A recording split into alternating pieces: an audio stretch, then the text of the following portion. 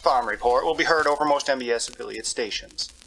Tonight, expect partly cloudy skies and another warm summer evening, leading to rain showers over most of the listening area tomorrow morning.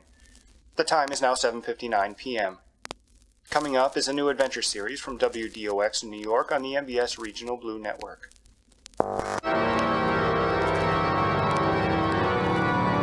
Eagle brand cigarettes, the mildest, smoothest brand of smoking tobacco in the land, brings you Hidden Harbor Mysteries. Tonight's story takes us to the mysterious city of Hidden Harbor. It is a time of war and hardship for millions of Americans, many of whom live in a city of lies and corruption. But there are those who will fight for truth and justice in this hard, broken city. Heroes like the one you're about to meet. But before we do, I want to tell you about another kind of hero. Dr. Archibald Folsom of the University of New York, a prestigious medical institution, is one of our heroic veterans. Dr. Folsom was part of the last Great War in Europe, aiding our French and British allies against the Kaiser's army. For his many awards and medals, Eagle Cigarettes salutes Dr. Folsom for his service. A lifelong smoker, Dr. Folsom has this to say about the health benefits of smoking Eagle brand tobacco. When I had time for a smoke up along the front lines, I was glad to find Eagle cigarettes in my care package.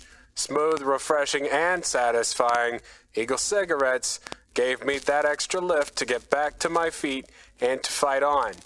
It is my opinion that there is no more healthier or more satisfying cigarette than Eagle cigarettes. Ask for them at your pharmacy counter tomorrow. Thank you, Dr. Folsom. And now, to Hidden Harbor, a playground to the underworld, and by night, a hunting ground for predators and criminals. It is a city of light, beset by a cancer of darkness. Join us now in Hidden Harbor for a story called The Wrong Turn.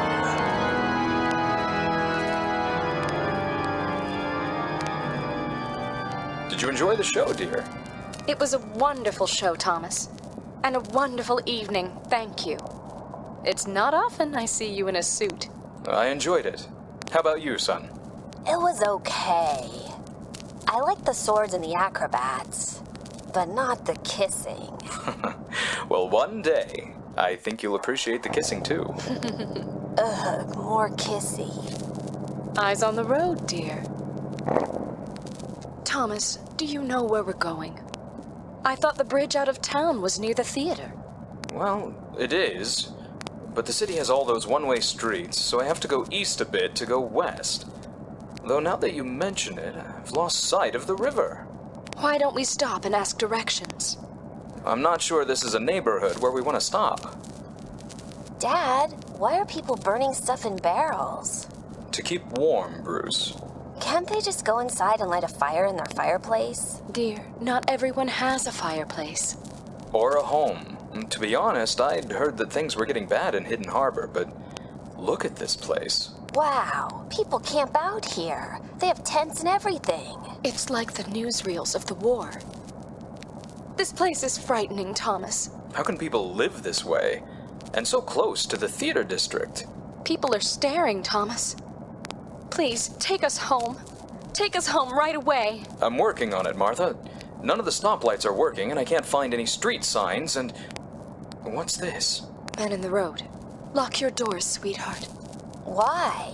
Do as your mother asks, Bruce. I'm not sure what they're doing. They just came out of nowhere. They're directing you left. Oh, good. Turn left here. Around this burned-out corner store, I hope this takes us back to Main Street. Don't hit anyone. There have to be a dozen men out there. Are they playing baseball? Some of them have baseball bats. There's no road here. Just an alley. And it's a dead end. Can you back up? Not without running over the men behind me. Don't open the window. Stay quiet, Martha. Hello. Would you mind lowering your window, please? Yes, of course.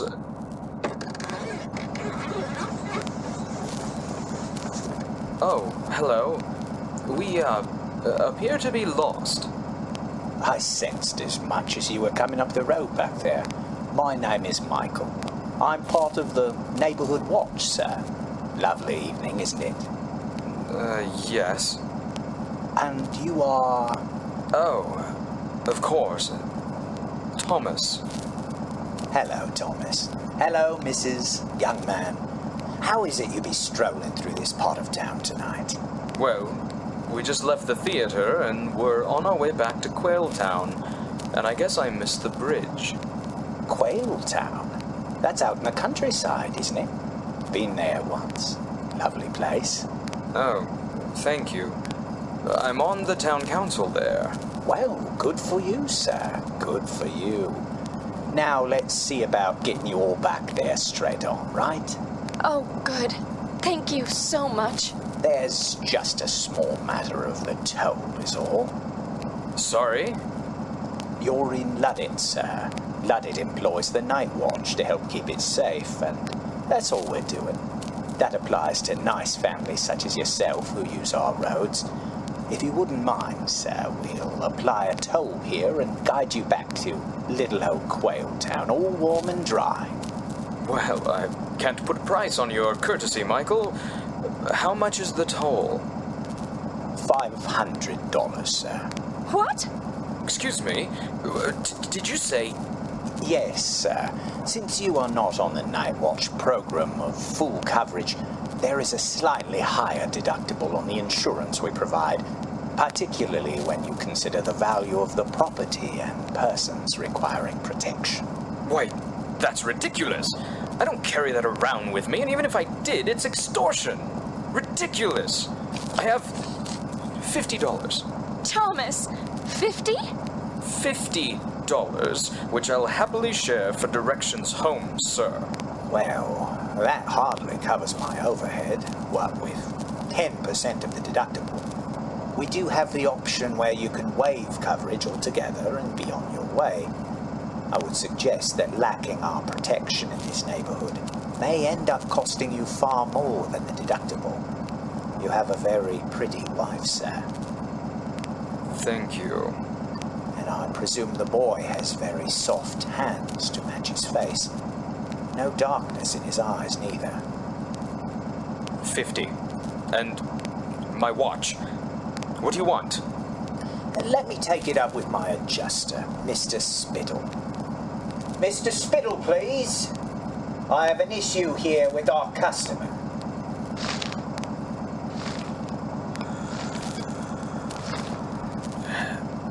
Hello? Mr. Spittle doesn't speak much. He tends to shower people with his vocabulary, if you get my meaning, sir. He tends to speak with his hands. Please step out of the car, sir. I will not. Leave us alone. We've done nothing to you. Ah! Dad! Put me down! Mr. Spittle is our adjuster. He will decide whether or not to approve any changes to the terms of our insurance policy. Again, you can choose to not file a claim and be on your way. But again, we're not responsible for your body, or her body, or the little knee biter in the back, if so. You're breaking my arm! Please, what is it that you want? As I said, $500, sir. I see the missus is dressed to the nines this evening. She has some lovely baubles there, which might help us negotiate to a more fair deductible. Fine. Martha, give him your jewelry, your purse, turn it over. Fine. Please take it all. Take my purse. Take the car, anything. Just let him go. Mommy, why is he hurting Daddy? Thank you, miss. Just take them off and leave them on the seat. I'll collect and appraise them presently. Now, once we have that, we can discuss terms for the balance. You can decide if we keep your wife or your boy until the remainder of the deductible is paid. Make sure you give it Come to him here, good, lady. boss. Mom! Get your hands off me! Protection is expensive, you see. Take my car. It's a 1947 Ford Roadster. Few miles, excellent condition. Well, that's a fine offer, Thomas. What you think, Mr. Spittle? Oh, I'm sorry, sir. Mr. Spittle's not big on machines. He never could wrap his mind around the relative value of transportation. He prefers to go places on foot, you see. He's more a pound of flesh person, if you follow me. You don't mind if we look through your fine vehicle to see what we can make of it? What the bloody hell?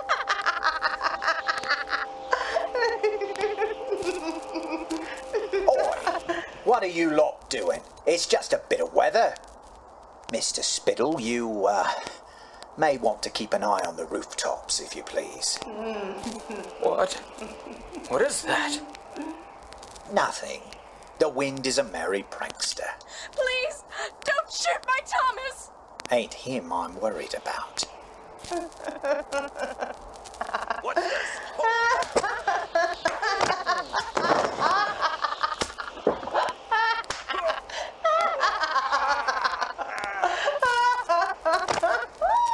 What are you waiting on? Get that thing. You look frightened, Michael. What's going on? I ain't afraid of nothing. Where are you lot going? Get back here. Mommy, I'm scared. Hush, Bruce. Stay close to me. Now. You stay right there, loves. Otherwise, I will show you how easy a man can break. Hello, Michael. Who's that? What? That voice. Right near me, a whisper in my ear. Michael, what are you doing? Where are you?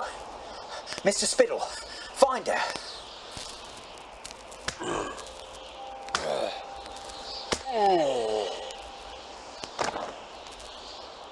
Michael, leave these nice people alone. Get away from me, Spirit. So confident you are. You didn't bring any extra bullets. Not that your weapons can harm me, Michael. How do you know me, Spirit? How do you... Every man has a song. I can hear yours. And once I hear your song, I know all I need about you. What? There you are. Just a common tramp. All fishnets and heels. What is he talking about? Martha, get Bruce into the car, quickly. You? How could you do all that to my boys? To Mr. Spittle? I choose to appear as you wish to see me, Michael McBrien, not as I am. As for your boys, they succumbed to their own shame. They were shown a mirror to their own darkness, and they died from the weight of their shame. Would you like to see what's in the mirror for you? No. No! No!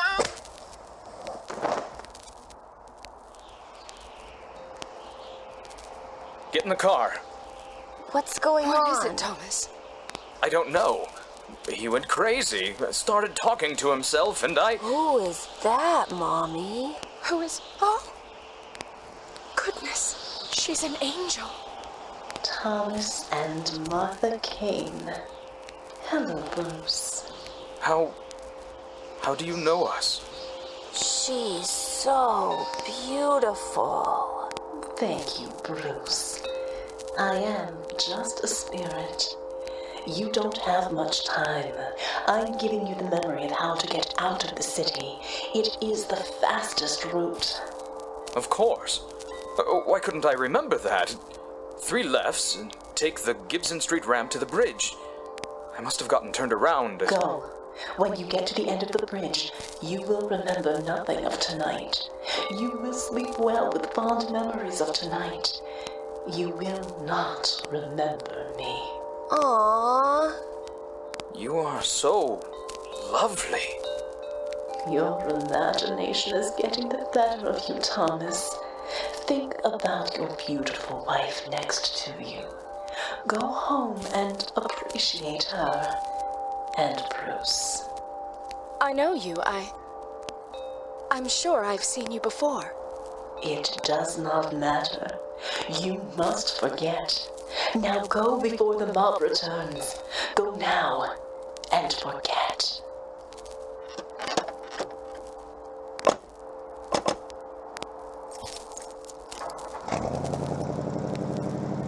Thank you, Spirit. Thank you.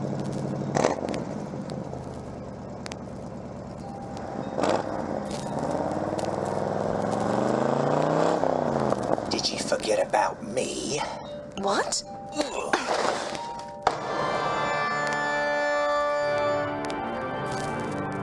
Who is the spiritus Samaritan who saved the lives of the Kane family? Where did she come from, and what is her game? What's going to happen to her in the lecherous clutches of notorious gang leader Michael McBryan? Tune in tomorrow as Eagle Cigarettes brings you another chapter of Hidden Harbor Mysteries.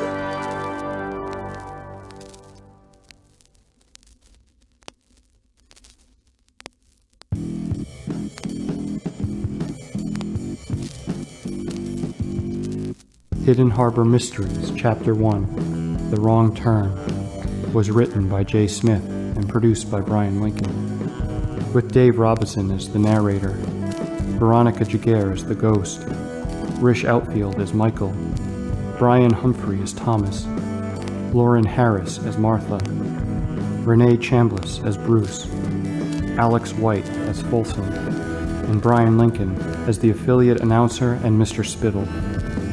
This podcast is released under Creative Commons Attribution, No Derivatives 4.0 license. Closing music is Here We Go Again for the First Time by Juicy Melon Jim.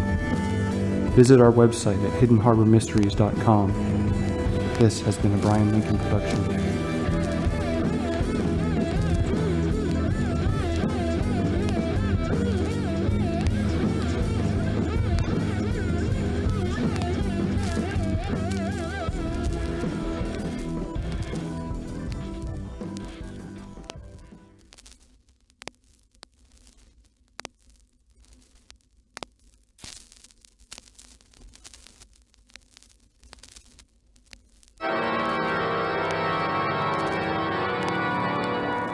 Eagle brand cigarettes, the mildest, smoothest brand of smoking tobacco in the land, brings you Hidden Harbor Mysteries.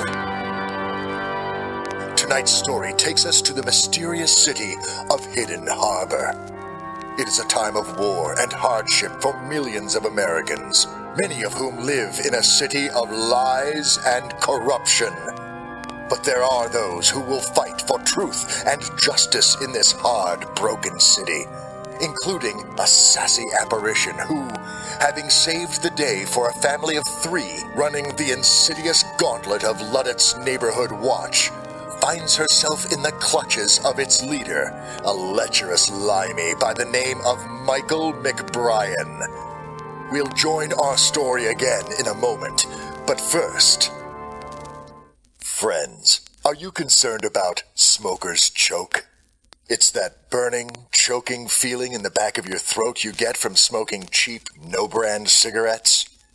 Well, friends, try Eagle cigarettes for their smooth, smoky taste and refreshing zip of energy with no burn and no smoker's choke. 9 out of 10 doctors interviewed say Eagle cigarettes are the safest, smoothest, and most satisfying brand they've ever tasted. Eagle brand is proud to bring you tonight's chapter of Hidden Harbor Mysteries entitled Death Gives to Charity.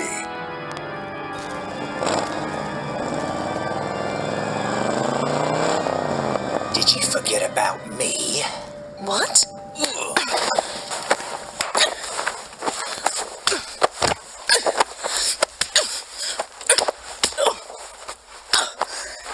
Now then, look at you. fragile little doll, aren't ye? Where do I know you from? Did you used to work for me, love? Did you spread for me at one time? Is that why you come mucking about in my business? As I said, I appear only as you want me to appear, not as I am. But I see you very clearly, Michael McBryan. Too big thug for the Cardigan gang, murderer of men, ravager of women. You know a bit too much for your own good. You may have gotten the drop on my boys, even on my enforcer, Mr. Spittle.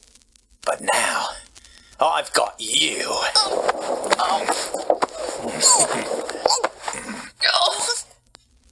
You are going to regret this, Michael. Oh no, dear. You are going to hurt very much.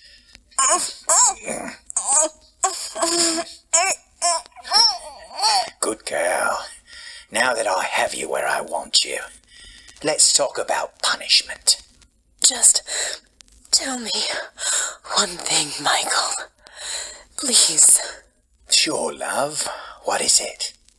How exactly are you going to explain to your boys why you're trying to ravage your second in command? What? Look around you, Michael. Your men are confused. Oh, my God.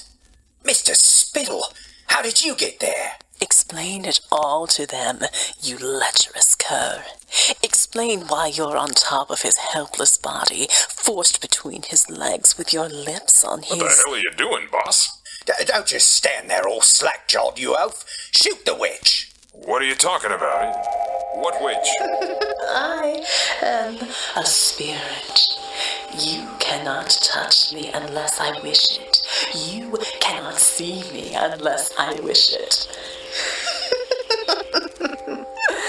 You're about to come to a bad end, Michael McBryan. I wouldn't want to be where you are when your large enforcer wakes. He's a pound of flesh kind of man, isn't he? What? Oh no. I can explain. Mr. Spittle will need a little more explaining than that, boss.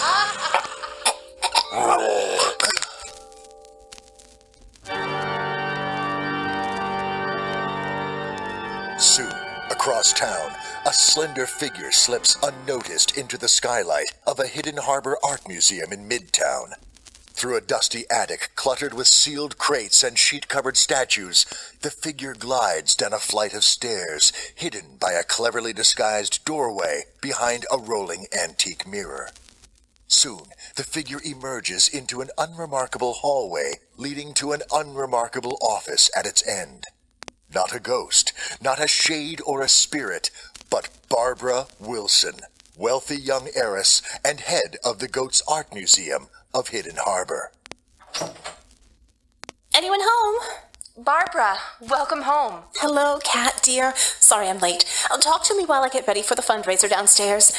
Oh, I admire your choice in gowns, Kat. I only picked what I'd like to see you in, Miss Wilson. Sorry? I'm glad you like it. Did you find out where Horace Mule was hiding out?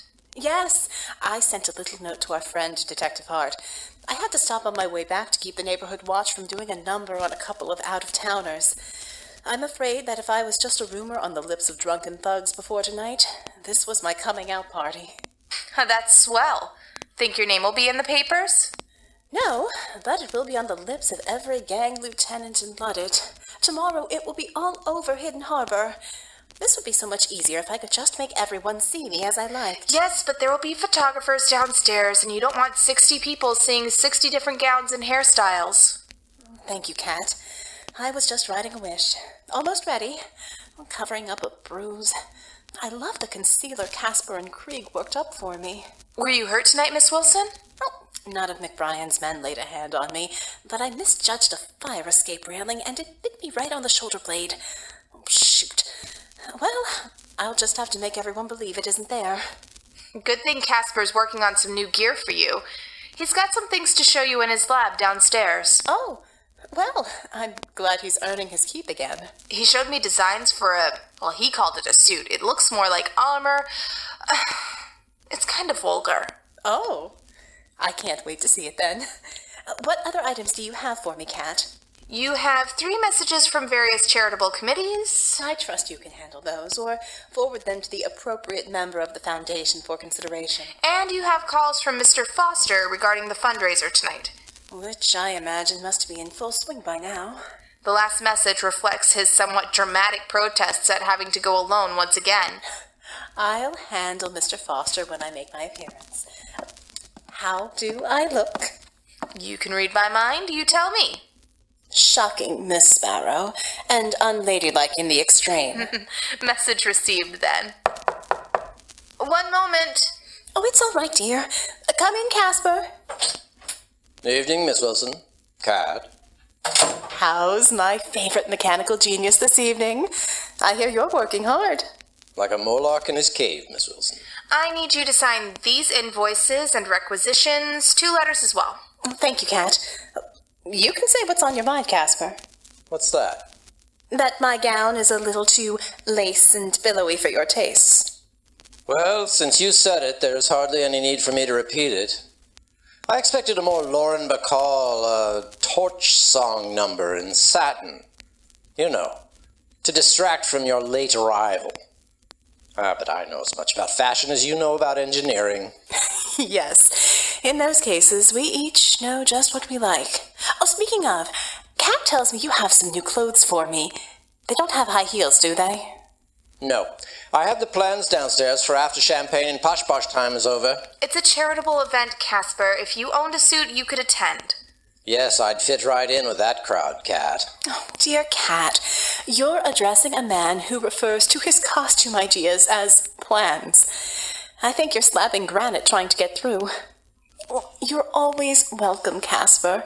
You need to master your self-doubt. You're a handsome man and a worthy catch to many of the young moneyed ladies of Hidden Harbor. So you want me to be a kept man, then? How is that any different from being in your situation? You've got a new name. Enjoy the life that goes with it. Oh. Kat, Monday morning, ring up Friars to send over a tailor for our Mr. Dixon. You never know when I may need you in a tuxedo. Well, I hope that day never comes, ma'am. I take that statement as a challenge, Casper. I'll see you and Dr. Krieg in your lab tomorrow morning, say 9? Lovely. I'll set out some tea and biscuits and have a string quartet in our chemical closet. Sounds divine. Oh, that's the last of the paperwork. I noticed that the cold stone artifacts are not on the list. Correct. The owners would like you to call on them before they agree to donate them to the collection. Make a note to ask me about this later. How much later? A day after Casper wears his new tux in public.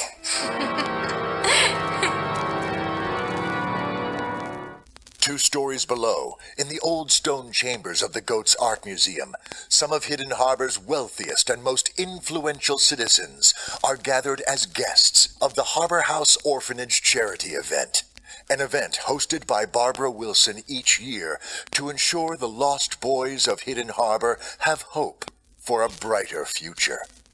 Among the glitterati are city councilmen, ministers, pastors, and businessmen great and small. Keeping it all together and running like clockwork is Barbara's friend and companion, Edwin Foster, the handsome young heir to the Foster chemical fortune. Thank you so much for coming, Mrs. Havisham. How is Mr. Havisham these days? He is still under the weather, I'm afraid. His travels to the south of America have left him exhausted. But he sends his regards to Miss Wilson. By the way, where is that lovely girl? Oh, you know how it is for a woman in business. She has to work twice as hard just to keep pace with the captains of industry. Well, she should settle down with a nice young man and let him do all that work for her. Don't you agree, Mr. Foster? I certainly do, Mrs. Havisham. If only I could keep her attention for more than a few moments, I might pass that advice along. Oh, Edwin, you know if I stopped for a moment, the money would just dry up, and where would that leave the children of Harbor House? Or us? Hello, Mrs. Havisham. So good to see you again. Barbara, you look lovely, dear. Yes, it is so good to see you. Finally. Barbara? This city needs a lot of work, and there are fewer and fewer of us who care to do that work, I'm afraid. Father Nelson and the boys of Harbor House appreciate your support, Mrs. Havisham, as do I. I hope I can have you and Edgar to the house again one day. I'm frightened by the future those boys have, Barbara. With this war grinding on, what future do they have but putting on a uniform and heading off to that charnel house of a war in Germany? I simply believe we must work to end that war and find a way to crush communism forever. I hope we can bring our boys home soon. 7 years at war is 7 years too long. We'll crush the Reds, Mrs. Havisham. Just you wait. With the help of our German scientists... Do excuse me, Barbara. I must say hello to Basil Hinton before he dives into the gin again. See you in a while, dearest. Is it me, or is the crowd smaller than last time? The mayor declined this time, saying there were pressing matters at City Hall. He sent that ferret of a deputy. He's been fondling the help and feeding himself sandwiches and champagne for the last hour. These things always give me a headache. How do you think I feel? I feel like the host in this Pont Savarou. Oh, stop it, Edwin. You love the attention. Come with me and let's say hello to some old friends and... Something's not right. What is it, Barbara? The servers aren't from Henri's. No, these are replacement caterers from Julian's. Henri's was closed by the health department this morning. They aren't servers. They what? Get upstairs right now and call Chief Grayson. Do it quietly and do it now. Why? All right, my dear. Amelia, may I have a word with you in the back? Slowly mingling with the guests of the party, Barbara Wilson keeps a keen eye on the men and women serving food and drink. They circle the room with cold, distant expressions, robotically halting with each guest's request, casting glances around the room carefully, but always in the direction of a small man in a tuxedo holding a glass of wine near the entrance to the art gallery. Creeping into the thoughts and feelings of her guests, Barbara quickly ascertains there is a threat to her guests. Quickly, but carefully, she moves to greet the center of her concern. As she approaches, Barbara is shocked to realize she cannot see into his mind or feel any emotion from him whatsoever. Good evening, sir. Welcome to the Getz Museum. I don't believe we've met. I'm Barbara Wilson, owner of the gallery and head of Yes, head of the Museum Board of Trustees. You are lovelier in person than in the newspapers. Thank you, Mr. Rathborn. Heath Rathborn. I know you very well. I'm an alumnus of the Harbor House School, which you and your father financed all these years. Why, that's wonderful. It is good to have you here, Heath.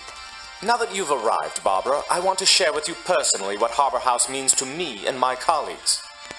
Gentlemen, the word is given. Put those guns away. This instant. What do you think you're doing?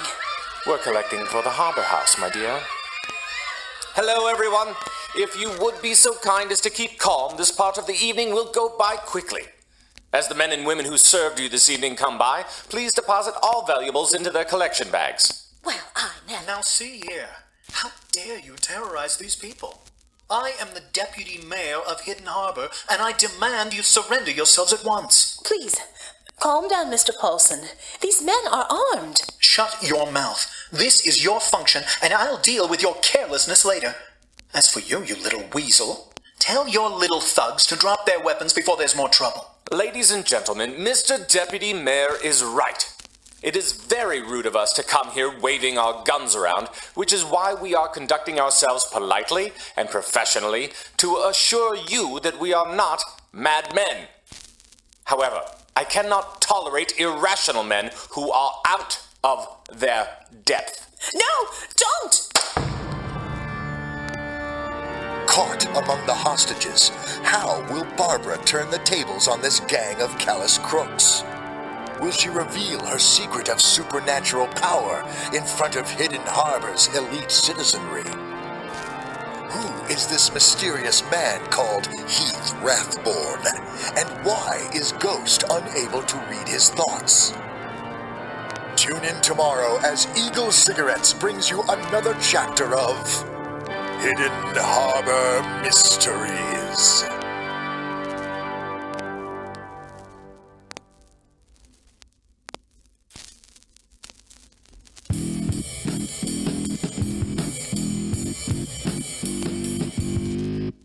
Hidden Harbor Mysteries Chapter 2, Death Gives to Charity, was written by J. Smith and produced by Bryan Lincoln, with Dave Robison as the narrator, Veronica Giguere as Barbara Wilson, Rish Outfield as Michael McBrien and the Deputy Mayor, Laura Nicole as Cat Sparrow, James Baxter Patton as Casper Dixon, Johnny Feisty as Foster, Lauren Harris as Mrs. Haversham, Pat Crane as Heath Wrathborn, and Brian Humphrey as a thug. This podcast is released under a Creative Commons Attribution, No Derivatives 4.0 license. Closing music is Here We Go Again for the First Time by Juicy Melon Jim. Visit our website at hiddenharbormysteries.com. This has been a Bryan Lincoln production.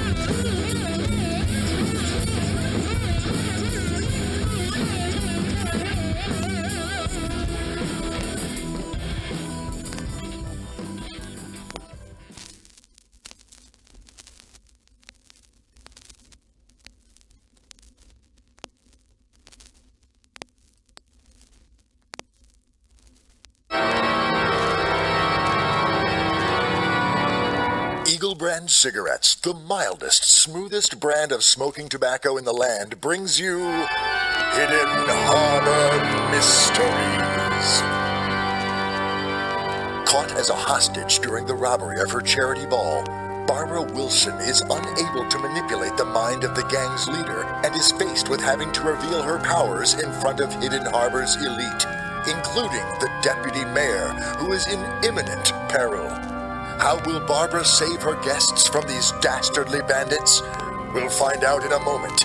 But first, friends, when you're out for a night on the town, don't you wish everyone around you smoked a smooth, satisfying brand?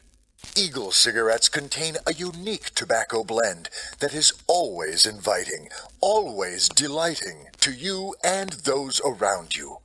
So don't pay more for tobacco that will put your friends at arm's length.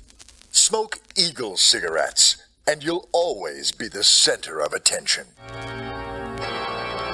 Eagle Brand is proud to bring you tonight's chapter of Hidden Harbor Mysteries, entitled A Matter of the Mind. Ladies and gentlemen, Mr. Deputy Mayor is right. It is very rude of us to come here waving our guns around, which is why we are conducting ourselves politely and professionally to assure you that we are not madmen. However, I cannot tolerate irrational men who are out of their depth. No, don't! Everyone, stay calm, please. That's right, Mr. Deputy Mayor. That was a warning shot. You didn't deserve it, but we're not here to kill. We are here for the lights. Everyone, stay where you are. Just stay calm, please. What's going on? I can't see anyone. Get those lights back on. Get... Now just lay there and bleed, mister, or I'll shut your lights out for good. Look above you, enemies of justice. What is that? Oh my gosh! Look upon me. See your own soul. See what you truly are. Look upon your fate when the end of life comes to you. As the specter of doom circles above them, glowing in the light of judgment, other figures take action, throwing open the doors to the museum and escorting guests to safety. Men and women with guns fall silent, staring into the eyes of the spirit. Some, unable to cope with the truth about themselves, fall dead away. Others, terrified by what lurks in their hearts, flee the museum screaming in terror of their own souls. Meanwhile, in the part of Hidden Harbor between the bright lights of Uptown and the long shadows of Downtown sits the Al Renee Building, home to Club Penumbra, where dark desires of the rich mingle with the bright aspirations of the poor, under the spotlights and over the candlelit table of its grand ballroom. This night, among the many chambers and offices of Club Penumbra, we find one Mr. Greenstreet, a grossly large, balding man lounging behind a table for one, set with the remains of enough food for four. As he surveys the table for any sign of a plate or morsel he's overlooked, his unconventional dessert arrives. Mr. Greenstreet, the Roshenkos are here. Excellent, Sandra. Please show them in. Hello again, Mr. and Mrs. Rosenko. Thank you for coming. Pardon me for not getting up. Please join me. Thank you for seeing us, Mr. Greenstreet. Of course. We have business to conclude, do we not?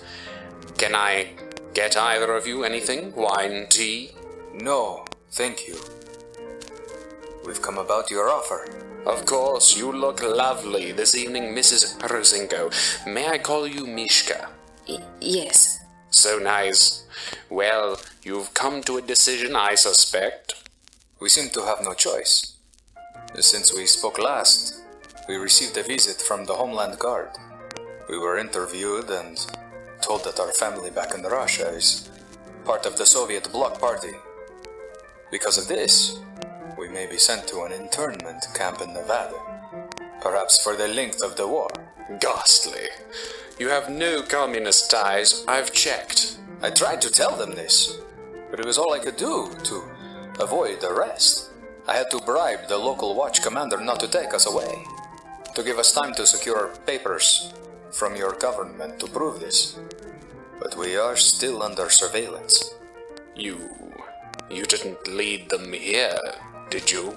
No, we were able to escape Poland and elude the KGB. I am confident we eluded the Volunteer Watch. How telling. So, you wish to escape and return to Europe? It seems we have no chance of enjoying the freedom of America any longer, Mr. Greenstreet. The war may continue on for many more years. Miska and I simply want a chance to live and work and raise a family. Is that your desire as well, Miska? Of course. And how long have the two of you been married? 3 years. The fires of passion must still burn bright within you both. I presume this makes my proposal a more difficult one for you? Yes, it does. I love my wife very much, Mr. Greenstreet. Be that as it may, let me restate the terms one last time. I will arrange for the two of you to exit the country. You will arrive in northern Greece and be led by caravan to your destination. Now, in exchange for your complicated egress, Miss Rosenko will spend 24 hours as my servant and tend to my needs. From your expression, Mr. Rosenko, you still have reservations? I understand. Miska is quite beautiful. I just wish your terms were not so...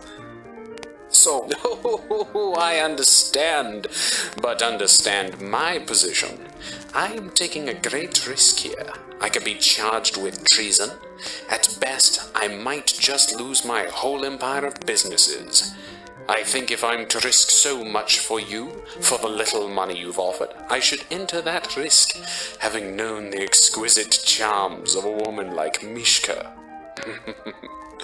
Miska, either you are very fascinated by my Persian carpet, or you are still undecided regarding this venture.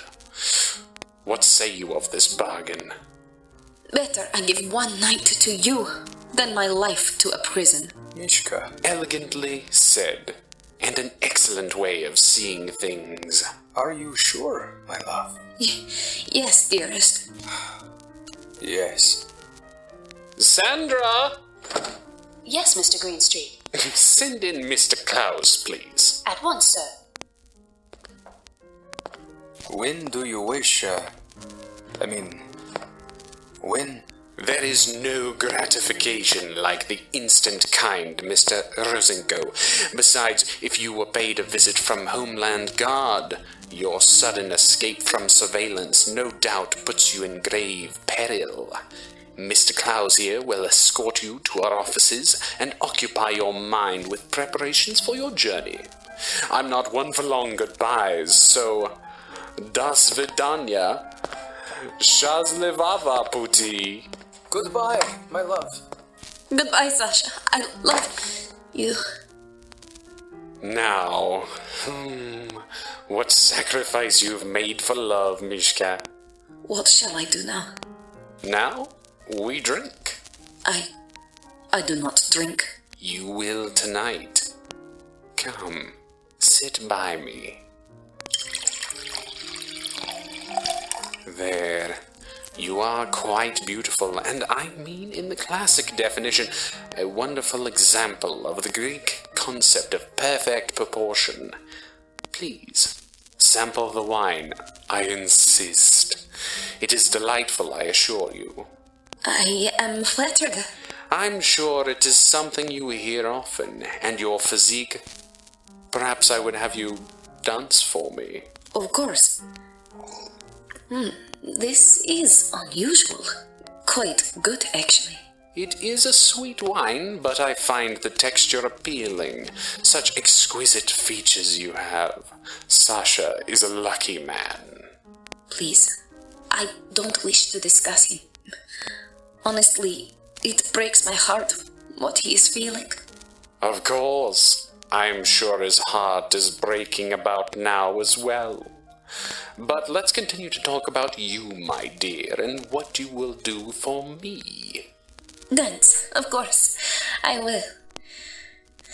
I feel strange. Relax, sweet Miska.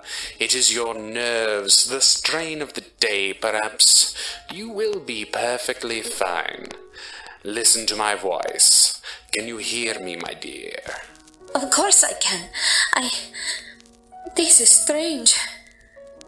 You've poisoned me. No, my dear, I've collared you. I can tell that you wish to lash out at me, but you cannot, you will not. Very good. What is wrong with me? I am frightened. Our house red comes from the Mistress's personal vineyard. She calls it Venom de la Vigne, the venom of the vine. It provides a euphoric experience, but leaves one open to suggestions. I have to confess now, Miska, I led you here under false pretenses. What? And I am sorry that I was the one to set the Homeland Guard on your scent. I needed you to come to a decision, my dear. A man in my position must know if he is being set up, and I thought you might be playing me. But I realized you were playing Sasha as well. What? Oh, come now, my dear. You didn't escape Russia so easily. Your husband can barely elude my own men keeping a loose tail on him. You were heading back to Mother Russia for a reason, and certainly not to raise a family. Why would you say all this? Oh, you sweet, delectable onion. So many layers to you. I wonder, would you truly have surrendered yourself to my attentions? Or would you have slit my neck, as you have so many others? Ah, that's my secret entrance, dear. I would love to have you in my little circle of affection, but you're more valuable to someone I like much more. You can take comfort in knowing that the touch of your true master is much more agreeable than mine. Rather your mistress. Rise when the mistress enters, Miska. Very good. Mistress, your venom appears to be working. And you? Are you so grotesquely obese that you cannot stand for your mistress, Mr. Greenstreet? I am standing in my heart, Mistress. Gluttonous swine. Miska Rozhenko. If Mr. Greenstreet had overstated your beauty, I would have had him flogged. But he is not. He was incorrect, however, when he commanded you to rise. I am mistress above all Penumbra. For me, you kneel.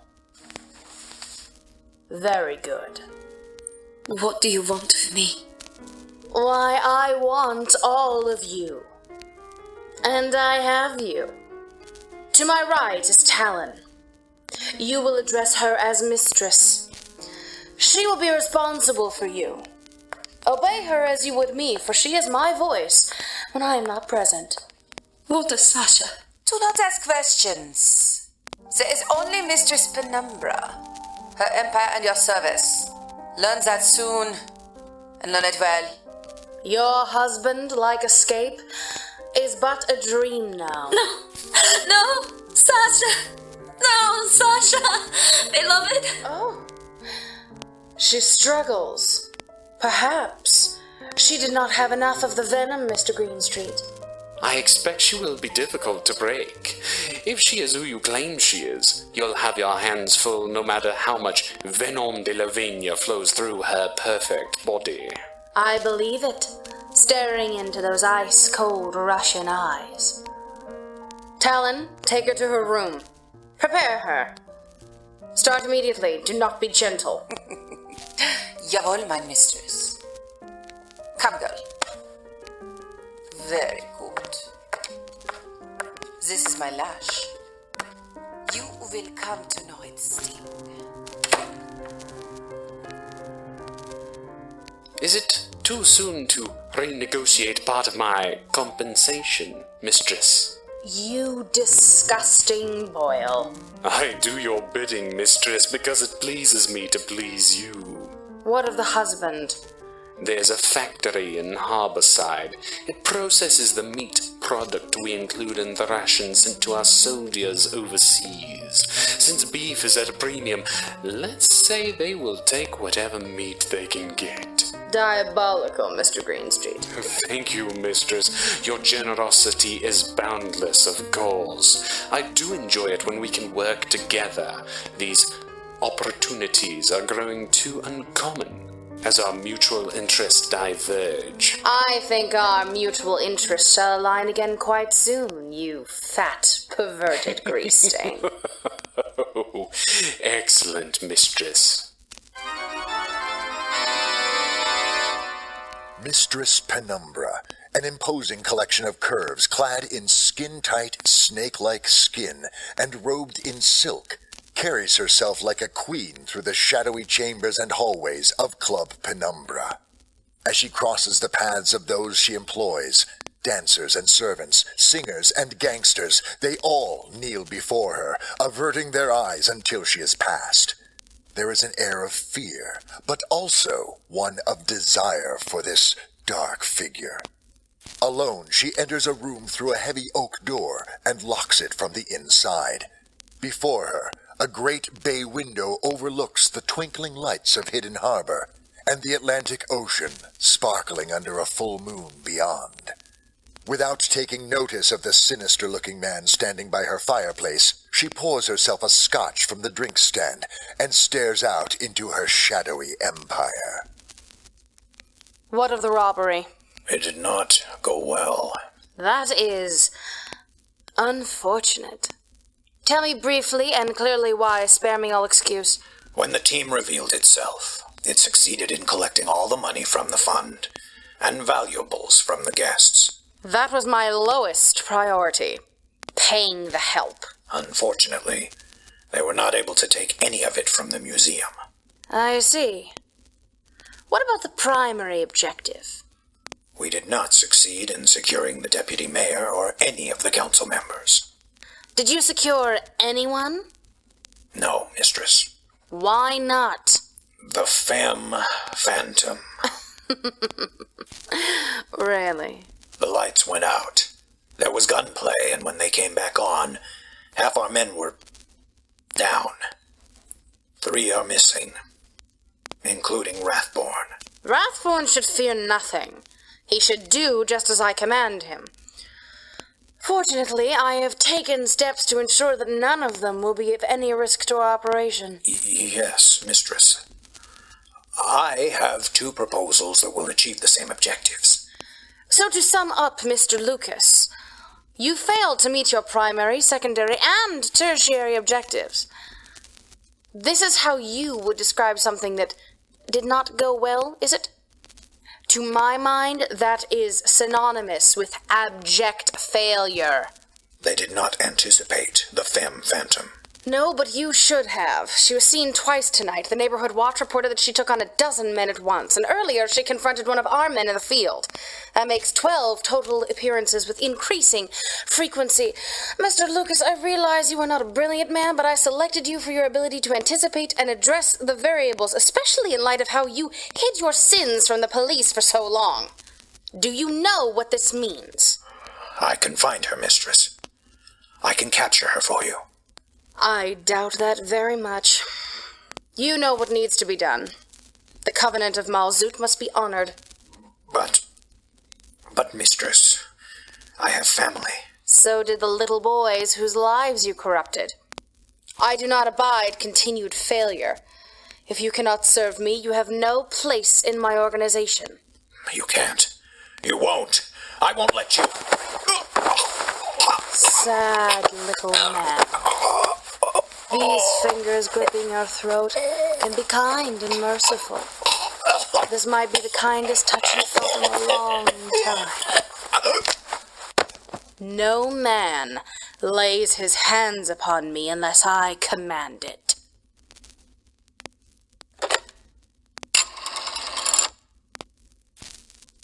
Mr. Kozlov, please send Mr. Klaus to my office.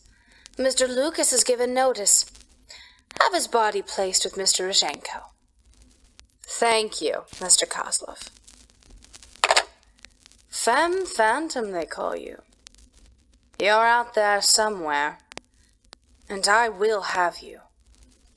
You're too sweet a treat to be left untasted.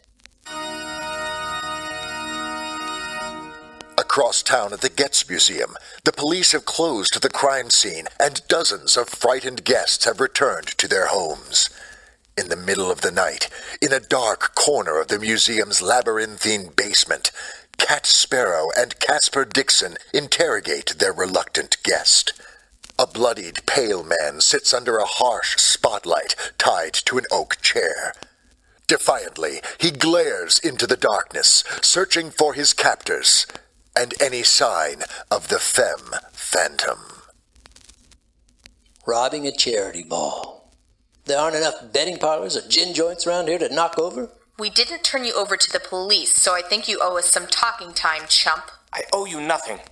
But speaking of, what time is it? Time to talk. Heath the Rat Rathborn.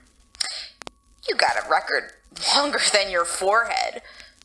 Just got out of Denver prison in New York 3 weeks ago on a burglary rap. Great. You can write my eulogy. So what? What time is it, girlie?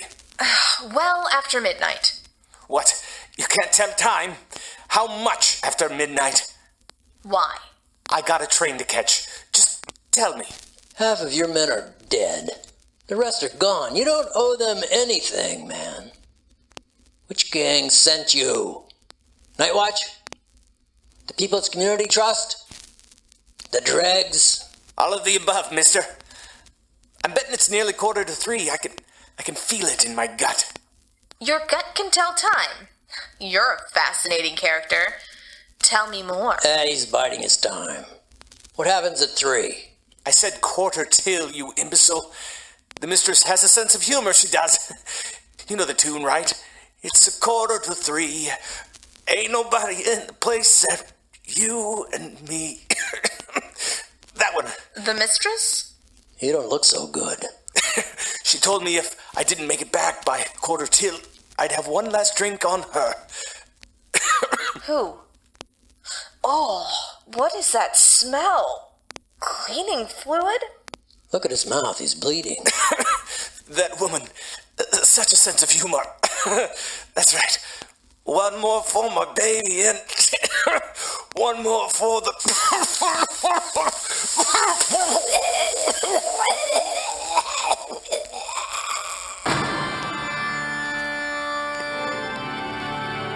As their prisoner's throat and mouth fill with noxious foam, what secrets will he take with him if our heroes cannot save him? Will Barbara and her team trace this Mistress to the villainous Mistress Penumbra and, in turn, businesswoman Agnes Alrene?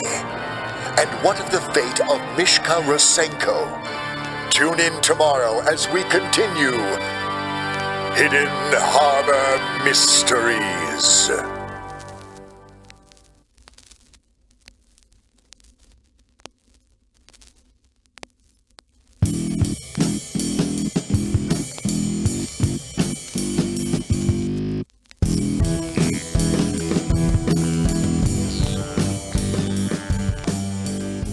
Hidden Harbor Mysteries Chapter 3, A Matter of the Mind, was written by J. Smith and produced by Bryan Lincoln, with Dave Robison as the narrator, Veronica Giguere as Barbara Wilson, Kathryn Pryde as Mistress Penumbra, Laura Nicole as Cat Sparrow, James Baxter Patton as Casper Dixon, M. Siero Garcia as Mistress Talon, Rish Outfield as Lucas, Brian Humphrey as Sasha Roshenko, Lauren Harris as Mishka Roshenko, Alex White as Greenstreet, Pat Crane as Heath Rathborn, May Rogue Sally Pax as Sandra, John Lincoln as a guest and a thug, and Bryan Lincoln as a thug.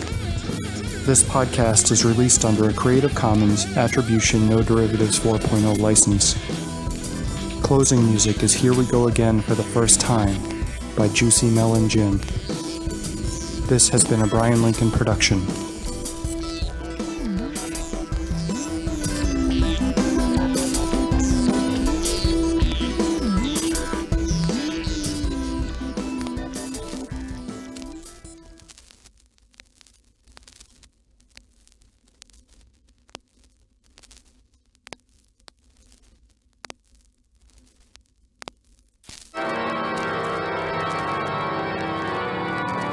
Brand cigarettes, the mildest, smoothest brand of smoking tobacco in the land, brings you Hidden Harbor Mysteries.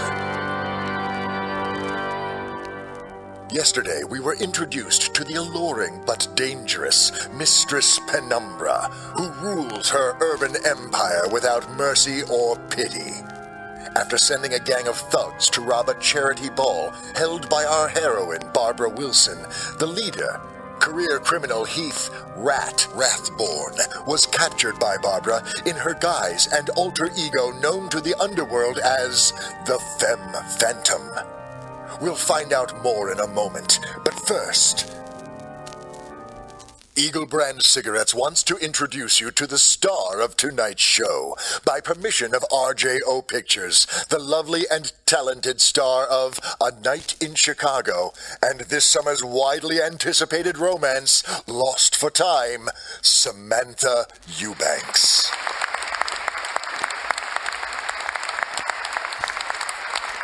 Hello, everyone.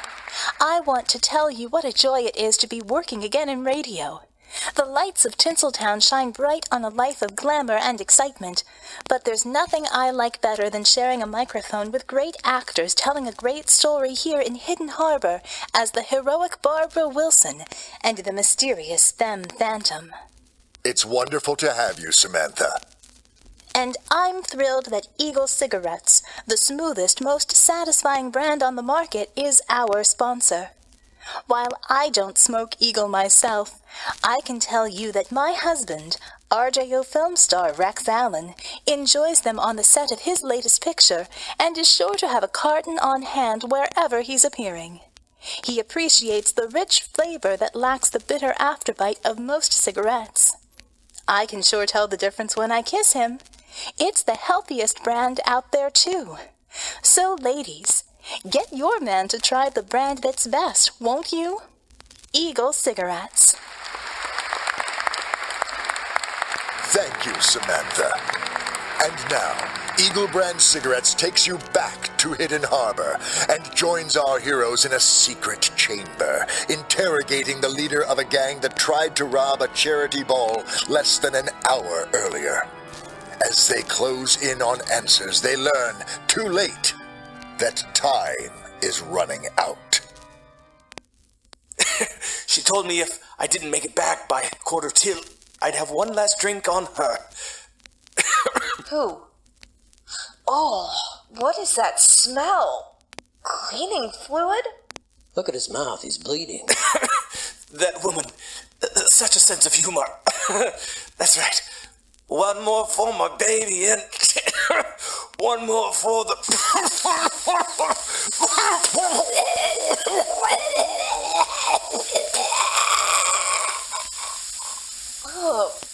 Don't touch him. That's acid. I'm wondering how, Doc. Quite grotesque. Hydrochloric acid in the stomach. At least that is where it was concentrated. How did it get there? From what you told me, this man was informed that he had until 2:45 a.m. before he met his fate. I imagine there was some sort of timed release in the form of some corroded membrane. Slowly, either from within, without, or both, the acid melted through the entire membrane and burned him alive from inside. The thing is that it would take a skilled surgeon an hour to get in and remove something like that. Oh, Dr. Krieg, who would do such a thing? We're dealing with dark forces, my friends. I suspect anyone else in his gang still out there tonight is suffering the same horrific fate. I wonder if the other thugs in the gang had the same thing happen to them about now. Huh? I'm gonna check the police radio with my contact at Metro Hospital. I doubt the others were informed of their condition. 12 men with acidic time bombs inside them. A dozen surgeons would need to be ready the instant they returned. There was no margin for error. You're suggesting most of the men and women in that gang were sent on a suicide mission? Not suicide, my dear. They were murdered. They had no time to complete the mission. And I only know 1 or 2 surgeons in this city skilled enough to perform an emergency procedure like this, even if they knew what to look for. Whoever did this wanted to send a message. They waited until the most powerful and influential people in town were present, and showed them an adversary capable of sending an entire team of criminals to their deaths. Something big is about to happen in Hidden Harbor, and we have to stop it. But who sent them, boss? You said you couldn't read Rathborn. Why is that? I suspect his mind was clouded. He wasn't thinking. He was more a puppet. A voodoo zombie than a mastermind. He said Mistress. Who is that? I've heard that term quite a few times, whispered between frightened men from different gangs in the city. I just checked the wireless. The police report others in the gang died the same way. Some look like they just dropped over in mid-run with their insides boiling out into the street. Your friend here was likely told to give him incentive to succeed in the mission and return with whatever they were after. These men would not have been able to hold whatever they were after for very long. Precisely. There must have been another group waiting near the museum, and I was too busy hobnobbing with the rich. I might have spotted it if I'd stayed out. That's the fatigue talking, boss. You really need rest.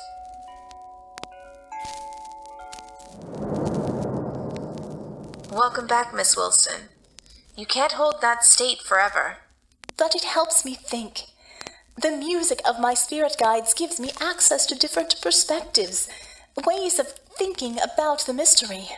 Boss, I don't want to handle you, but there are other obligations bright and early, as in 4 hours from now. Before you unleash hell on the gangs of Hidden Harbor, perhaps you should recuperate. Let the boys poke around for a while for you. I agree. I didn't even realize I was still projecting my other self, and now... The same force that gives you power fuels your real body. It's like wearing a suit of armor all the time. It protects you, but It wears you down. You need rest, boss. Yes. We will know more in the morning, Miss Wilson. Yes, thank you all. You were quick and decisive. You saved many lives tonight, including mine. Well done. You too, Bob. Hey, and she's gone. She was standing right there. I was looking right at her. That will always be unnerving. Ever since she chose to patrol the streets with this new, fanciful identity of hers, I don't think she has slept at all. She doesn't really sleep. She meditates. I guess with everything else she does, it shouldn't shock me that she can recharge on an hour of meditation. She says she can reach out and sense what's going on in the city. It's how she plans her patrols. She's just lucky no one got lucky on her patrol and put a bullet through her. She can mess with people's heads, but a bullet just goes where it's fired. Well, that's why we have you and Dr. Krieg, Casper. I hope you can fix that. See you in a few hours. We follow our heroine rising along a circular staircase leading up the museum's disused clock tower, silently ascending 3 stories to a single locked door. Passing through, Barbara enters a bare room of stone and old wood, with the musty smell of a storage attic. The cylindrical chamber where a once grand clockwork tolled the hour for old Uptown. Its single circular plane is now a window overlooking most of Hidden Harbor and the Atlantic Ocean beyond. The first signs of dawn singe the horizon as Barbara slides out of her formal dress and kneels on a small red carpet.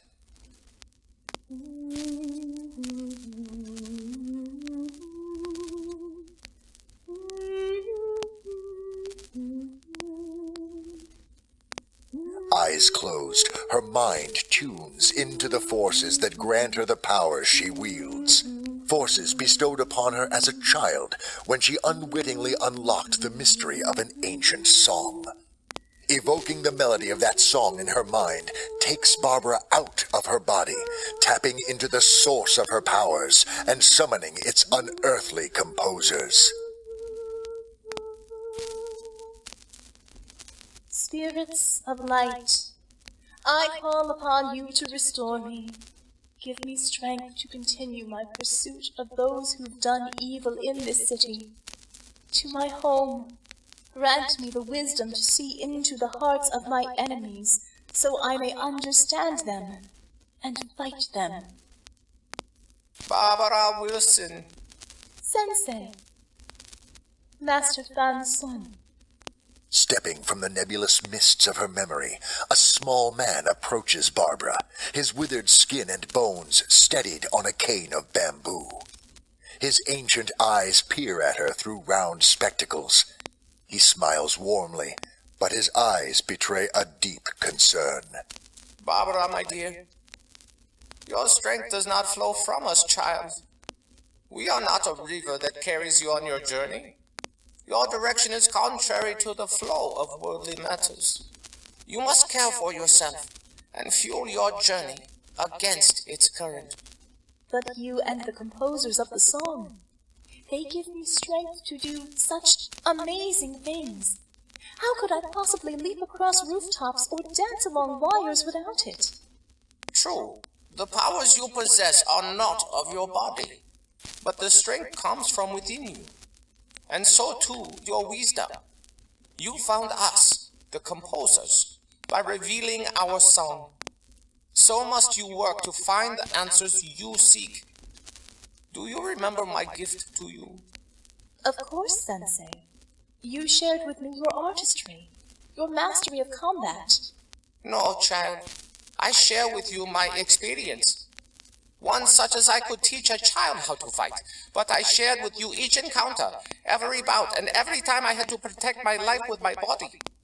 Even then, you were unable to mirror my abilities. Why is that, child? I felt like I'd spent a lifetime fighting, but my body was weak. It wasn't until I understood my own body and built up my endurance to strength that I could do what your gift showed me. Do you see now? Yes, Sensei. I believe I do. Good, child. Follow the song.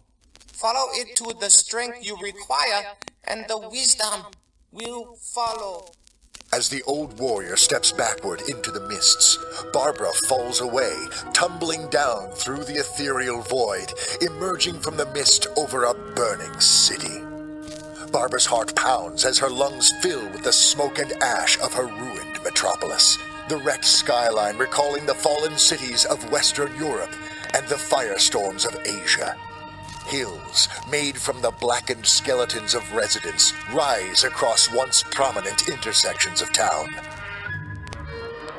Only one building stands unblemished by this holocaust. The Al Rooney building in the center of town. As Barbara recognizes it, her body plunges to Earth like a meteor, bursting with the energy of a small sun. What is the message behind the horrible vision of Hidden Harbor, and what is foretold by Sensei Fan Sun? Sinister forces are afoot, carrying out a diabolical plot that could lead to disaster. What can Barbara Wilson do about the rising tide of blood in Hidden Harbor? Tune in tomorrow as we continue Hidden Harbor Mysteries.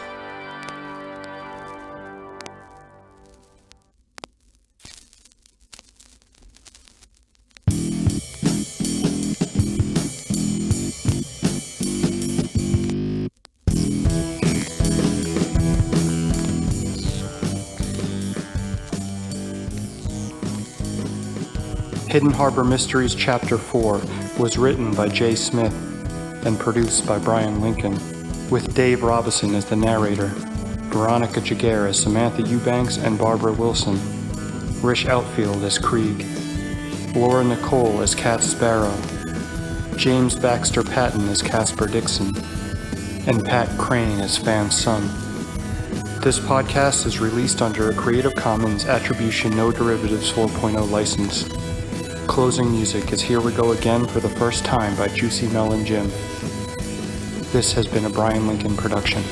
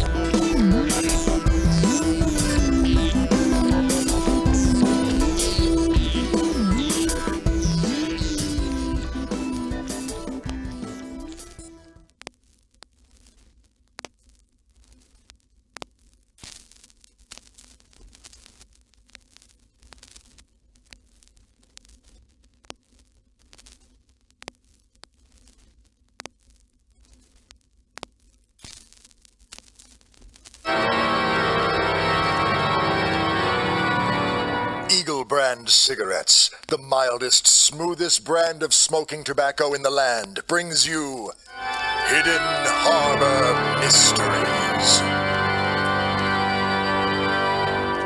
As the world plunges deeper into costly, bloody war, the home front of America has become a battleground of greed and corruption. Sinister forces are at work in the city of Hidden Harbor. A bold few dare to challenge the grip of that underworld, but only one, a supernatural force known to the underworld as the Femme Phantom, has managed to strike fear into their blackened hearts. Will her mysterious powers be enough to overcome the perverted Mr. Greenstreet or the ruthless Mistress Penumbra? We'll find out in a moment, but first, friends, we'd like to invite you to become an Eagle Brand Ambassador of Taste. The smoothest, richest brand in the land is something to be shared with friends. Why let your friends smoke the bitter, acrid tobacco of other cigarettes when you can offer them the healthier, cleaner, and more satisfying alternative? Every box of Eagle cigarettes is packed with flavor enough to share. So when you see a chum looking to bum a smoke, don't turn up your nose. Turn his nose on to Eagle Brand. Eagle Brand is proud to bring you tonight's chapter of Hidden Harbor Mysteries, entitled The Burning Truth. When we left our heroine, Barbara Wilson was caught in a deep, recuperative trance and experiencing visions of a hidden harbor in flames. Her spirit guide's lesson to balance her crusade on crime with the fuel of both body and mind is fresh on Barbara's mind as she falls through the sky above her beloved city and into darkness.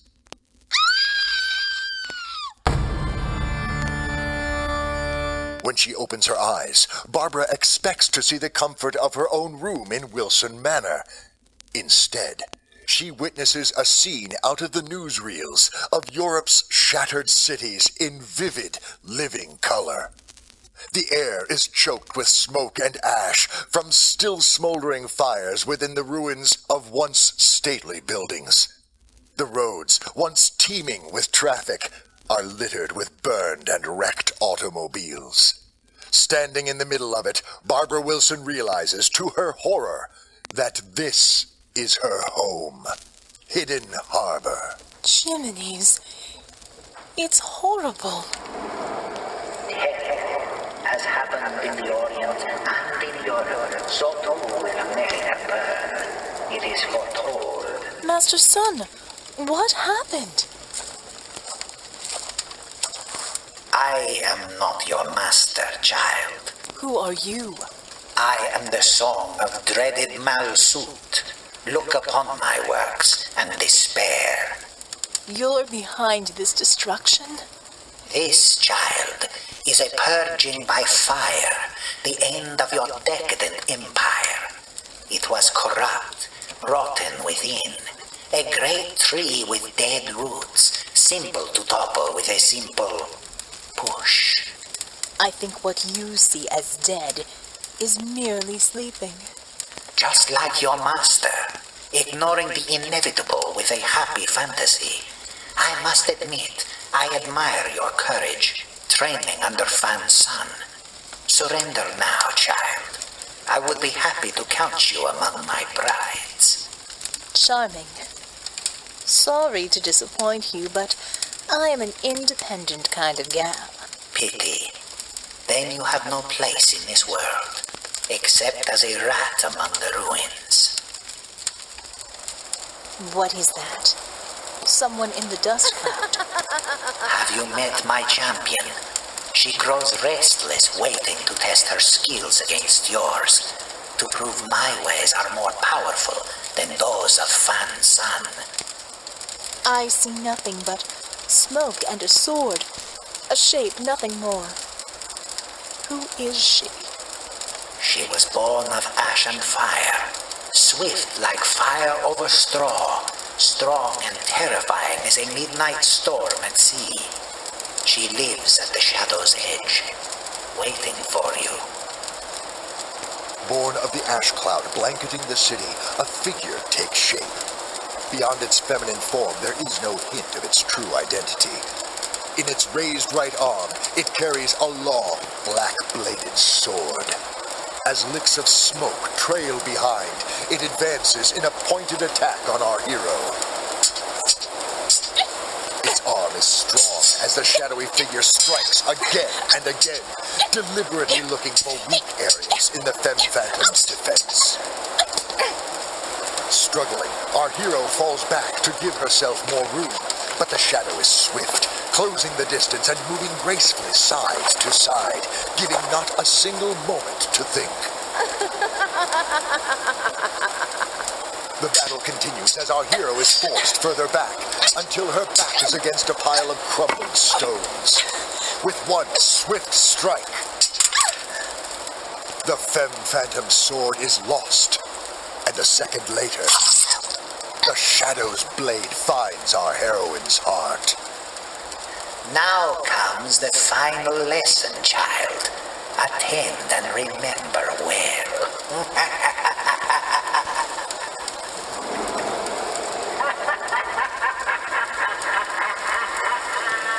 With the blade pinning our hero to the stone, a worried figure of Master Fan Sun appears. Master, you've come. Forgive me. I've failed you. No, my child. You have never faced Malzut, the darkness of the Orient. His apprentices are his from birth, even if they come to him unaware. One of his students was seduced by his methods and proved a worthy apprentice to carry on his quest to destroy order in the world, just as you have proven worthy to maintain light and order. Malzut was my own destruction. He beat you? No. My shame is greater than mere defeat. My hope is that you may rise where I fell. Stand as my champion and defeat that of my old adversary. For if you do not, this burning world will be all that remains. Cannot breathe, Master.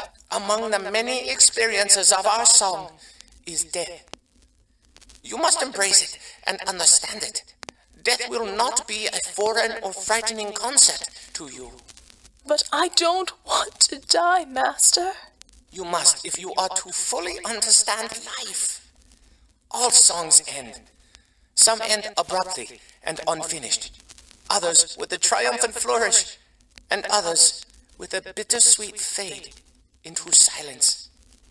My nemesis was wise not to show you the face of your enemy.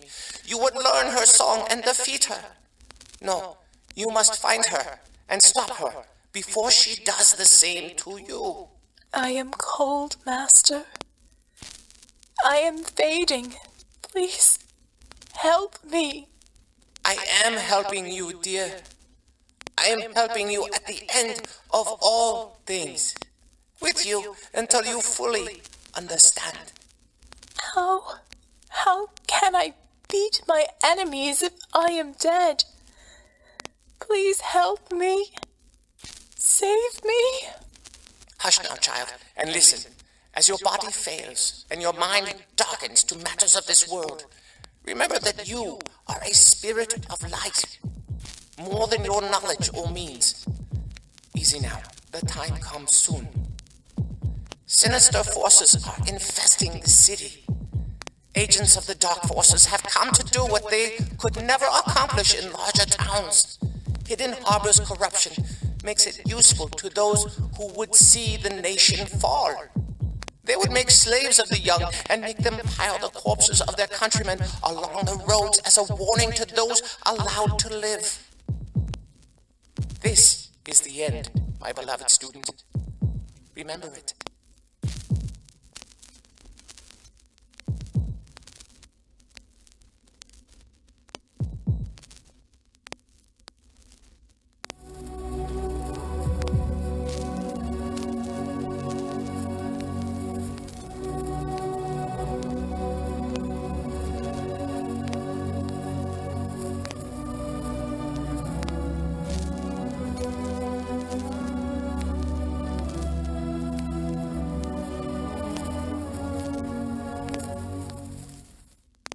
Soon, the familiar surroundings of her own bedroom come into focus as Barbara throws off her sheets and sits up to a familiar, luxurious chamber of silks and soft pillows.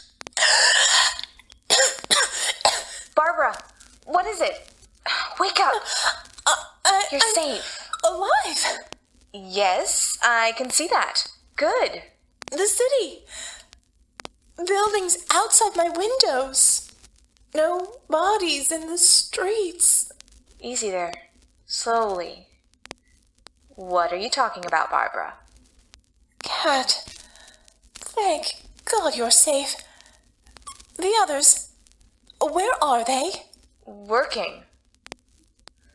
Look, I'm so glad you're okay. What's this in my arm? An IV. You were extremely dehydrated. Casper took care of you. You've been out for 14 hours. Good Lord, I've lost so much time. We rebooked your appointments. Everyone understands you were upset by the robbery and needed time to recover. Everything's under control. But the trail of the gang, Rathborn. What's happened? I did some snooping. I compiled the police reports and got the names of the gang members they could identify. All of them came from the same orphanage, the one we sponsored. I talked to Father Castle this morning. There were 3 women in that gang as well. All of them recent parolees from women's prison. Armed robbery and assault mainly. I see. Did Father Castle remember where he put them to work when they left the orphanage? Some went into the service, others went into Homeland Defense. Your boy Rathborn and 2 others went to work for All Renee Industries. Is that important? Perhaps. It's a shame. They all probably had nowhere else to go but to whomever set them up, the poor souls.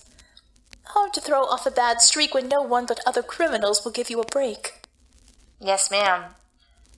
So, how do you feel? Now that the room has stopped spinning, I'm starving. I'll ring Foster to have breakfast ready downstairs and get this needle out of your arm. What is it, Cat, dear? Perhaps a quick dip in the bath is in order as well. Yes. I think that is quite wise, my dear Cat.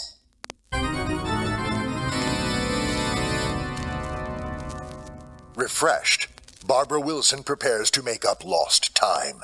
Between sips of tea and bites of egg and toast, Barbara studies the Daily Harbor, hoping to find a clue as to the origins of their attackers. Her moment of reflection is broken as Cat Sparrow returns and heads for the console radio in the corner. Miss Wilson, you have to hear this. It's that society columnist you had at the fundraiser. Oh, no.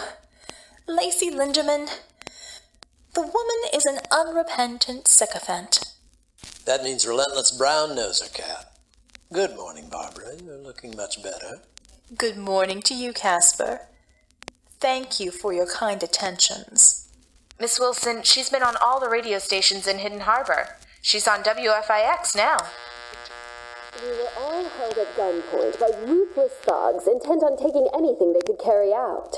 I was standing next to Hidden Harbor's least eligible bachelor, Edwin Foster, as he looked on helplessly as the object of his affection and hostess for the evening, Barbara Wilson, was menaced by the worst of them all, an ugly man with bad teeth and leering devil's eyes. Suddenly, the lights went out. We thought we were all going to die, but no. Suddenly, a bright light, soft and beautiful like the light of heaven, filled the room with a bluish hue, and I could see, yes, an angel in flowing white robes floating down from the ceiling.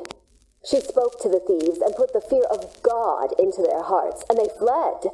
She saved our lives. I swear to you, angels are real, and they've come to save Hidden Harbor from the darkness. We will see her again. In our darkest hour, we will see this ghost. Turn it off, Cat. Angel, a little hyperbole with my morning tea goes a long way. Mark my words. So much for staying an urban legend. You want Cat to set you up time with the press so you can spread your wings for them? Not yet, Casper. The best and brightest of Hidden Harbor are already backpedaling. Look at the newspaper. No respectable banker is going to admit to seeing angels. Deputy Mayor Paulson is calling it Russian gas that makes people hallucinate.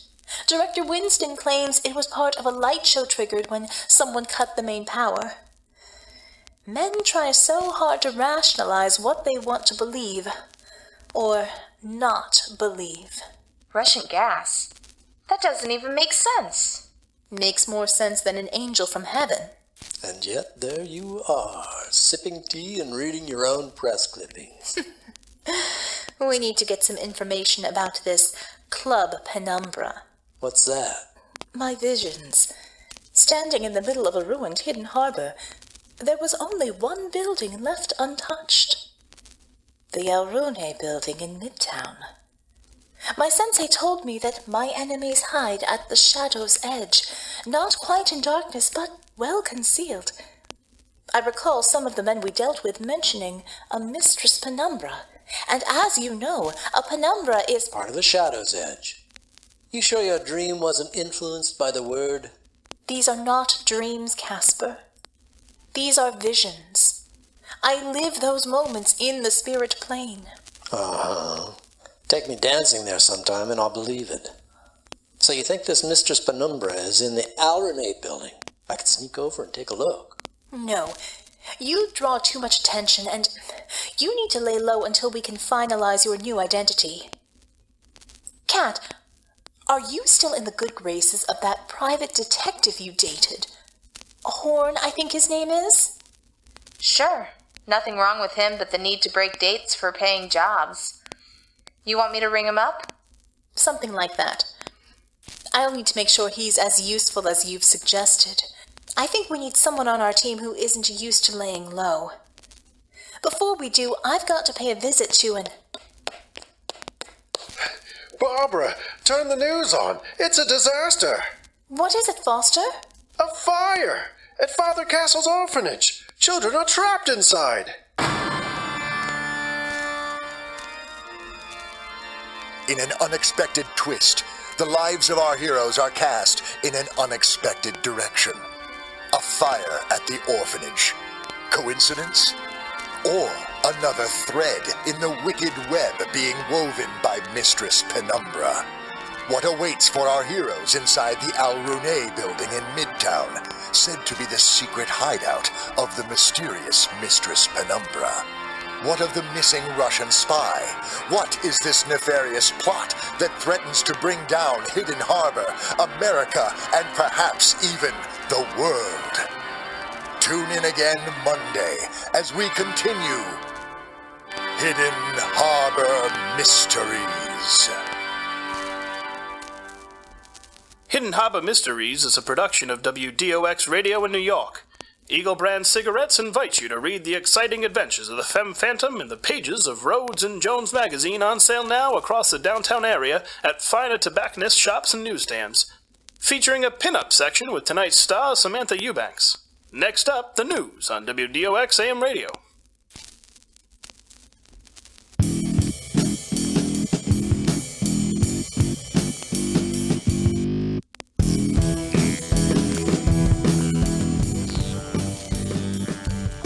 Hidden Harbor Mysteries, Chapter 5, The Burning Truth, was written by J. Smith and produced by Bryan Lincoln.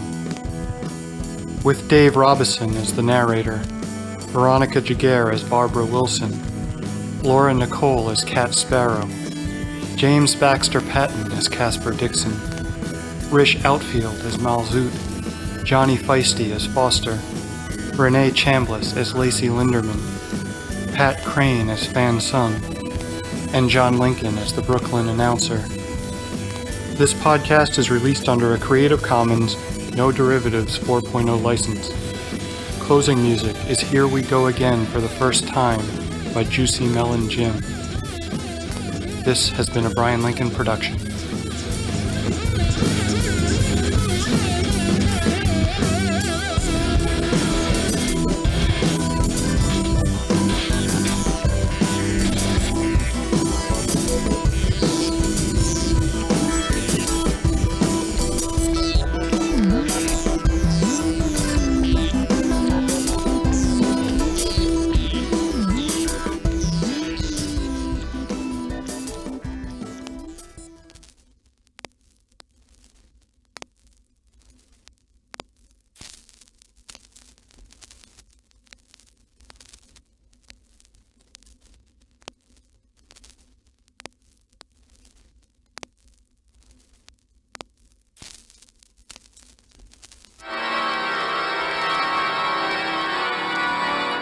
Brand Cigarettes, the mildest, smoothest brand of smoking tobacco in the land, brings you Hidden Harbor Mysteries. Last week, we were introduced to the town of Hidden Harbor, a town struggling against hard times and rising crime, with only a few bold heroes ready to protect it. Leading this fight is a mysterious and angelic heroine known to the locals as the Femme Phantom. In reality, she is wealthy heiress Barbara Wilson, who, gifted with the power to know the souls of men through their spiritual song, fights evil with the help of a few trusted allies. Standing against the Femme Phantom is the dark Mistress Penumbra, who has built an empire of vice and villainy with aims to take all of Hidden Harbor or destroy it. Will our heroes reclaim the city or watch as it falls to the hands of evil? We'll find out in a moment. But first, friends, it's official. Eagle Brand is the most popular brand of healthy, rejuvenative cigarettes in a recent poll of medical professionals. That's right. If you're looking for a smoke that won't choke, or a fag that won't gag, turn to Eagle Brand cigarettes with its mellow, smooth taste and satisfying burn that leaves you with nothing but refreshment and pep for the tasks ahead. 59 out of 60 medical professionals in the greater New York area agree. Eagle Brand is best for your throat, nose, and lungs. So be sure to point with pride and tell your local storekeep, "I'll take wing with Eagle, please." Eagle Brand is proud to bring you tonight's chapter of Hidden Harbor Mysteries, entitled Trials by Fire. When last we heard from our heroes, Barbara Wilson was pondering the clues that might lead her to the identity of Mistress Penumbra and her secret headquarters, when... Barbara, turn the news on. It's a disaster. What is it, Foster? A fire at Father Castle's orphanage. Children are trapped inside. No time to lose, my friends. Foster, bring the car around to the front. Right away. Cat, when we get to the scene, tie yourself to the hip of the fire chief. I want to know what's happening moment to moment. Casper? I have the perfect tools for this. It would help. No time now. Monitor the police and fire channels and use your secured frequencies to keep Cat informed. But... Understood? Yes. Good. Have Krieg on standby in case we need any special equipment. I'll take care of that. What are you going to do? Everything I can. Let's go. Within minutes, our heroes are speeding across Hidden Harbor toward a rising cloud of black smoke, weaving between the cars and trucks, crowding the lanes around St. Bridget's Home for Boys. A block before reaching the command center of the city's fire department, Barbara Wilson uses a moment paused in traffic to leap out of the car and dash into a nearby alleyway. Hey, where is she going? The drive is taking too long. She's going to run on ahead. Keep driving. Oh, watch out for that truck, Foster! But as the car closes on the fire command station, Barbara Wilson leaps up the fire escape to the top of the Woolworth building. As she sprints across the roof, she summons the power of her song stones and leaps a full 50 feet across the next alley, coming down gracefully on the next rooftop. Licks of flame can be seen rising from the orphanage, now only blocks away. Great plumes of flame reach up to the sky through the gray and black smoke as the inferno ignites the fuel oil in the basement furnace. With the heat of the fire already warming the skin of her face, Barbara, now in the guise of the Femme Phantom, reaches back into her training and experience to decide the best way to try and help the boys still trapped inside the building. Cat Sparrow to the Femme Phantom. Come in, boss. You're calling me that now, too? According to the chief, there are at least a dozen boys trapped on the upper level of the north side of the orphanage. Father Castle is still with them. No one has come out of the north fire escape. They don't have much time. Very good, Cat. I'm going in. Out. With the speed of an African wildcat and the agility of an Olympian, the Femme Fatale takes a long run and leaps across the two-lane street, aiming for a third-story window on the northeast side of the burning building. Oh. Cat, I'm in. Father, Castle? Father?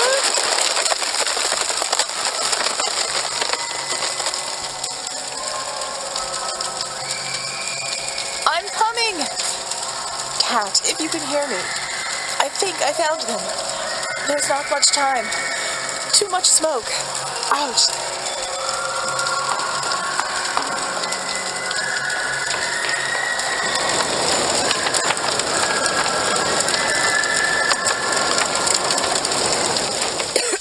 Cat, can you hear me?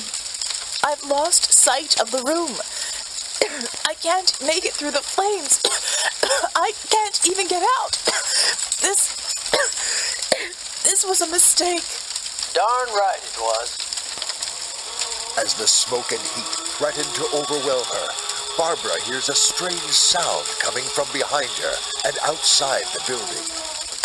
A large shape crashes through a nearby window, carried on a metal wire embedded in the side of the building. The figure rolls to a stop behind Barbara and rises up, his large frame protected by a fireman's uniform and a military-issue gas mask. In his arms, he carries a heavy cloth bundle that he quickly unravels. What? Who's there? Quick, take these. Put them on. Casper? Shut up and put on your mask first. There's a transmitter and earpiece inside, and put on this cape. You'll burn up without it.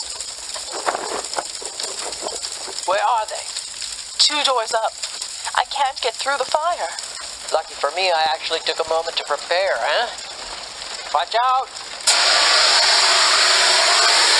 It won't help for long, but go through. I'm right behind you. Go! Wrapped in a long cape of a light metallic metal and protected from the smoke by a modified gas mask, the Femme Phantom races forward, drawing the sides of the cloak tight as she blasts through the last door with her shoulder, tumbling into the room with Caspar Dixon close behind. Huddled in a corner, Father Castle has assembled a handful of children and prays over them. In an attempt to assuage their fears, Barbara takes the form most likely to bring a calm over the huddled group. Fear not, Father. Children, follow me to safety. It is close. Trust in me. An angel. Children, it's a miracle. It's the angel of Hidden Harbor. Bloody miracle if we get out of here. Get them to the window, 20 feet along the wall. The escape is there and leads right down to the street. Hurry up. This floor is gonna buckle. Father, take my hand and let me lead you. Children, hold on to one another and follow us in a line to the window. This fireman is going to help you down the escape. Please hurry. We've not much time. Come along, boys. Have faith. Hold on to one another. I have strength in your hands, sweet angel. I fear nothing. I am at peace. Don't relax until you're on the street, Father. Does everybody flirt with you when you're all sparkly like this? Here you go. Come on, children, forward now. Help one another. There you go. That's the support for the front half of the building. This thing's coming down. Get them down, Casper. Last one is out. Come on, you too. Now what? Father, who is missing? I don't know. So many. Good. Someone must have hidden in that closet. Get to the street. I'll find him. Barb, no! Casper, get them down now. As Caspar leads the priest and his charges down the winding iron stairs toward firefighters and safety, one last cry for help has led our heroine to dive back into the flames toward a small closet at the far side of the room. With the walls engulfed in flame, she charges the door and throws it open to discover... My God.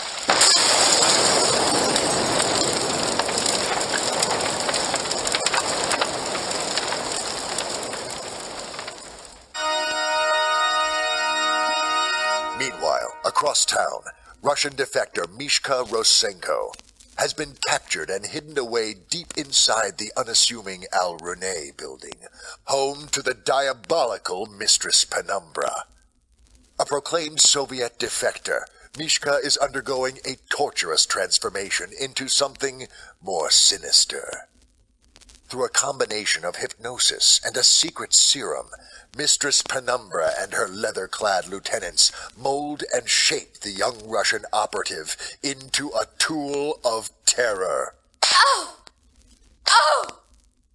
Ow! You still struggle, tiny dancer. You are strong, like your people. You are savage, but you will be broken. What is your name? I am Miska. Miska Rosenko. No! Ah! You are the Red Wolf. All hail the Mistress of Shadows. Ladies, divert your eyes one moment from our lovely guest and gaze upon the work of two of your learned sisters. The orphanage is in flames. Your work has captured the attention of Hidden Harbor's finest. I even hear that our angelic friend and at least one accomplice has been seen trying to save the day. Well done. How is our guest coming along? She is a true Russian, my mistress. Purest in spirit I have ever seen. I have no doubt she is the spy known as the Red Wolf. I am Russian defector. My husband comes to America with secrets. We do not care about your useless husband. Sasha Rosenko is nothing but a front, a key into our country, carrying nothing but useless information about Russian generals who were already dead. Would it pain you so to know that we eliminated Mr. Rosenko? No, not my Sasha. Her programming has beaten our best serums. The truth must be locked inside with a trigger of some kind. A word or phrase known only to her keepers. A moment alone, please, Talon. Perhaps I have a better way of unlocking this beautiful head. Now, dear girl, I promise this is not an interrogation. I want nothing but your true self. I want the Red Wolf. And today is my birthday, so I should get what I want. And I can give you what you and your masters in Moscow always wanted. America. Ladies, do you know what today is? Tell us! Today is my birthday.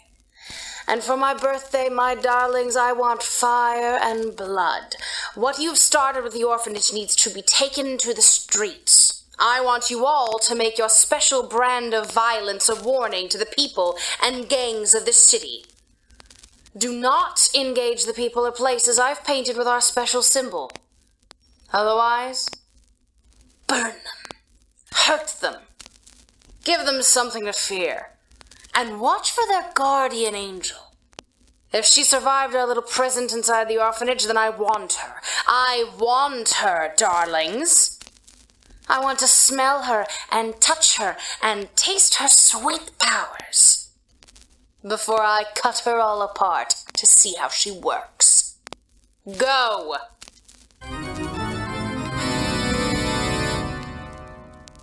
Meanwhile, as an inferno rages over the site that was once an important home to orphaned or wayward boys, Cat Sparrow escorts a group of singed but otherwise healthy young men and Father Castle to a nearby aid station.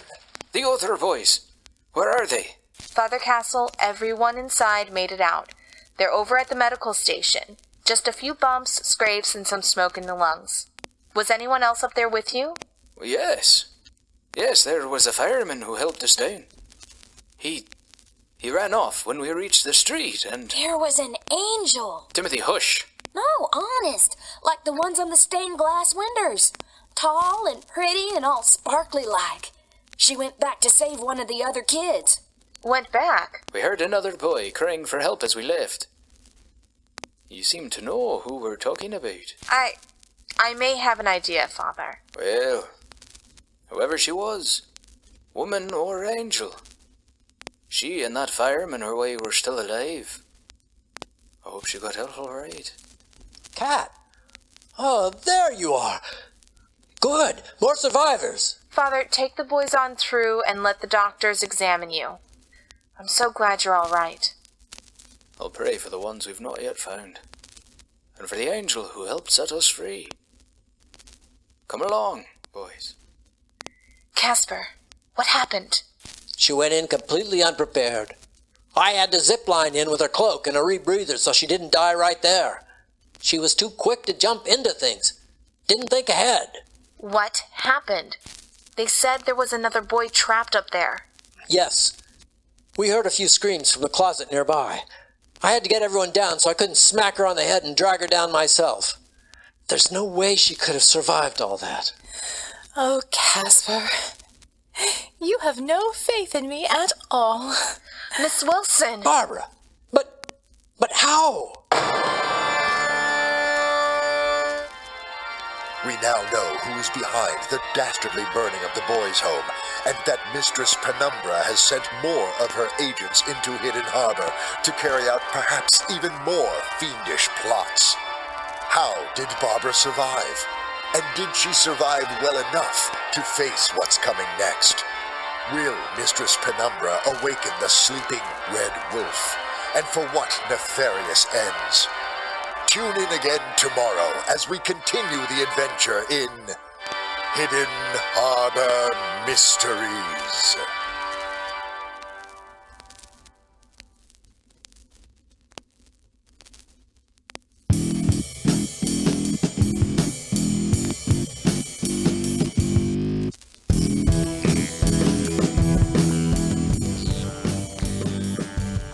Hidden Harbor Mysteries Chapter 6, Trials by Fire, was written by J. Smith and produced by Bryan Lincoln.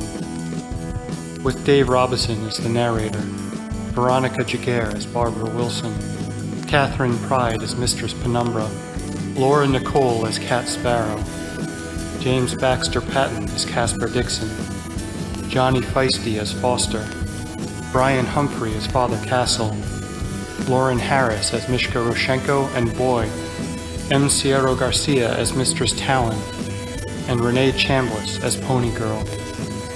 This podcast is released under a Creative Commons Attribution, No Derivatives 4.0 license. Closing music is Here We Go Again for the First Time by Juicy Melon Jim. This has been a Bryan Lincoln production.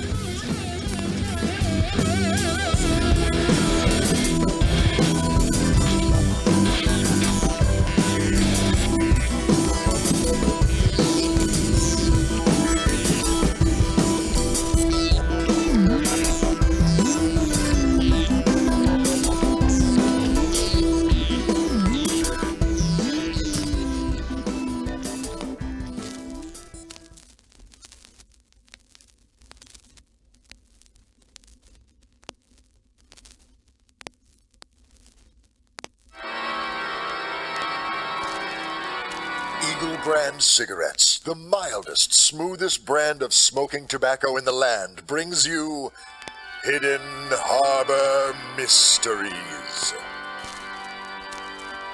The Femme Phantom has saved the day at Father Castle's orphanage, but at what cost? As rumors of more outbreaks of violence cross the airwaves, it seems that the visions experienced by Barbara Wilson are coming true. Without her, what will our heroes do? What of Penumbra and her special captive? We'll rejoin the Battle of Hidden Harbor in a moment. But first... Friends, fall is upon us, and just like in Hidden Harbor, New York City is cooling off. Leaves are turning the shades of autumn, and there's a crisp chill in the air. There's nothing like the first bite of the chill wind to make you want to warm up your hands with a flick of the wrist that strikes the spark which lights your Eagle Brand cigarette. Warm and toasty, It cuts the chill in the air and adds that warm, satisfying flavor that warms your soul. The weatherman says it's going to be cold and breezy, so enjoy the taste that's warm and easy.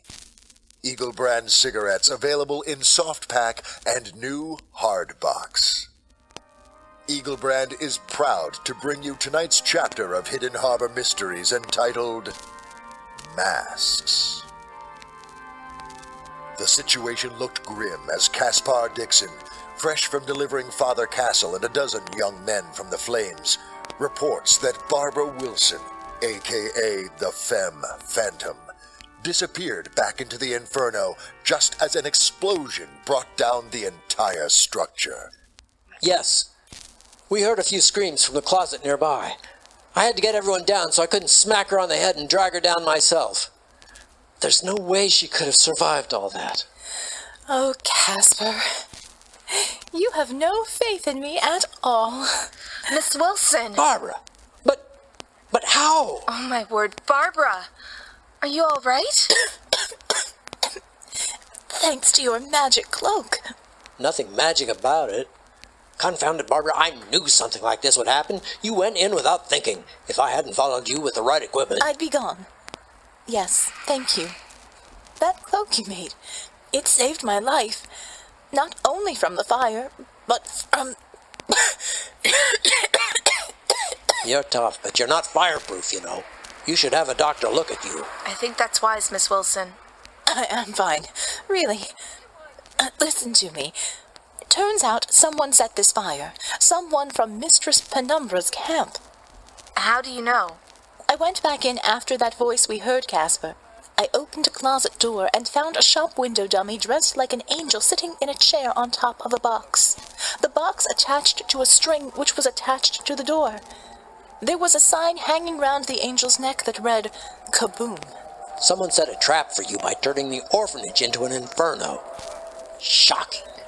What kind of monster would risk the lives of children?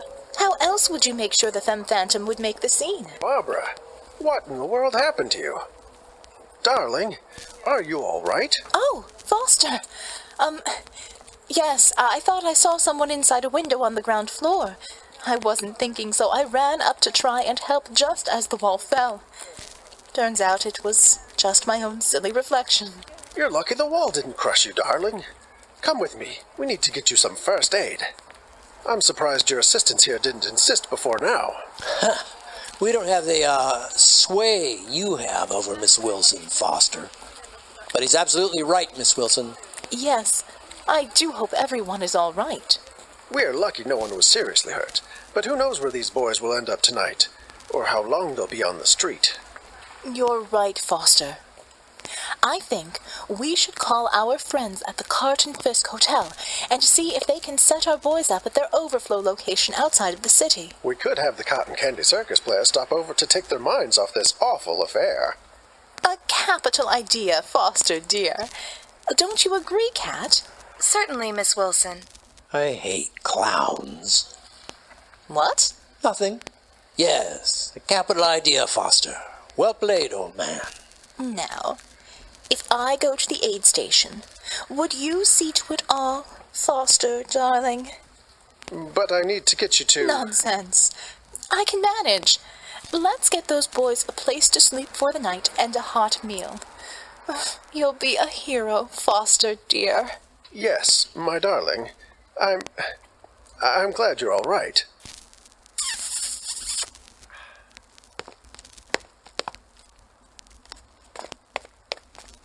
That was close.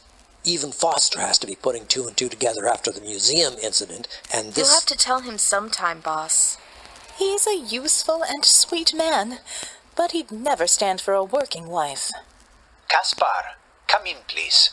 Yes, Dr. Krieg? I'm hearing reports of things happening all over the city. What sort of things? Shootings, lootings. There's a riot in the Lincoln district. Police and fire are stretched thin with the orphanage fire still out of control. But here's the strange thing. The attackers are all women in black outfits with masks. They're hitting libraries and churches, small shops and cars, all over Hidden Harbor. Great. Krieg, gather up what we prepared for Wave 2 and meet us at the corner of Capitol and Frost. No time to lose, sir. On my way. I thought this might happen. We have to do something. Yes, this time, though, we hatch a plan that doesn't include you getting killed. I'm putting my foot down this time, Barbara. I'm in no position to argue. I left the cloak and mask in the alleyway. Let's get them and get back to them. Uh-oh. What? It's Father Castle. He spotted you, and he's on his way over. Miss Wilson! This is not good. Nope. Father Castle, I'm so glad you're all right. I hear the boys are all present and accounted for. Are you all right, Barbara? You look a little toasty. Yes, I got a little too close to the fire for my own good, and... Listen, I don't know how to put this, so I'll just say it. Before the fire started, some of the boys reported seeing 2 women in black outfits sneaking around the sleeping quarters, around where the angel found us. I heard the angel was spotted. I just heard the fire chief and Lieutenant Gregson talking about the other incidents and other women in black wreaking havoc on the city. I certainly hope that if the angel is not injured, she, and whatever allies she has, head straight to Finnegan Street before any lives are lost. Yes, Father. I know that she'll do what she can to stop all this. At some point, I should wish to thank her properly for delivering us from the fires of evil. Good day, Miss Wilson. Goodbye, Father. You think he knows? Considering I'm wearing the same smoke-covered coveralls I wore inside, I think it's a good bet. He doesn't want to, but he knows. Those purest of heart will see the truth, says my master Fan's son. We have no time to lose. Well, then it's a good thing I brought the extra equipment with me. I couldn't carry it all and zip line in. Let's get to my truck. The trio race into a nearby alley, vanishing in the chaos of rescuers and firefighters battling to prevent the orphanage fire from spreading to nearby structures. A silent and grim Father Castle watches them as they disappear around a brownstone and into action. 3 blocks away, a small pickup truck sits empty, and a gray sedan rolls up behind just as our heroes arrive. The gaunt, somber frame of Dr. Krieg emerges from the car and removes several bundles from the trunk.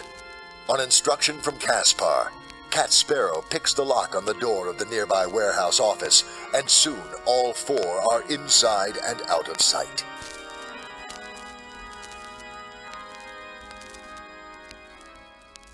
Keep watch at that door, Cat. We've little time, Casper. Krieg, what have you got? Tearing open the bundles, the former Canadian mountaineer and the German scientist produce a wardrobe of clothes and gadgets suitable for an angel on Earth. They help pour Barbara Wilson into the tight corset and pants, attach the cloak around her shoulders, and clasp tight a belt containing several mysterious pockets. How do the boots fit, boss? Not quite angelic, but they feel fine. You can't fight crime in heels. The boots are standard-issue Canadian mountaineer boots, steel-tipped, flexible heel with better cushioning than I had in the service, plus repainted to match the ensemble. If you click your heels together just right, mountaineer spikes will pop out of the soles. Good for climbing or if someone tries to take hold of you by the ankle. The cape. It's a little dramatic, but certainly proven useful. It's made from an experimental material used on infantry tents in forward areas. Lightweight, bulletproof, comes with a hood for those moments you're fleeing gunfire. Or just fire. It possesses the best heat insulation German science could devise. And it's white, the color of surrender. Convenient. It is until you activate the electrostatic chameleon charge. Now it's black. Cool. Smashing. It also detaches if you double tap the clasp. Or try not to, because the cape is quite pricey and the material hard to come by. Of course. What else? As reluctant as I am to see a woman in trousers... Wait. That clause revokes your permission to speak. Casper? Yes, well, Krieg used a similar material to the cape in the pants. Not bulletproof, but it's tough to cut, yet flexible. It's rubberized nylon. I call it Teflon. I've padded the knees a bit for those harder landings. Opera gloves? That's a tough call, but they're easier to get on and off than a full shirt. So with the cape adding shoulder protection, we opted for these and a top you could conceal under a dinner dress. There's a mirror on the back of the restroom door. Look. What do you think? I look like a character in some Faustian opera. Paid a lot of attention to the bust, they did. Yes. It will stop a hand cannon at point-blank range. Not saying it won't sting, but... I'll thank you to not come knocking on my bodice. We'll talk about the shape later. Father Castle said to head to Finnegan Street. The police are trying to block traffic through Midtown. Get me to Dublin and Race, and I'll take it from there. You'll need backup. True. Stay on the headsets, all of you, and give me intel from the ground. If I need you to step in, I'll call. I want to find out who's leading this mob and cut off the snake's head. Sounds like a plan to me. Let's go. Krieg, see if you can find a radio band where these ladies are getting their orders. They have to be controlled from somewhere, and I want to know who and where that leader is. Jawohl. As our heroes rush to help the protectors of Hidden Harbor, its cruel instigator, Mistress Penumbra, continues her attempt to break through the facade of a woman she believes to be the sleeping Soviet agent known as the Red Wolf. Deep within her secret lair, a psychological game of cat and mouse continues. You are missing quite the affair, my dear. My girls will not only make the upright citizens of Hidden Harbor live in fear, but its underworld cannot help but take notice now. Soon, all of them will bow before us. Why not just be honest with me, dear heart? Your talents are wasted hanging on a chain in my playroom. Why not turn me in to your police? You would earn a substantial reward. Even for murdering my poor husband, you might... I have all the money I need. What I don't have is the Red Wolf. Look out over the city, my dear. I own this entire floor, and I have a view of the entire city. See the smoke rising? First from the orphanage to the north. To the west, my girls have set the kitchens of the Glasborough Mission ablaze. To the south, a lumber yard. Over the harbor to the east, a dozen fishermen are about to cast their last nets. Do you see it? The smoke rising from the four corners of Hidden Harbor marks the beginning of great change, my dear. Why would you do this to your own people? They are not my people. Not yet, anyway. I'm taking a page from the Red Wolf's Guide to Warfare. You keep calling me this. The Red Wolf. Who is it? The time for lying is over. I'm on your side, after all.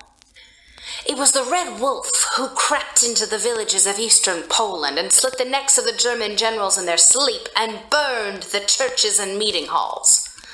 It was the Red Wolf who snatched lives in the night with a silent rifle, who took children from their beds in the night and left corpses hanging from the street lights in the village square. By the time the Red Army arrived in a village, its people were so afraid of you that they begged the Russian army for protection. It will be the same here. We live in a city where all of the good men have gone across the sea to be fed into the blades of the Russian war machine. It is inevitable that your masters will bring the war to our shores. I am your vanguard. Is it not true that even now a German-made submarine, captured by your Russian masters, hides somewhere in the harbor? I only wished to go home with my husband, to flee American persecution. Yes, I've heard that story. Mr. Greenstreet thought it odd enough to bring to my attention. Good thing he did. I believe you were returning to your masters with news of the American underworld. Intelligence about Mr. Greenstreet's black market of weapons and supplies.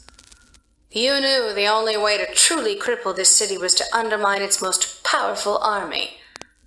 Organized crime. You are a madwoman. You're burning your own city. You murdered my husband and think me some master spy. The Red Wolf would do just as I've done. In their offices and on the streets, our citizens panic. I'd hoped to reach you, the real you, long before now. I wanted you to be part of our revolution. You know nothing of the Red Wolf. She walks the earth without a soul. Life means nothing to her. She serves no man. No man, indeed. But she will serve me. One thing I know about the Red Wolf, that even her keepers do not. She was trained by a disciple of Malzut. Your eyes betray the fear that name inspires in even you. Your methods are as old as the invisible hand of assassins. What of your endgame? I do not know, but I suspect you would have set Mr. Greenstreet's plane down on the water just offshore, made sure the pilot and perhaps even Mr. Rozhenko died on impact or shortly after. From there, you would join the submarine at sea and trigger the next step in your master plan. Is it not so? Answer plainly, for I grow tired of your lies.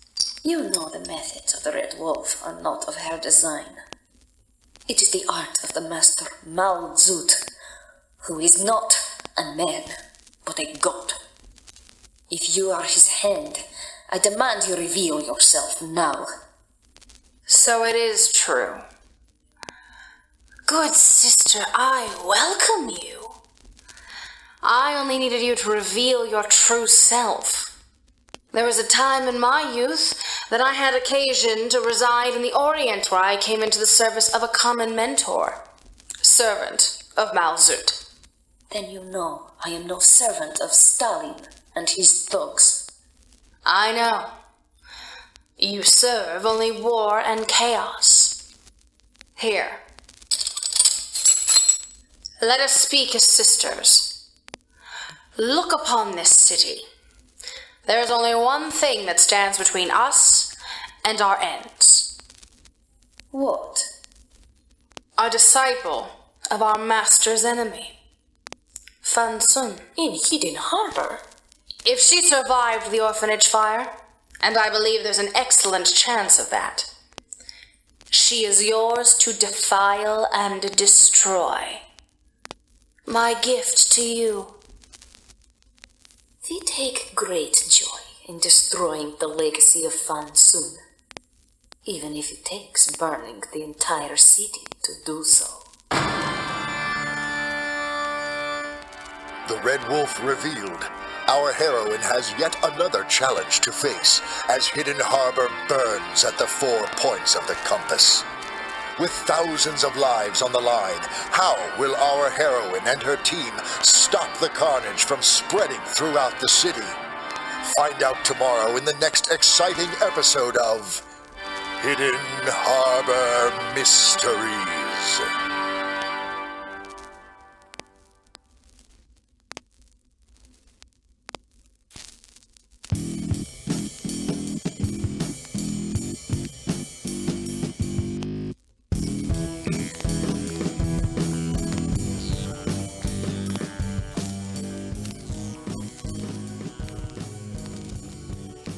Hidden Harbor Mysteries, Chapter 7, Masks, was written by J. Smith and produced by Bryan Lincoln, with Dave Robison as the narrator, Veronica Giguere as Barbara Wilson, Kathryn Pryde as Mistress Penumbra, Rish Outfield as Krieg, Laura Nicole as Cat Sparrow, James Baxter Patton as Casper Dixon, Johnny Feisty as Foster, Brian Humphrey as Father Castle, and Lauren Harris as Mishka Roshenko.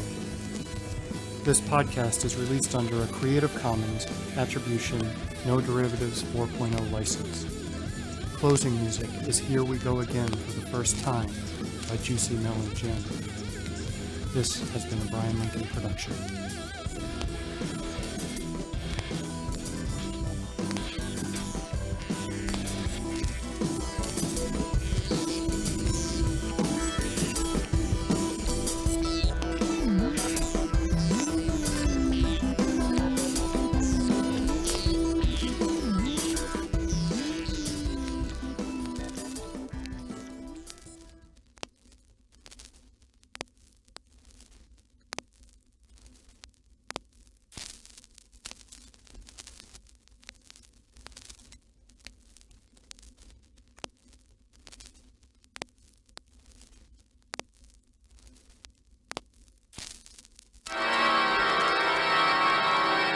Brand cigarettes, the mildest, smoothest brand of smoking tobacco in the land, brings you Hidden Harbor Mysteries. The mysterious and sinister Mistress Penumbra has unleashed a plot to strike fear into the hearts of Hidden Harbor citizens with a campaign of terror carried out by her all-girl army. Now she has added the dreaded Red Wolf, an evil communist assassin, to her list of dark recruits. As Hidden Harbor burns, our heroes struggle to cover the entire city and put an end to the attack. We'll rejoin them in a moment, but first... Friends, 4 out of 5 women surveyed say they like the taste and aroma of Eagle Brand better than any other. Joanne Fitzmartin is a secretary at Borkum and Rice, right here in New York, New York, and she can tell you, well, let's let the pretty young thing speak for herself. I work in an office full of eligible young bachelors, and I'm not afraid to say they compete for my attention. The ones I let get close smoke Eagle Brand. I like it when a man doesn't smell like an ashtray doused in perfumes. And Eagle Brand has a fresh, pleasing aroma that I don't mind lingering in the air after he's gone. So, if you want to stay on a girl's mind, try Eagle Brand next time you're at your corner store. Thank you, Miss Fitzmartin. Eagle Brand is proud to bring you tonight's chapter of Hidden Harbor Mysteries entitled Mind Crimes. Following the fire at the city orphanage, our heroes try to figure out how, in broad daylight, they can bring the Femme Phantom into action in 4 places at once. In every part of town, Mistress Penumbra's operatives have caused riots and burned property, leaving the city's protectors stretched to their limits. While the current emergencies are under control, the question on everyone's mind is, what's next? The lumberyard fire is under control. No lives at stake. The Homeland Watch is rescuing fishermen in the harbor. The Glassboro mission is 10 blocks west of us. We'll be there in 2 minutes. The last report I heard from the police band, they said there's a dozen people trapped by the fire. Well, we tested the equipment. We should do better this time. No doubt they set another baited trap for you, boss. Be careful. Police are getting all sorts of calls. Assaults, robberies. It's like the town's gone nuts. People are starting to panic. Do you want my advice? Always. I'll hold you to that. We need to be smart. We can't do this ourselves, Barbara. We have to help the people doing the work. The police, firefighters. They run the show. We need to support them. Heroics will just get more people killed. Agreed. Any word on where those people are trapped? No. They took a head count and a dozen of their workers didn't make it out. They could be anywhere. The mission is an old hotel with 6 floors. I'm not hearing anything about the women in black. Their work is done. All people needed was a push. Their panic is driving them to commit their own acts of violence and... Oh my God. What is it, Kat? The mission building just collapsed. Angels protect them. That would explain the black smoke up ahead. The smoke and debris cloud is filling up the block. I'm turning back. But there's nothing you can do there. Look, The fire trucks are retreating from the block. They're going to regroup at the 9th Precinct House on Warwick and Taylor. That's all I can hear right now. They're talking over one another. I can't make anything out. The dispatch frequency has a backlog of police calls all over the city. People are showing up and starting trouble. Does Creek have any idea where this is coming from? He's tracking all the addresses on a map back at the mansion.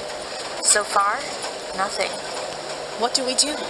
All these powers, and there's nothing we can do. Sure there is.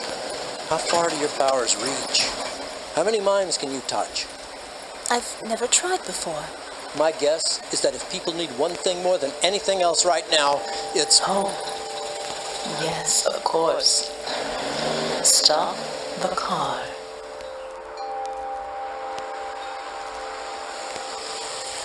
Both of you, take my hands. I'll need your strength.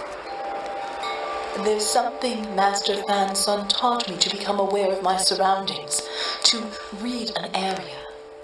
I've never tried it to reach people, but if I can make people see me as I wish, perhaps they can hear me too. Give me your strength, friends. Help me reach out.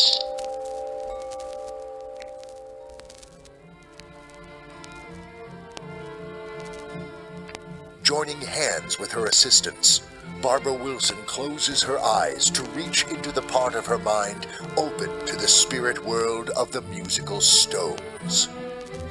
Years ago, Barbara and her parents happened upon a set of lost stones in an archaeological dig.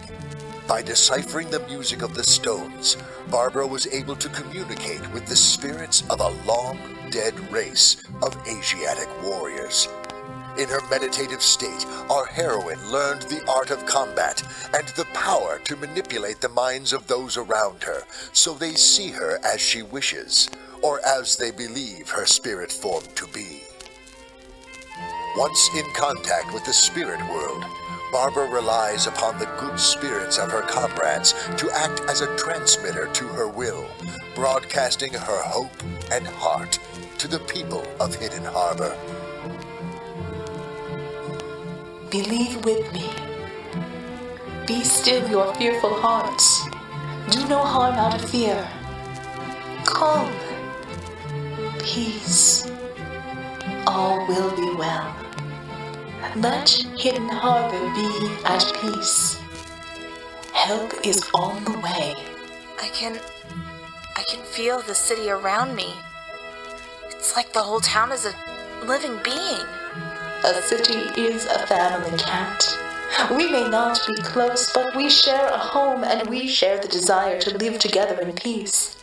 As more people take the feeling of peace into their hearts, the more powerful our message becomes. Hope is as powerful as fear, but it is not our natural state.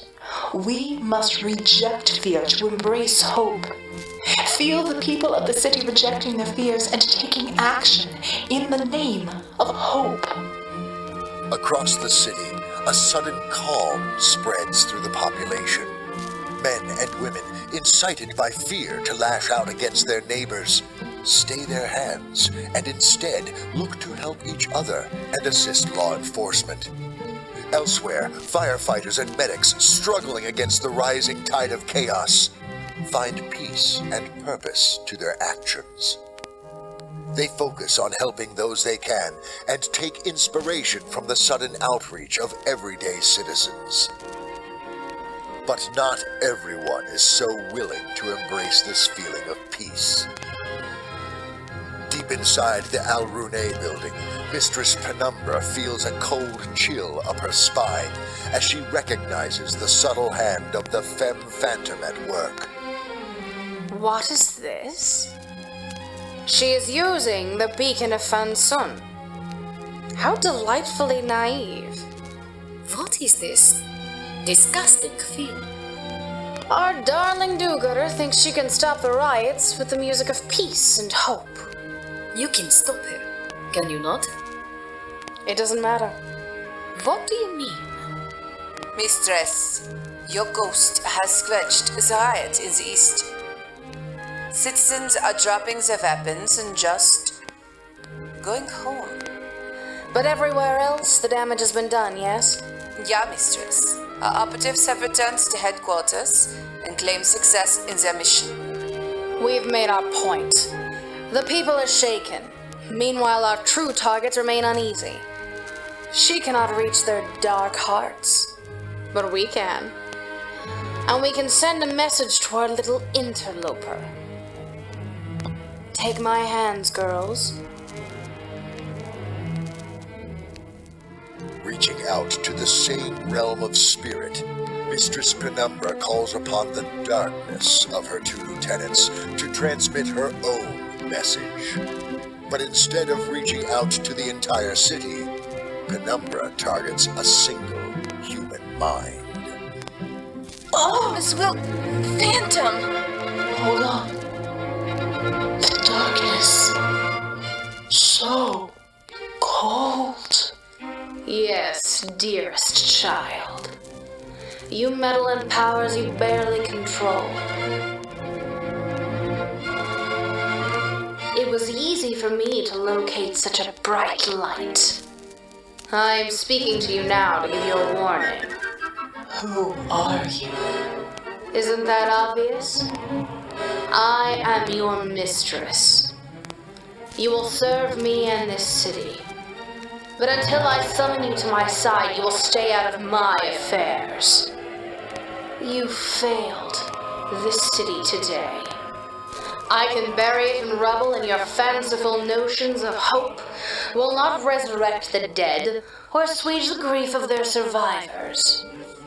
Interfere with me again, and I will destroy your precious city. You're evil. I've felt it before. Oh, and you will feel it again. And I believe you will come to find that touch quite pleasing. I am coming for you, and whatever else lurks in your shroud of darkness. You can come if you like, but in the end, you will kneel. This is your only warning. I have a city to cleanse.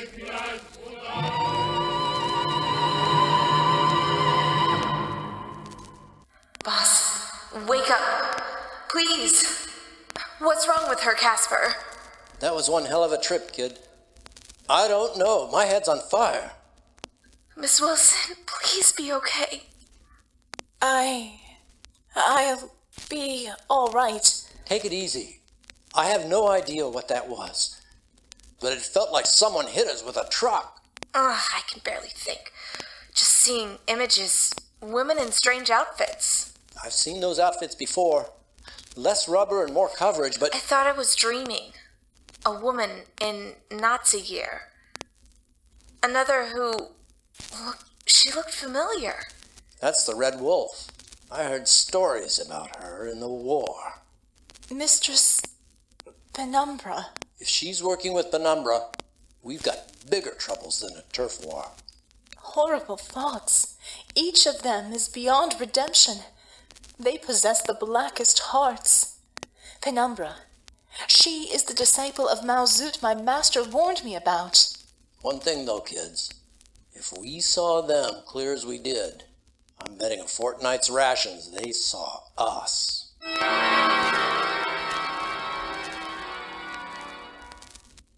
Across town on Trent Street, a line of storefronts offer a variety of services tailored to the locals. A bail bondsman works next door to an army recruiting station. A liquor store opens and closes by the strip club next door. Between the dirty brownstones, other less legitimate ventures are conducted in secret. At the corner of Trent and Hope Streets, Cat Sparrow comes across a storefront with its big bay windows boarded up and painted over. The front door is made of steel. The merchant doesn't go out of his way to advertise beyond the sign on the mailbox that reads, Frank Horn, Private Investigations. Seeing the door propped open, Cat carefully makes her way up the front steps, casting a glance behind her to the many alleyways and alcoves that could conceal someone following her. Seeing no one, She ducks inside. Hello? Frank? Oh my god, it looks like you were robbed. Where are you? Oh, hey, you Kit Kat. I was just fixing the back door. Sorry about the mess. Where's Gretchen? Well, I had to let her go for a few weeks. Business ain't been too good lately. From the look of the place, I'd say it was booming. Yeah, well, some muscle brain came in here the other day saying how I was following his girlfriend around, and that fact weren't too good for my face. Well, were ya? Following her, I mean? Heck yeah. Her husband hired me to prove she was cheating on him. I didn't realize the evidence was gonna walk in and try to stomp my head in. He's still down at the city hospital, and I still ain't been paid yet. Anyway, what can I do you for, Kit Kat? I got a job for you. You brighten my day, sweetheart. What's the scam? The Rosenkos. Old news. One's dead and the other's on a slow boat to Red Square. I'm not so sure. If not, I'm sure the goons in the home front and anyone out for a headline or reward would be looking into it. What's your angle? I want you to take a look at some pictures. Huh. What, huh? Looks like somebody did Hidden Harbor's finest a big favor. Most of these goons are fugitives, either jumped bail, escaped custody, or just dropped off the map. Thieves, heavies, couple of murderers there too. Sounds like you know them pretty good. Sure, I know half of them personally. This one I turned out for insurance fraud months ago. He slipped out of the holding the next night and nobody at the precinct saw a thing. I ended up choking on the expenses getting him there. How about this one? Yeah, the rat. Heath Rathborn. I heard he got in bad with one of the gangs and went into hiding. When was the last time you saw him? Wait a minute, Sunshine. I don't mind helping you cast a line, but if you want to go fishing with me, I need a little upfront incentive. What did you have in mind? 500 up front. For some basic information? To keep your nose from getting busted out of joint, kid. It's ugly out there, Kit Kat. These stiffs don't just drop out of the local rodeo clown college. And you don't exactly blend into the drapes. I'd be flattered if I weren't so insulted, Frank. You're a sharp broad, Cat Sparrow, but book smarts ain't enough to crack this kind of crew. 500 tells me how important this case is to you and your invisible client. What invisible client? The one who can't stand the smell of the waterfront enough to look into things himself. You think one of the Rosenkos did all this? No. But I think whoever recruited all these men to rob the Goat's Art Museum in the middle of a charity function probably helped the Rosenkos try to escape Hidden Harbor. I heard about that robbery. One of those puffed-up moneybags thought you'd help find out who sent them. Something like that. This ain't lost puppies and peeping toms, Cat. What do you think, boss? What? I think Mr. Horn's terms are reasonable.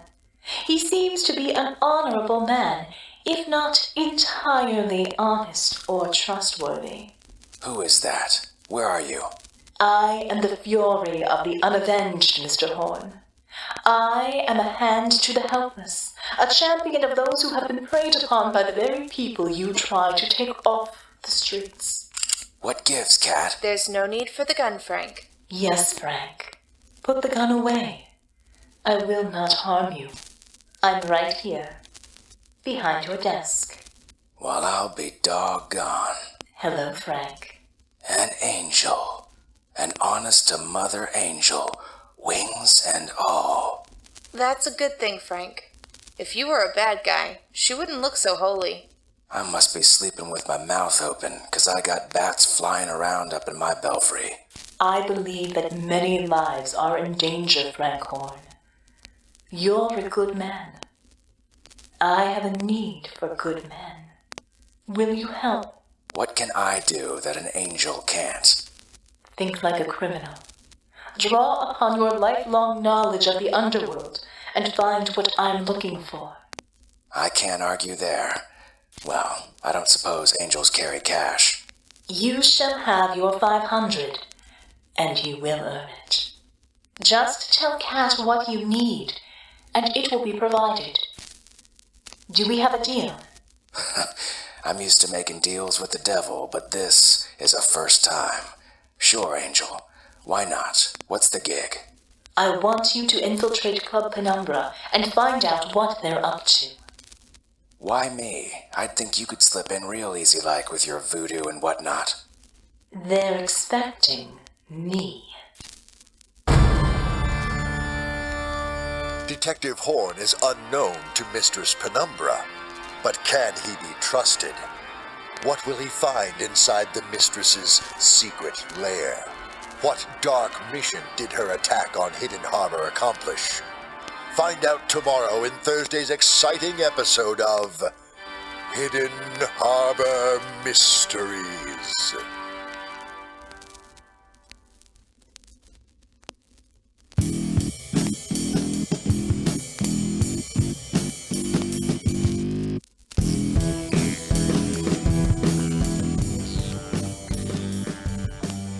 Hidden Harbor Mysteries, Chapter 8, Mind Crimes, was written by J. Smith and produced by Bryan Lincoln.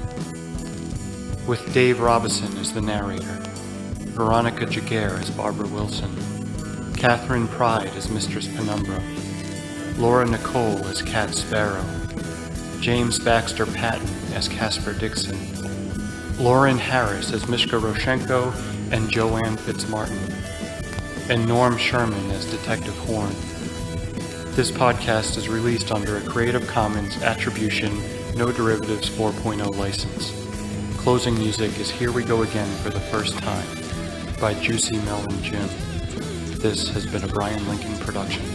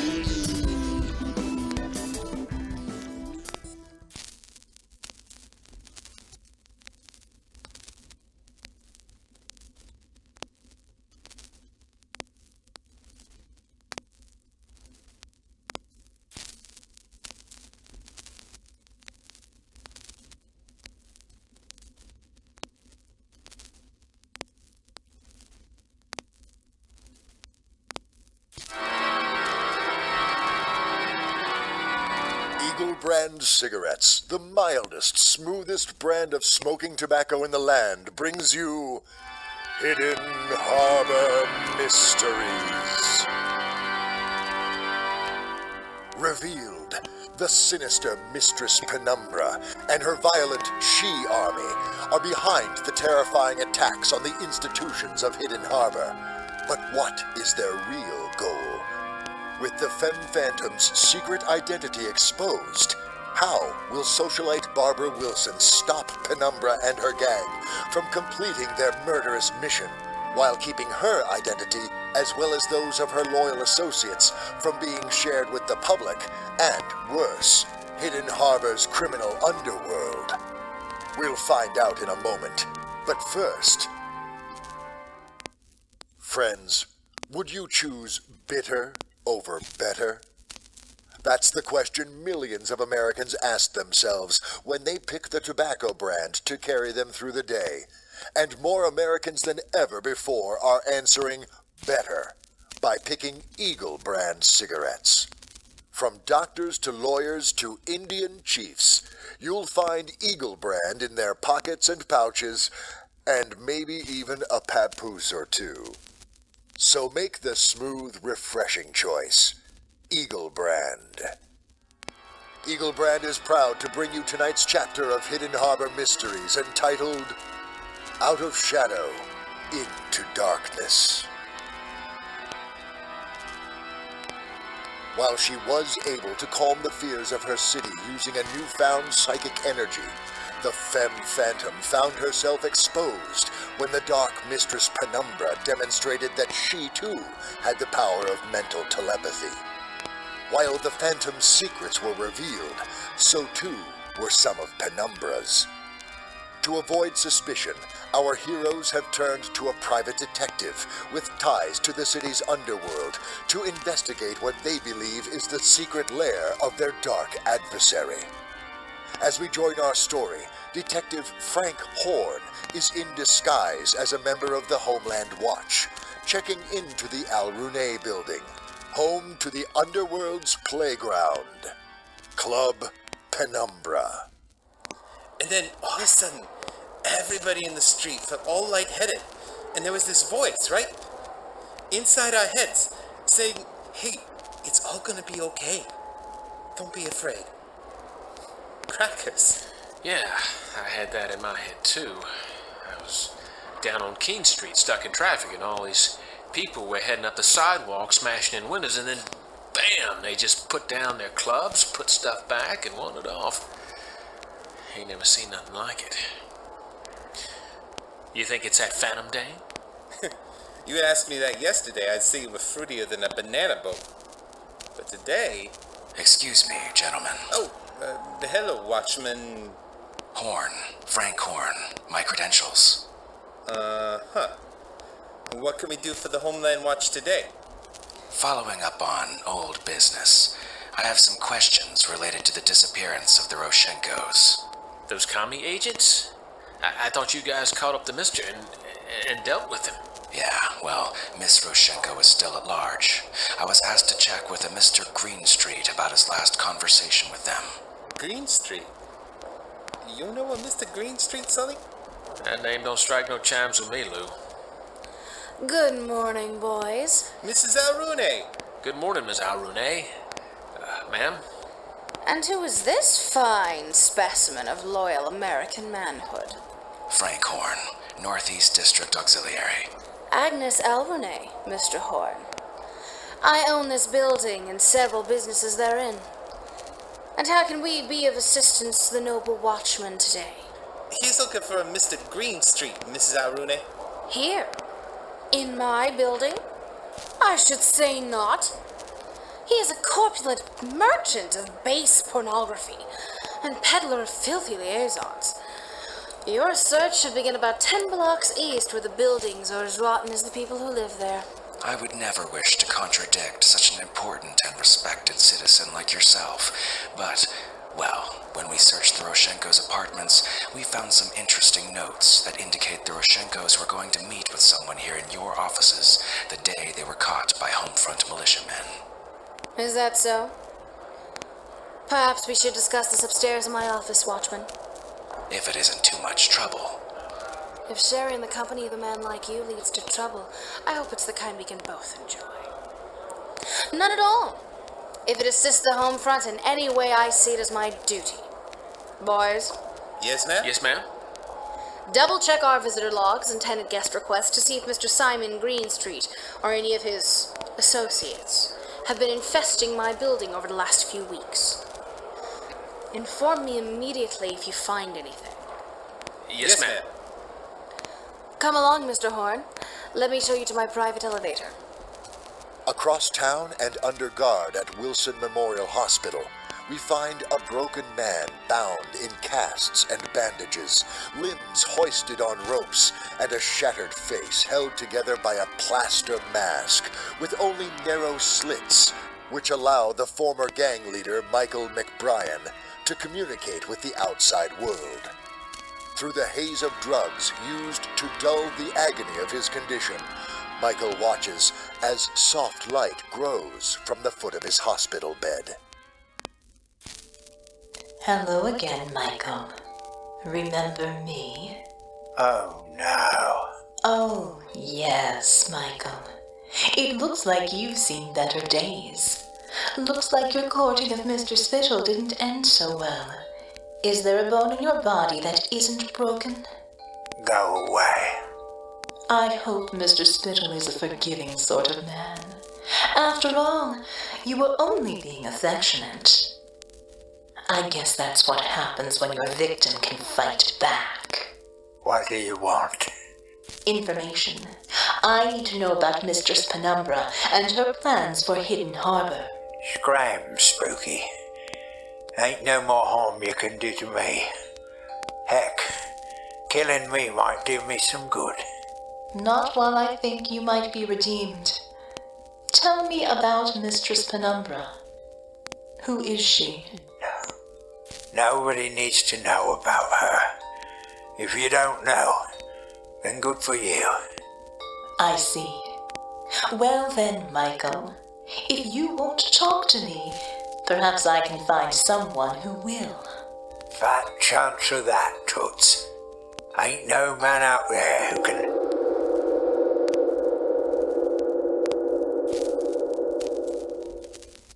Tell the spirit what she needs to know. Dad? From the light steps a large, broad-shouldered man in the worn and battered coveralls of a factory worker.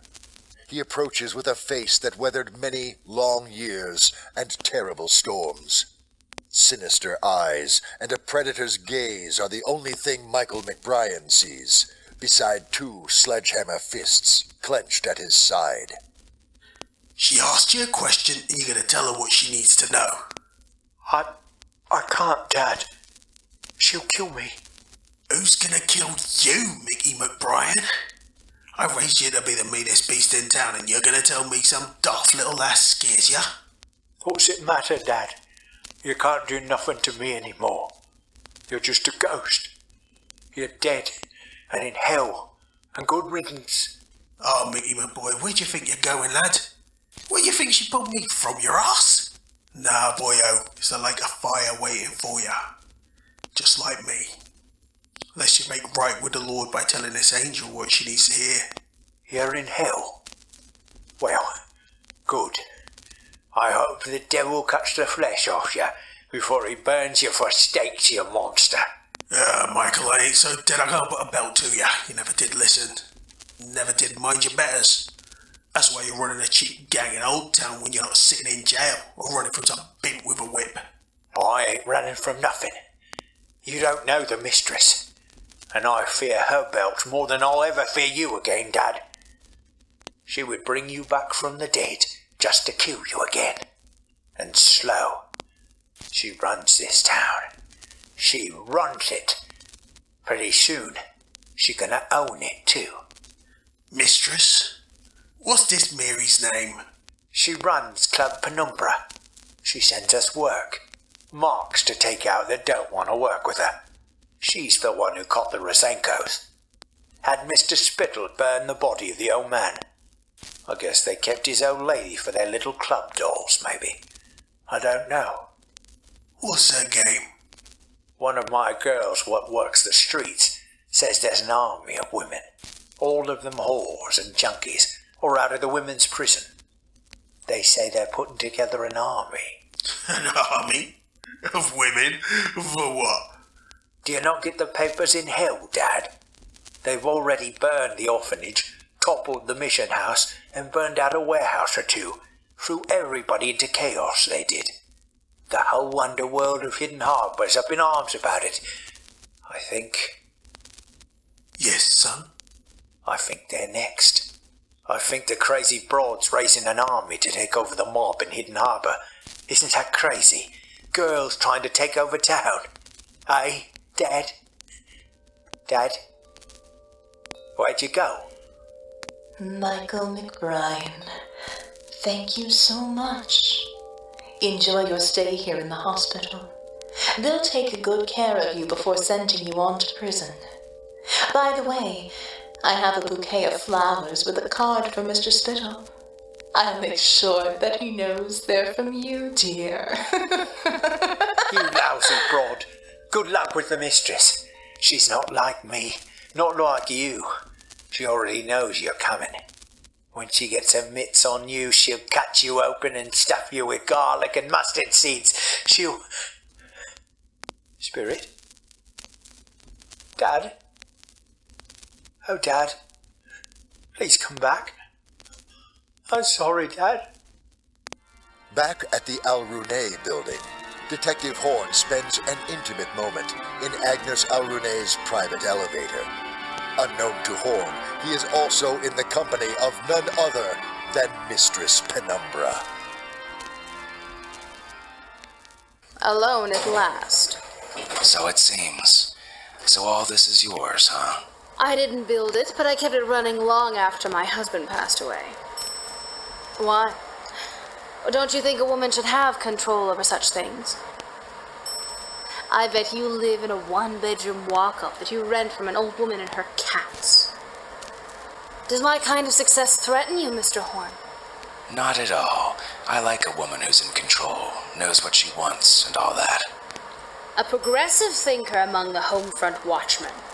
How refreshing. And I live over a business, 2 rooms, no cats. No, Mrs. Horn? You know, now that we're alone, Mrs. Arune, Yes? tell me, is Simon Greenstreet one of your tenants? You have a poor memory for an investigator.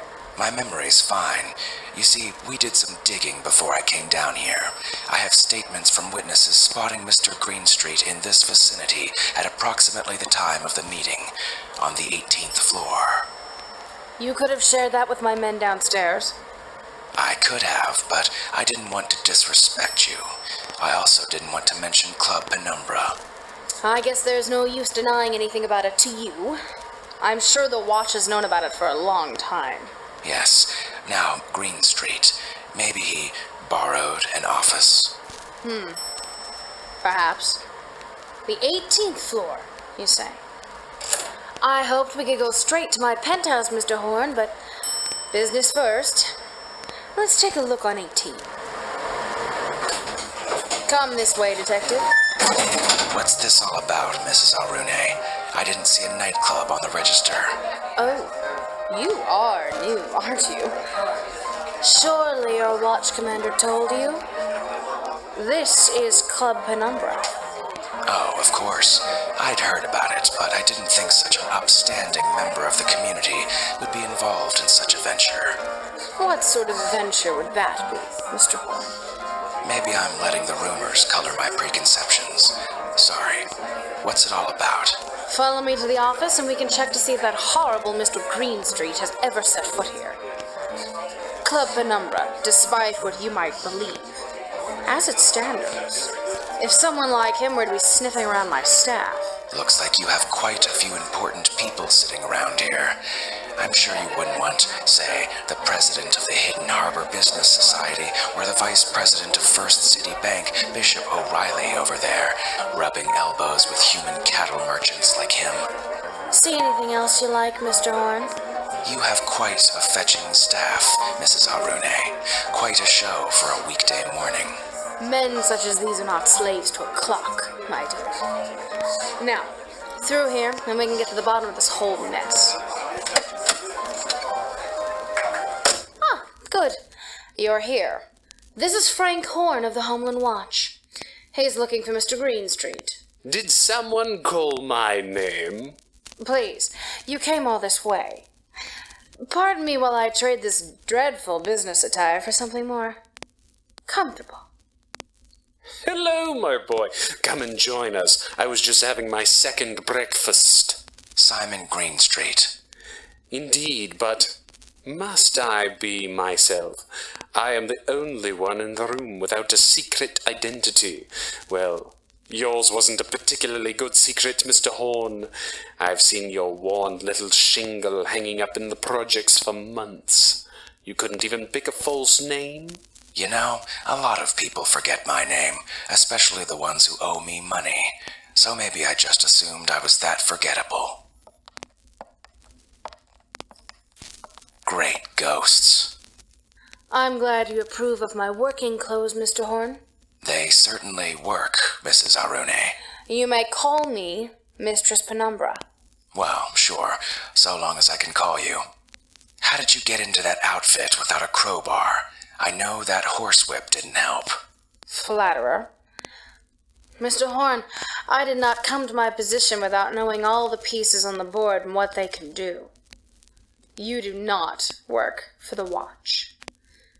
But I have a soft, warm spot for a man in uniform, so it pleased me to play with you for a while. Your arrival now begs the question, who do you work for? You know, I thought if I caught you before your morning coffee... Darling, this is the hour I consider going to bed on a dull night. But now is not a time for sleeping. Great things are afoot. Like what? That was a pun, my dear. My boot heel at your throat. You are beautiful but dumb, so let me explain. The toe of this boot is crushing your windpipe. The heel of this boot is called a stiletto, like the blade. One graceful spin, and we can guess together if you'll choke or bleed to death. What are you? No. You first. A slum picker like you, I imagine, is looking for someone's missing daughter. Trying to blackmail a corrupt judge? A jilted lover? Whose last $50 did you take only to end up in my web? Mistress, perhaps he is an agent of that meddlesome spirit you've been obsessing over these past few days. That is true. She seems to be working her holier-than-all magic all over town, especially young, strapping men like yourself. Tell me, Frank, did she come to you in your dreams and beg you to do her dirty work? Oh, pardon me, Frank. That gaping lantern jaw and those bulging blue eyes took me away for a moment.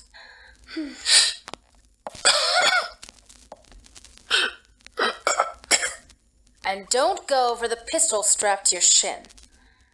You'll have teeth inside your brain before you could lift your dirty cuff. Now, about that horrid little angel floating about everyone's dream. Oh, how marvelous. How manly he wants us to think he is. I like a man who insists he dies on his feet. Well, my lovely brute? Angels. Angels don't bother treading on my part of town. Like you say, I'm a slum picker, and I know you very well, Penumbra. You're that sweet rumor of the thugs and pimps I scrape off my boots every night. The black goddess of mercy they pray for right before I pay them back for preying on the good people in this town. Oh, you're adorable. I could put you in an exhibit and take pleasure listening to you flare your nostrils and flex those gorgeous arms, and teach you the joys of calling me mistress. The view is just as exquisite from this angle, mistress. Quiet, maggot. I gotta say, I do love a woman who enjoys her work. Come in, my dear. So you're sticking by your story that this is about those undercover socialists, eh? I told you, I'm looking for the Rashenkos. There's money involved. Yeah, I'm a little desperate to pay off. Pay off. Why, what is it, Mr. Horn? You look like you've seen a ghost. You're Miska Rashenko. No, little man. I am the Red Wolf. Oh dear, the plot thickens. Caught in a trap, what fate awaits Detective Horn in the clutches of Mistress Penumbra? Armed with the knowledge that Penumbra's gang is going after the Hidden Harbor underworld, how will the Femme Phantom and her small gang of associates put a stop to their plan? Find out tomorrow in Friday's exciting episode of Hidden Harbor Mysteries.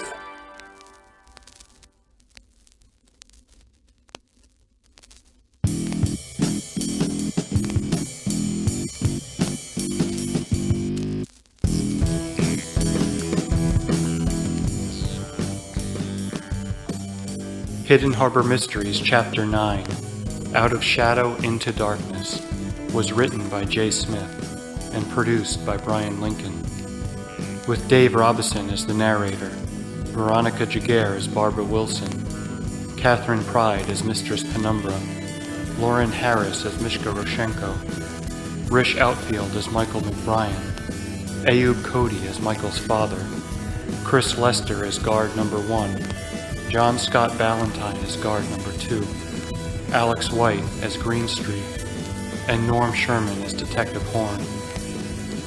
This podcast is released under a Creative Commons Attribution, No Derivatives 4.0 license. Closing music is Here We Go Again for the First Time by Juicy Melon Jim. This has been a Bryan Lincoln production.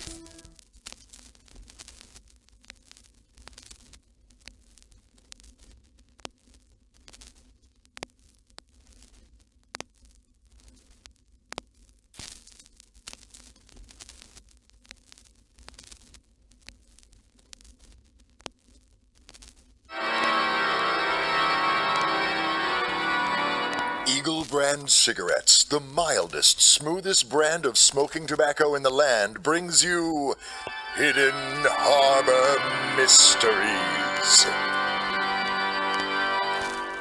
From his hospital bed, a former head of Hidden Harbor's underworld revealed the plot of mysterious Mistress Penumbra.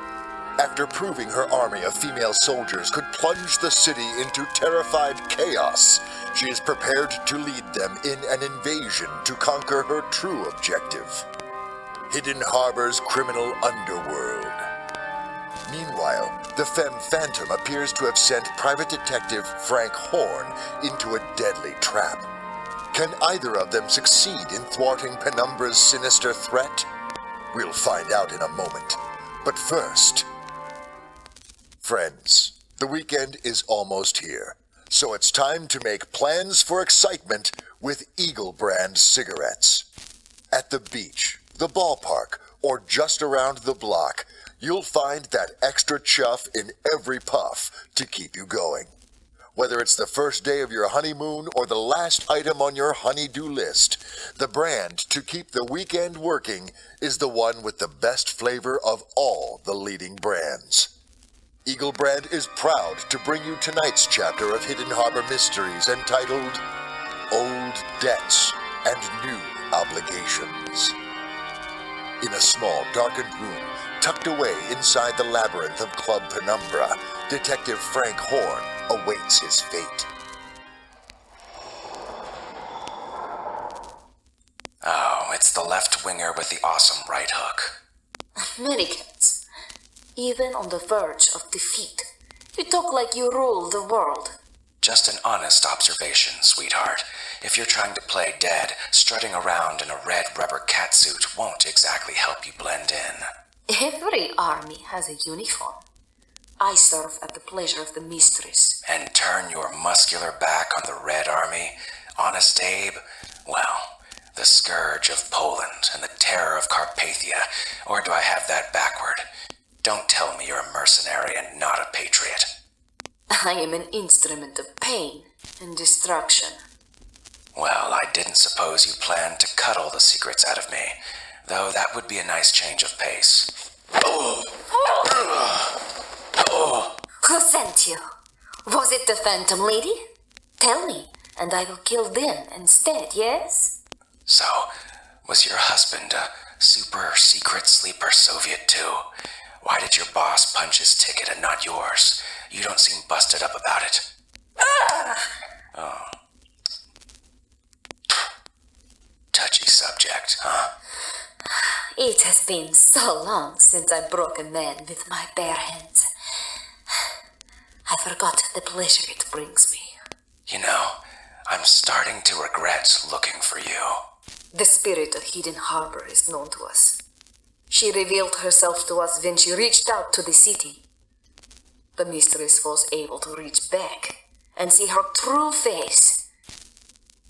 We may know more about your employer than you. So Penumbra's behind the riots and the whole shebang, huh? All them waitresses and coat check girls, dime dancers, and the arm candy draped across fat laps. They're all part of Penny's all-girl kill squad. And you're gonna take over Hidden Harbor? That's her plan? I would not worry about the Mistress. Her plan is underway. Even now, The first pawn is about to fall. You're a stooge to a kinky madam, and I'm the pawn? Of course not. I am, as she says, a rook, keeping the knight in check while the queen and the bishop take out the queen. That's a classy way of putting it, Dollface. But I'm a big fan of the chess match myself, and there's a little something I know about the game, too. What is that? The sacrifice play. I will kill. Sorry, sweetheart. You're the exception to my rule about a soft hand for the fairer sex. You weren't fair. Besides, you can't protect your queen if the knight still has a move on the board. Meanwhile, inside the granite and steel fortress of Hidden Harbor's police department, an old man in prison coveralls sits impatiently. For decades, Willie German ruled from a throne of concrete and rebar, gobbling up all the construction work in the city. Through bribery and coercion, German had been above the law, until one egregious act could not go unpunished. German is unaware that the act that put him in jail is not the simple assault of an associate on a busy city street, but an act of cruelty, long forgotten by everyone but the woman who set out to take revenge for it.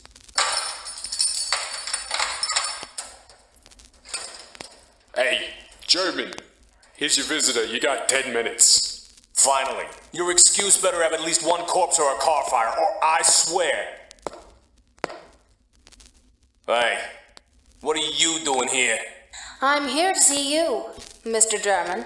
What do you mean? I don't need you. Well, maybe after I get out of here. But where is Kenny? I need my law dog. Thank you, Officer Pangborn. You may go. I asked you a question. But you haven't even invited me to sit down. Poor manners. I've never been inside a rat cage before. Quite cramped and stuffy. I'll ask you one last time before I slap the smug off that sour kisser. Mr. Pachuco is not representing you anymore. I am. You? I didn't know you got a law degree. As you know quite well, I am skilled in quite a few complex disciplines. Yeah. Hey. What's this all about? How long have you been a guest at my club, Willie? 15 years? All these years you managed to buy up all the construction work in Hidden Harbor. I still want to know what's going on, lady.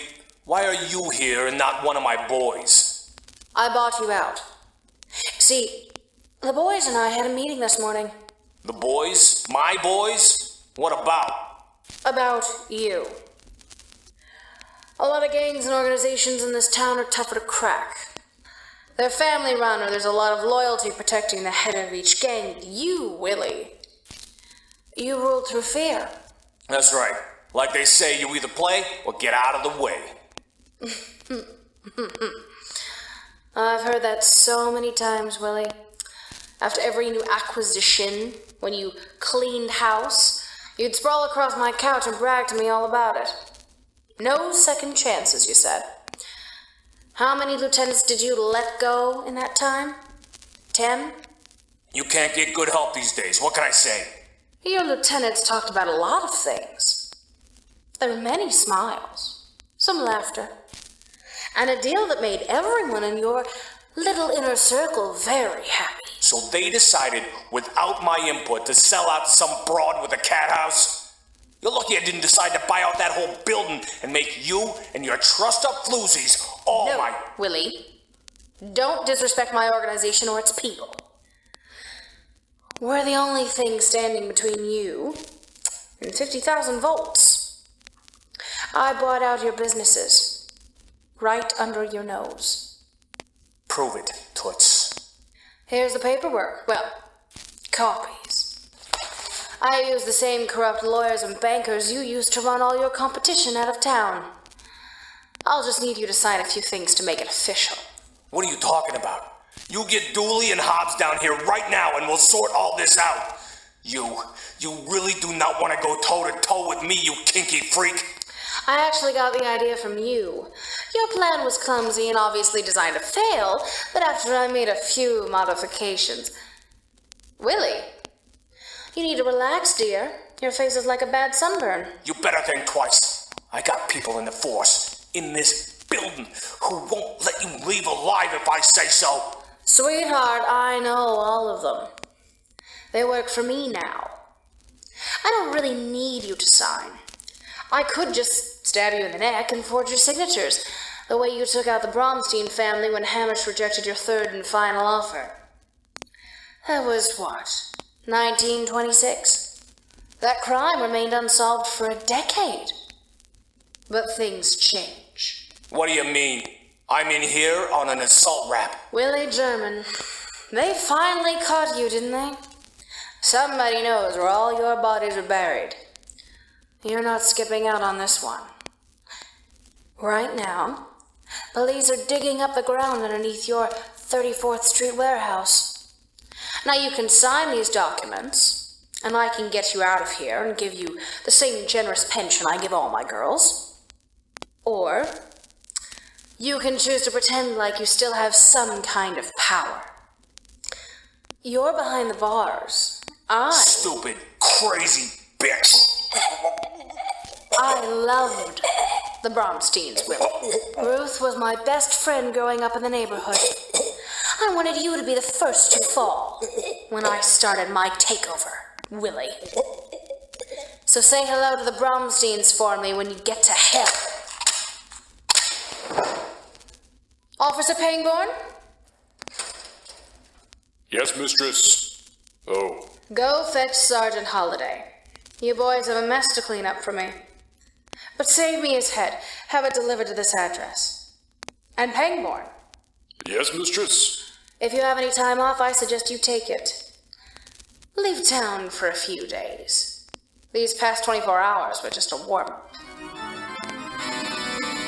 Following her revealing interrogation of Michael McBryan, the Femme Phantom has returned to her stately manor in downtown Hidden Harbor in her guise as socialite Barbara Wilson. Accompanied by her stalwart associates, Cat Sparrow and Caspar Dixon, our heroine is determined to get to the bottom of Mistress Penumbra's plot. As they arrive through their private entrance, they are surprised to see the manor packed with frightened friends and neighbors. What's this? It's like Hidden Harbor's elite stopped by for tea. Why are they here? Come into the parlor, my friends. I'm not ready to see anyone. Casper, did you stow away my costume? I handed it off to Craig. He's taking it to the lab for improvements. You're right, Barbara. It looks like the Wilson Foundation members. The Getz Museum Board and a few city councils there, too. I can see Foster. He looks beside himself. Should I help Foster handle them? No, I need you here. Keep an eye on him from the door, Casper. No one will recognize you. He's out to sea without an oar, Barbara. Even though you were able to keep the city from rioting, the people are still terrified, trying to clean up the damage. That's what we're trying to deal with here. Yes, as the Femme Phantom. But the city also needs Barbara Wilson. Does Foster even know you're safe? He hasn't seen you since. I don't need a lecture right now, Casper. What I need are answers. Has Detective Horn checked in yet? No, but I do have some information that makes sense of what McBryan told you in the hospital. I just got word that Willie German was found dead in a holding cell downtown. German? He's been dodging justice for years with his slippery gang of lawyers. He fed a lot of inspectors and union bosses with cement shoes. It hasn't hit the wire yet, but I got a feeling this is just the first mysterious death we're going to see in Hidden Harbor. Watch out, here comes old Fancy Pants. Oh, thank God. Barbara, you're safe. Foster! Yes, Oh, my dear, you look a wreck. Last I heard, you were heading into that dreadful disaster at the city mission. I thought you were... No need to fuss over me, Edwin. As you can see, I'm... Oh! Well, there's no need to, cling to me like I'm a raft at sea. I'm still flesh and blood. Oh, my darling. I was lost thinking you were hurt, or worse. Then I heard a voice strangely like your own, comforting me. I thought for certain it was your spirit. He certainly did miss you, Miss Wilson. Any closer and he'd be behind you. Casper. I appreciate your concern, darling. Certainly, many of us are afraid of what's happening in the city. What is happening downstairs? I've asked board members to assemble in the library tonight to discuss the immediate needs. There are dozens of people displaced from the mission, and the fires downtown have left people homeless. Many will be out of work. They all had a moment of hope, as I did, as we all did. But that hope dies in the reality that all they have is gone. Well, you're a good man, Edwin. Kat? Yes, ma'am. Please assist Mr. Foster in his arrangements. Very well, miss. But Barbara, the board needs your input on several matters, not the least of which is the release of funds to assist the recovery and, oh, goodness me. I'm such an absent-minded fool, Barbara. One moment. What is it, Foster? Miss Schwerin. Rocker. Back here, please. What is this, Edwin? Who? I was so excited to see you safe that I forgot that a woman acquainted with your late father arrived to speak with you. My father? Who would come to... Guten Abend, Fräulein Wilson. I'm here to unite you with your father. I know that face. Talon. From our psychic link. What? I say, where did you get that machine? Get down!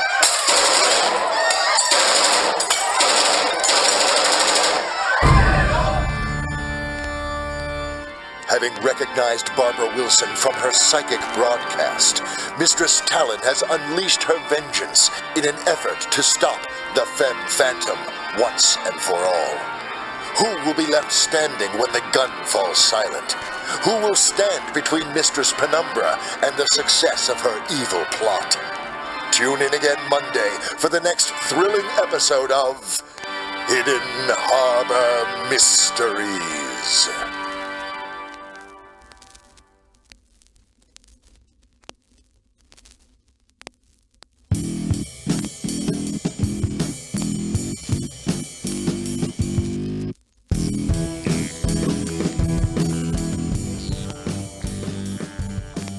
Hidden Harbor Mysteries, Chapter 10, Old Debts, New Obligations, was written by J. Smith and produced by Bryan Lincoln. With Dave Robison as the narrator, Veronica Giguere as Barbara Wilson, Kathryn Pryde as Mistress Penumbra, Laura Nicole as Cat Sparrow, James Baxter Patton as Casper Dixon, Johnny Feisty as Foster, Lauren Harris as Mishka Roshenko, M. Siero Garcia as Mistress Talon, Alex White as Officer, Pat Crane as Willie German, and Norm Sherman as Detective Horn. This podcast is released under a Creative Commons Attribution, No Derivatives 4.0 license.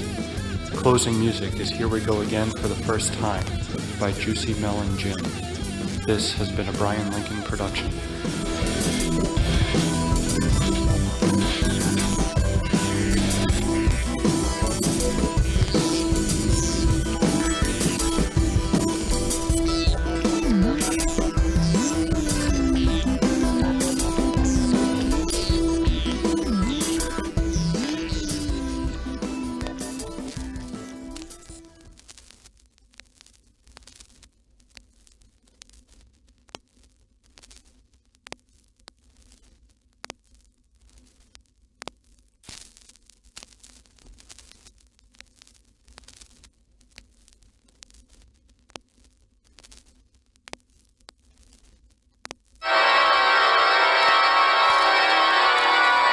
Eagle brand cigarettes, the mildest, smoothest brand of smoking tobacco in the land, brings you Hidden Harbor Mysteries.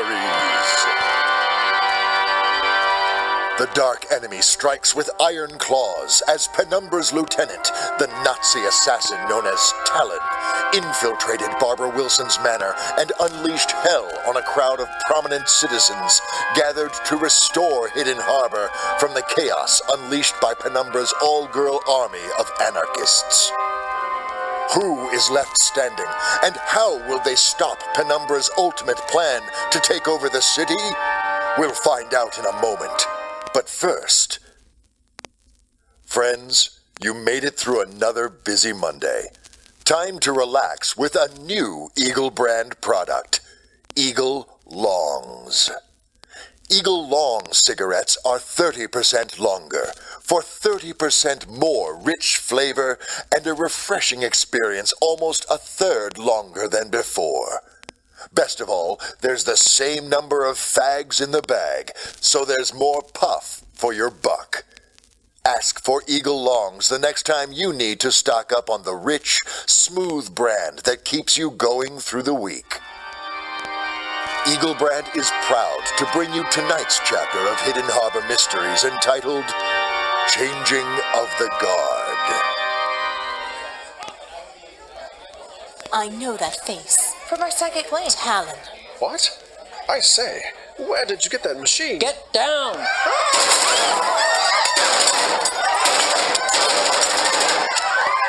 Yes. Come here, you. Unhand me, pig. Get her. Don't let her get out the front door. Stop. In the name of the law. Too many people, Chief. You won't get a clean shot. Tackle her. Foster! Oh no. Cat! Check on Barbara. I don't... There! No, not you two. Thank goodness. Krieg! Stop that woman! Halt! Got you. Stop struggling, you wretched creature. Out of my way, off. I do not need a gun to best the likes of you. Heed, all of you. This is why I am called Talon. Aha! Krieg! She's getting away! Miss, where's... Oh dear. Is that Edwin Foster? Where's your phone? I'll call for an ambulance. I'll have every available man on the street hunting her down. Front hallway, Chief. Next to the bust of William Shakespeare. And you better call 2 or 3 of those wagons. How is Miss Wilson? She's out cold.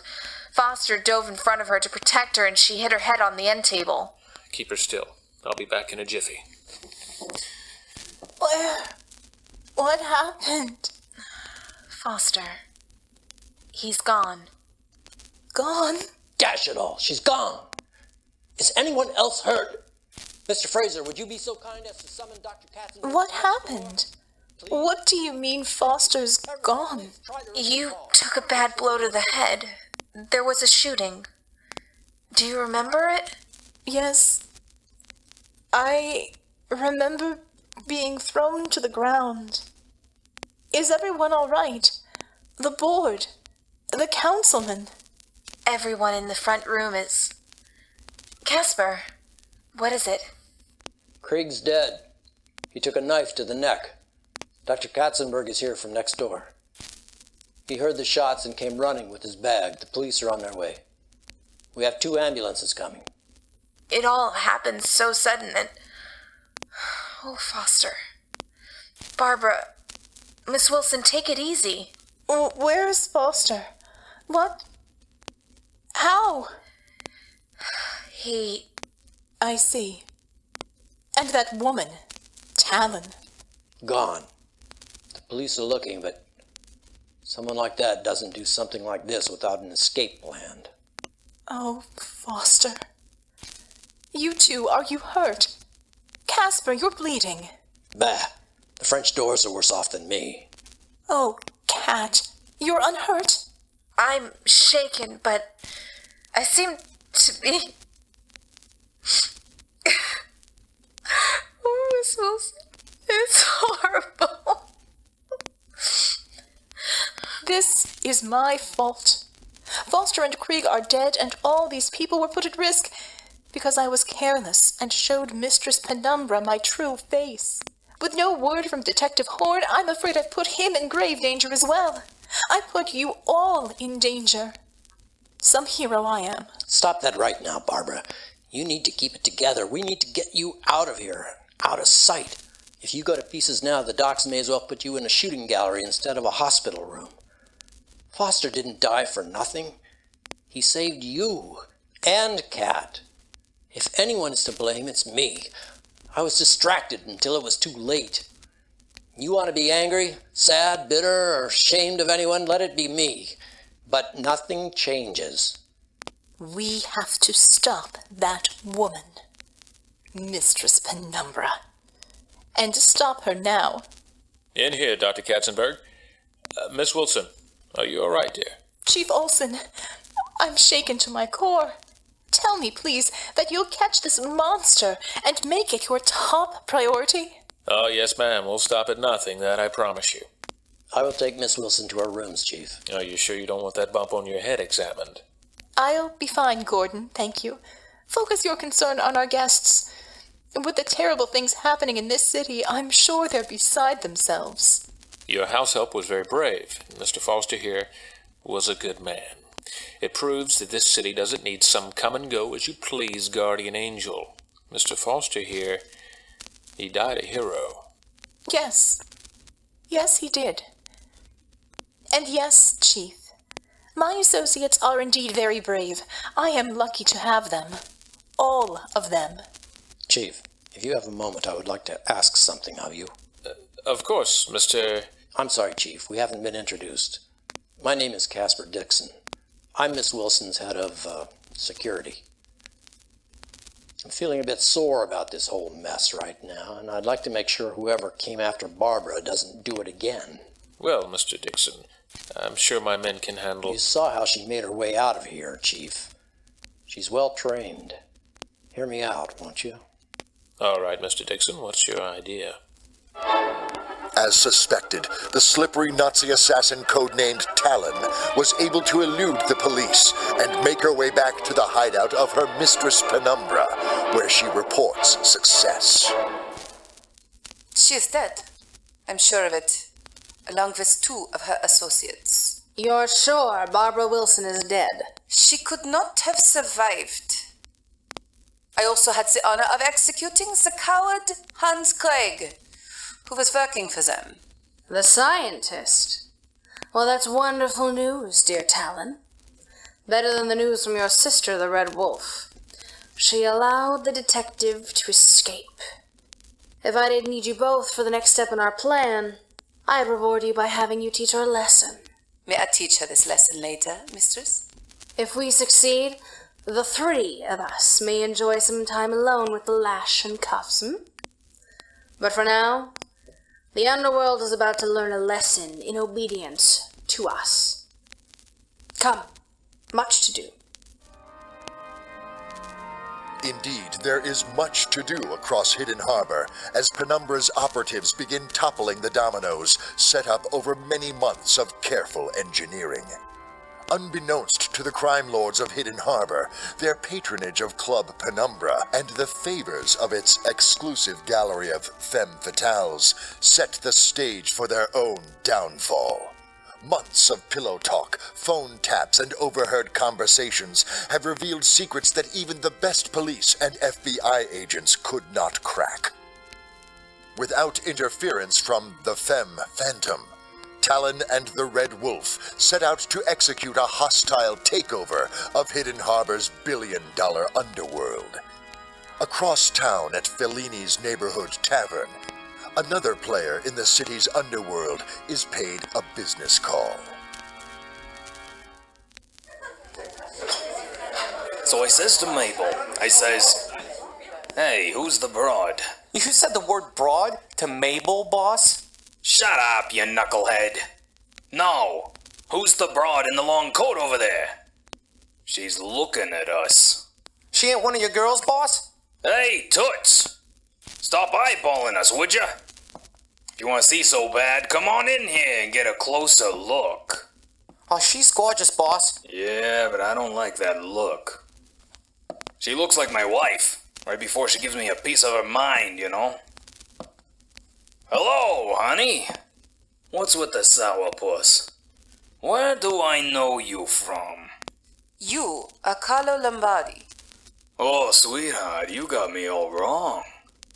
I'm Federico Fellini, wealthy young man about town.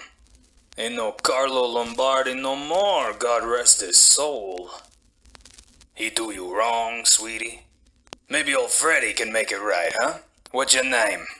I am Talon. Claw of the Iron Hawk, servant to Mistress Penumbra. You get all that, Dutch? We got royalty here. Your Arcados Lombardi and Mistress Penumbra tires of your efforts to intimidate her operatives. She has a message. Boss, she said Penumbra. Yeah, I heard that part, Dutch. That old broad's not a problem. I bought her off my case weeks ago. And another thing. Shut up. Yeah, boss. Not surprised the old broad is tired. Maybe she should spend less time messing around in my business and more time off her feet, you know what I'm saying? Oh, come on, Kaiser Cream Puff. Show me 1,000-year smile. Carlo Lombardi. You are no longer the head of the Central City Gang. Is that a fact? Who's taking over? You? No. Because it amuses me to make it so. Your Dutch here will lead the Central City operation. Dutch? Dutch? You must have bullhorns for brains. Dutch, you know anything about this? No, boss, honest, I swear. That's the message, huh? Well, I'm thinking of sending a hot, wet message back to Madame Rubber Buns. Wanna hear it? A delivery from my butcher shop on Parkway East. Brown paper sacks filled with pieces of her messenger girl inside. COD. Boys, get her out back into my car. Boys? Now what gives? On your feet if you want to get paid. Mr. Lombardi. Mistress Penumbra pays these men now. That a fact? Traitors, huh? Well, that's gratitude for you. I'll show you for selling me out to a two-bit old...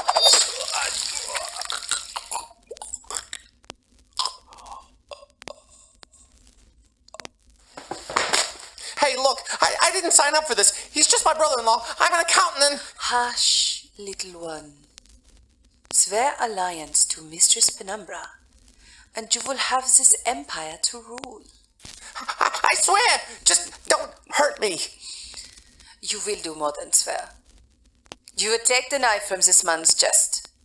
You will deliver only his head to this address by 11:30 tonight. No later. Understand? Yes. Yes, what? Cur. Yes. Mistress? Very good, boy. Gentlemen, clean this mess. Little Dutch here is your master now, and we have much work yet to do tonight.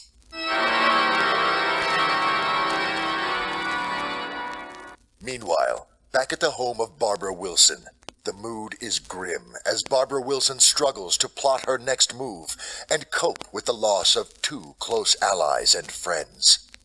Without her approval, Caspar Dixon has set in motion a plan to help relieve the pressure of their situation.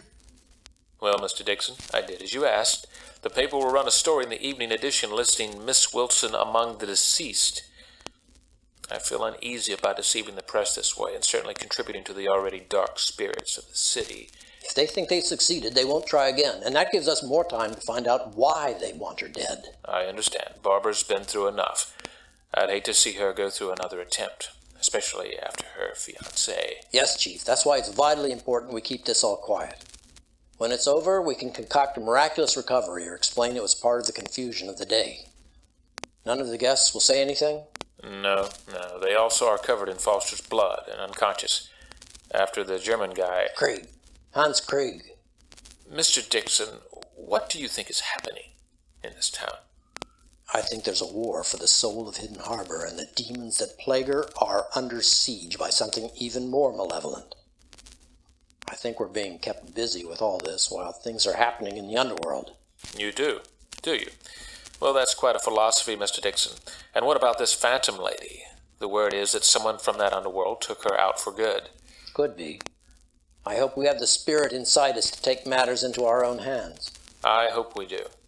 Well, please give Barbara my regards. I knew her when she was tall as that end table there. They say the rich don't know suffering, but that girl... Yes, Chief. I have to get back. Thank you. I'll be in touch, Mr. Dixon. Thank you. Kat, would you get the phone, please? I have to get back to Barbara. Kat! Coming! Sorry, I was making dinner for... Oh. Hello, Chief. Good night, Chief. Hello? Kat, is that you? Frank? Frank Horn, where are you? Where have you been? I'm glad I could reach you there. I heard there was a shooting. Are you okay? Yes, I'm fine, Frank. What about you? I'm banged up, but that's not important. I need your help. I'm at a phone booth near Woolridge and Crescent. Penumbra's dames were just here shaking down the mariner gangs at the docks. They're on their way up to Benson Heights to take out the head of the Cahill family.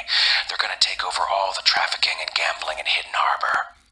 Slow down, Frank. I'm trying to keep up. I got information about the gang, and maybe I can get her on the inside before...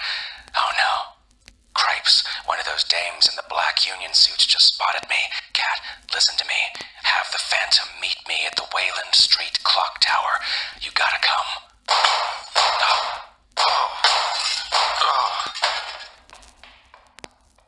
Frank? Frank!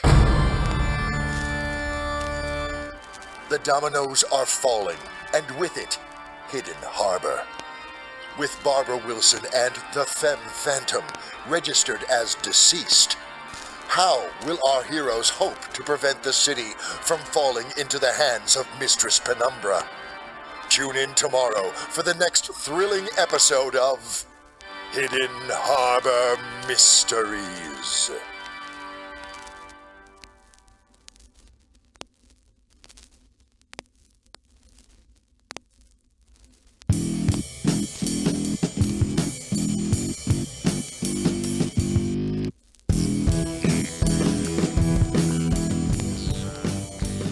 Hidden Harbor Mysteries Chapter 11, Changing the Guard, was written by J. Smith and produced by Bryan Lincoln, with Dave Robison as the narrator, Veronica Giguere as Barbara Wilson, Kathryn Pryde as Mistress Penumbra, Laura Nicole as Cat Sparrow, James Baxter Patton as Casper Dixon, Johnny Feisty as Foster, Brian Humphrey as Carlo, M. Siero Garcia as Mistress Talon, Rish Outfield as Krieg, John Scott Valentine as Chief, Pat Crane as Dutch, and Norm Sherman as Detective Horn.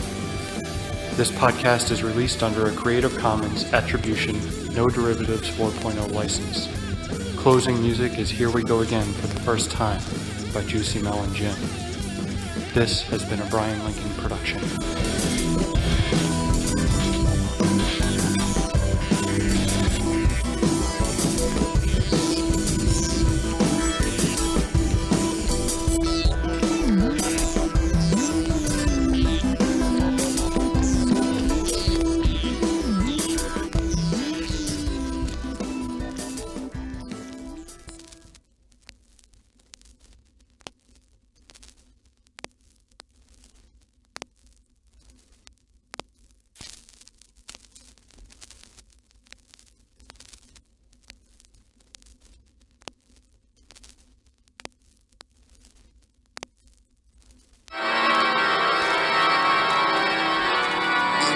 Cigarettes, the mildest, smoothest brand of smoking tobacco in the land, brings you Hidden Harbor Mysteries. Mistress Penumbra and her growing army of thugs and criminals are spreading out across Hidden Harbor, with the city believing Barbara Wilson, a.k.a. the Femme Phantom, dead. All seems lost until a frantic phone call from Detective Frank Horn offers a bit of hope to stopping Hidden Harbor from falling into the hands of dark forces. We'll learn more about this last hope in a moment.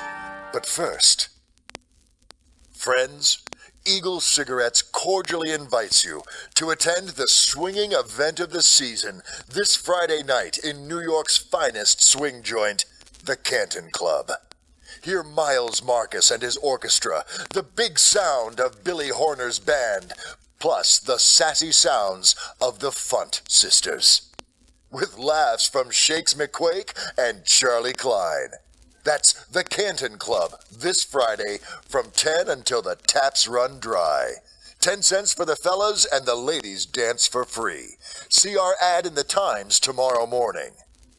Now, Eagle Brand is proud to bring you tonight's chapter of Hidden Harbor Mysteries entitled The Truce Banner.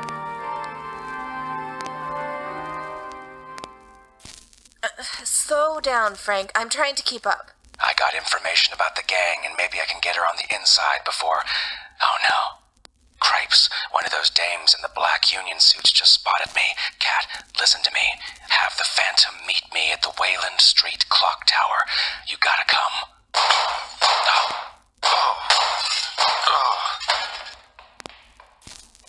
Frank? Frank! The Wayland Street clock tower. That's near the harbor front. So much for the Femme Phantom staying out of sight. Downstairs, in the training gymnasium of her stately Midtown manor, Barbara Wilson tries to focus on the mission ahead by sparring with her military mentor, Caspar Dixon. You're telling me where you want to strike. Don't be so obvious. I fight at night. No one can see where I'm looking. Right. Don't rely on that. A fight doesn't wait for the right moment. And it won't cater to your anger either. Again. Good. You're getting better at combining tactics. Someone practiced in one discipline will have a hard time... As I was saying, someone with one discipline will have a hard time anticipating you. But your exchanges are predictable to a skilled fighter. You dropped your sword. But it distracted you from...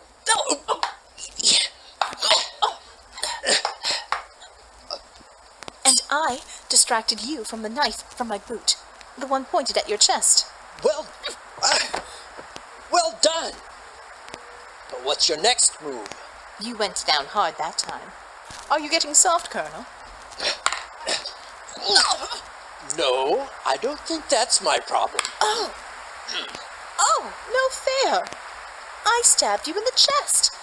Metaphorically. Yeah, well, I broke both your legs twice. Metaphorically.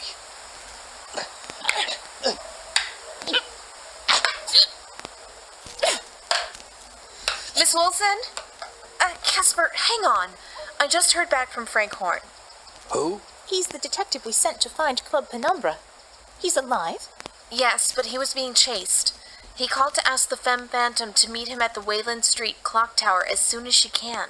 That's the one across the street from the old Harborfront Hotel. We have to help him. He's in trouble, and he may be the only person who can help us. Time to suit up? I think it's time we take her down. Soon, at the old clock tower near the harbor front, Cat Sparrow carefully navigates the dark and neglected staircase to the tower landing and the silent clockwork of the old harbor landmark. There, she follows a trail of fresh blood to a small utility room just beside the old broken clock face. Frank! Goodness! In here, Cat. Stay out of the light from the window. Oh, Frank. I'm so glad you're alive. Who's your friend on the floor? She was the only one who made it this far. I had to put her down, I swear. From the look of that knife in her hand, I'd say you made the right call. You hurt? Nah, a bit of lead grazed my shoulder, but it's all patched up. Thank you for coming. I heard about the shootout at your boss's place. I'm sorry. Where's your employer? I have important news. She's... dead, isn't she? What? Well, you hired me. You worked for Barbara Wilson, who wouldn't blink at a 5C retainer. The big bad I'm trailing just killed 3 of your employers. Barbara Wilson might not know her way around the poorer parts of town, but you grew up in them, Kat. But how? I'm a detective, Kat, but my kid brother could put those twos together, and it takes banging the rocks together in his head to remind him how to tie on his shoes. Now we're talking. It is true, Frank Horn. Barbara Wilson is dead. But I live. I'm sorry about your friends, Miss Wilson. But she's not... It's all right, Kat. Well played, Mr. Horn. So long as Barbara Wilson is dead, I believe our adversary will lower her guard. Call me Frank. And since you're here, the guy in the hallway can come inside too. Hidden partners make me nervous. How did you... I thought he was sent to keep an eye on you, sweetheart. But since Ghostly Gams is here too, I just need to make sure we're all accounted for. I must be getting old if you heard me. Don't take it so hard, Pops. I have real good hearing, and this joint's got creaky floors. So, the reason I called you here. You found Club Penumbra. Better. That Spitfire laying there with her head on backward, she told me about the headquarters for Penny's New World Order, the Harborside Hotel and Resort. If anyone wanted to move stuff in and out of the city, it's capable, but not the most secluded spot in the city. It's right in the middle of town, big convention floor on the main level, 3 massive kitchens and 6 ballrooms. Back in the day, it was the hot spot for Hidden Harbor. I guess with times being tough and the war. It's been empty for years, hasn't it? Yes. The city sold the property to AA Enterprises. It's been empty ever since. The War Department even checked it out because they thought it might make a decent shipping point for the war effort, but somehow they passed on it. Here's the fun part. Under the main convention floor, there's a secured winter mooring where some idle well-to-do stashed his 300-foot yacht over the winter. That idle well-to-do was my father. We maintained a suite there for friends of the family. Sorry, that nice, altruistic, well-to-do man moved the yacht 5 years ago, and the mooring's been empty ever since. Well, until a few hours ago, when cars started pulling up to the loading dock with more of those girls in black escorting some heavies inside.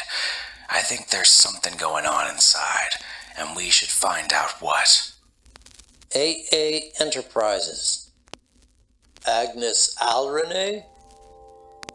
It has to be. Good work, detective. That's my job, boss. All right, my friends. Let's see what Mistress Penumbra is up to, and put an end to it. Meanwhile, inside that abandoned hotel and resort along Hidden Harbor, 11 of the 13 most feared and terrible crime bosses have assembled in a dark ballroom. They sit around an oval banquet table in the light of a grand hanging chandelier. In front of each is a festively wrapped box about a foot square, topped with a red balloon. These former rivals and bitter enemies mutter to each other, uneasy about the arrival of the occupant of the tall chair at the head of the table, and curious as to the identity of the occupant of the empty 13th chair. They do not wait long for an answer. Hey, Dooley. Gary Baxter.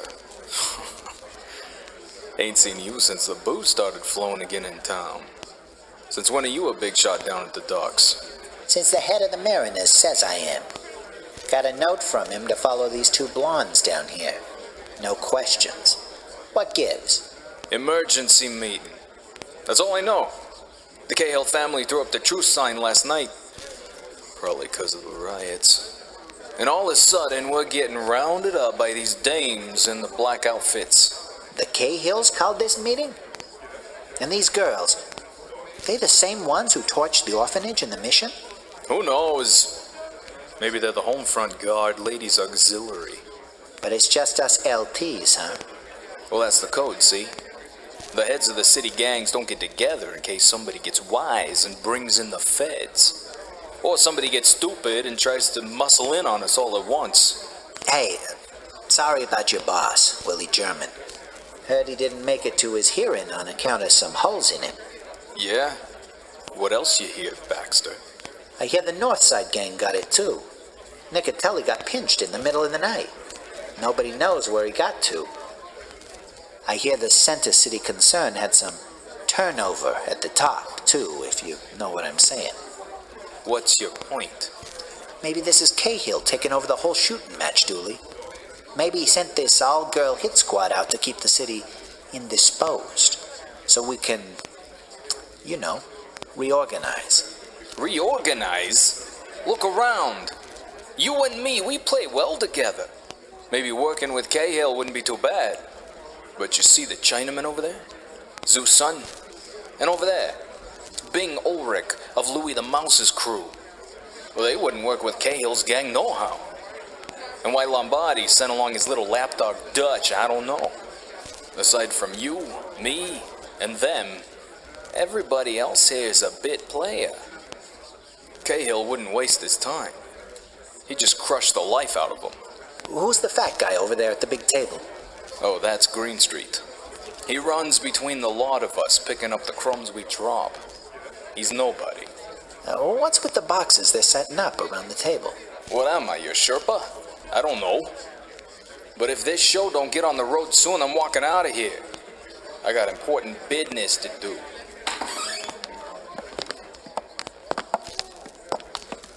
Hey, that guy coming in now. Ain't that Cirrus Cahill?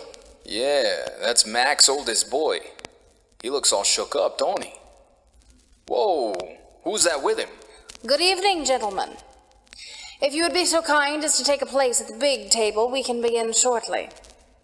Please note that your places have been marked with a small gift, a token of my thanks for coming on such short notice.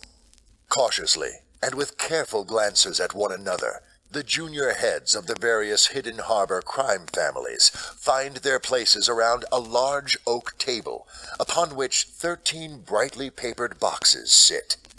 They are surrounded by dozens of armed female soldiers, keeping silent vigil in the shadows. From Chinatown to the docks to the smallest gang of extortionists, the 13 criminal leaders gather to hear why the largest family, the Cahills, have called them together. But it is Mistress Penumbra who takes the head seat, flanked by her own lieutenants, Talon and the Red Wolf. Gentlemen, most of you know who I am. You've spent many evenings in my company and care, sharing secrets and leaving clues that have led you all here. You're the lady at Club Penumbra, ain't you? Darling, I am Club Penumbra. And I am also the new head of the Cahill organization, which I acquired this morning. No more secrets, my friends. I've also acquired your operations. And as of now, you all work for me.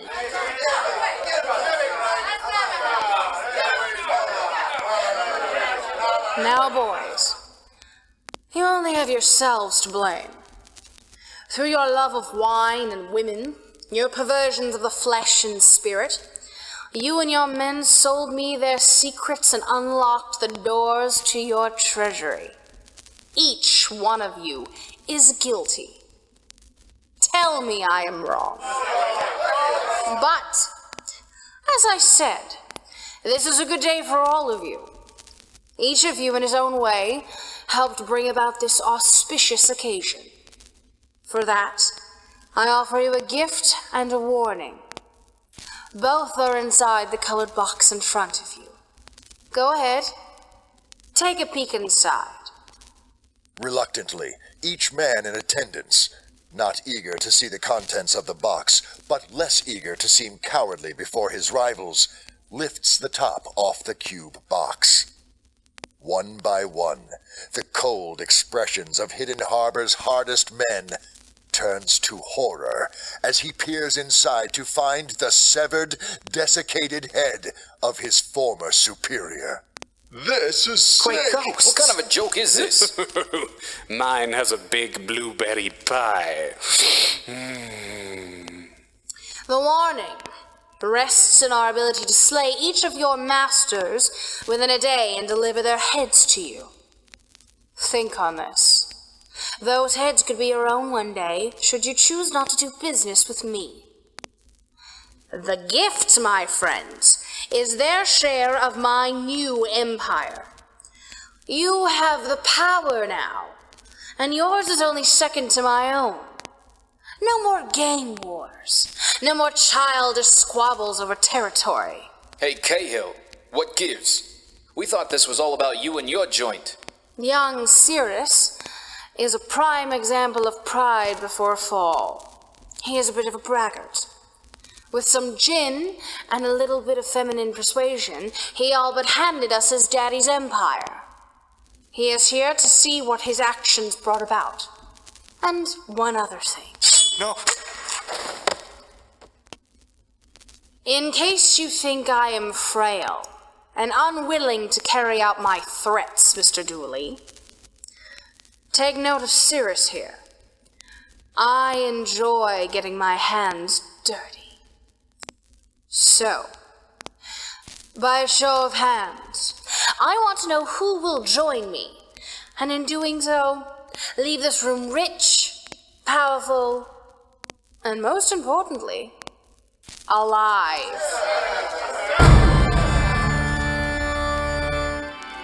The stage is set. With the heroic quartet of Caspar, Cat, Horn, and the Femme Phantom prepared to drop in on the most ruthless legion of criminality, only one side will remain standing. Which will it be? Tune in tomorrow for the next thrilling episode of Hidden Harbor Mysteries.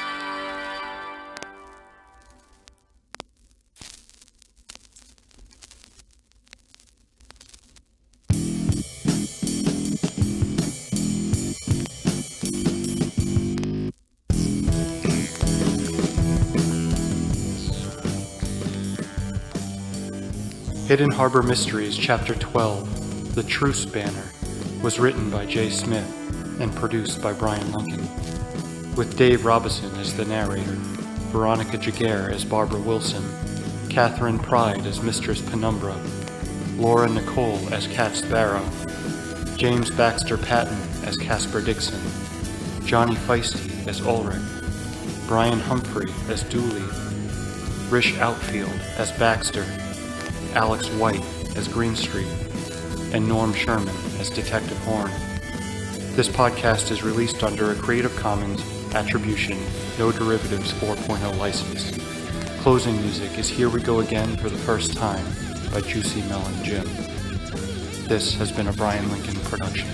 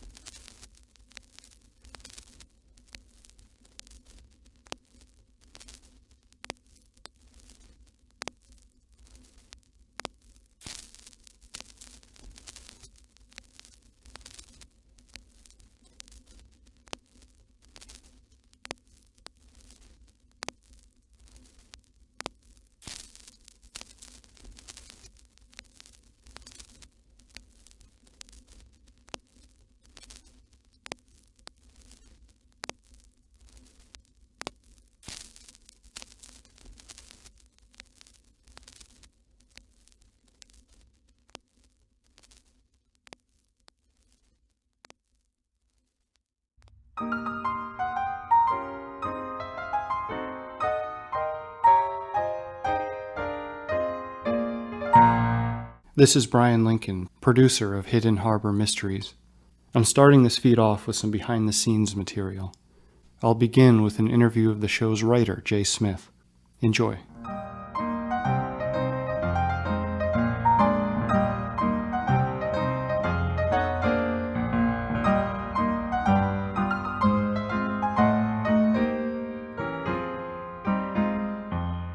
I'm here with Jay Smith, author of Hidden Harbor Mysteries. How you doing, Jay?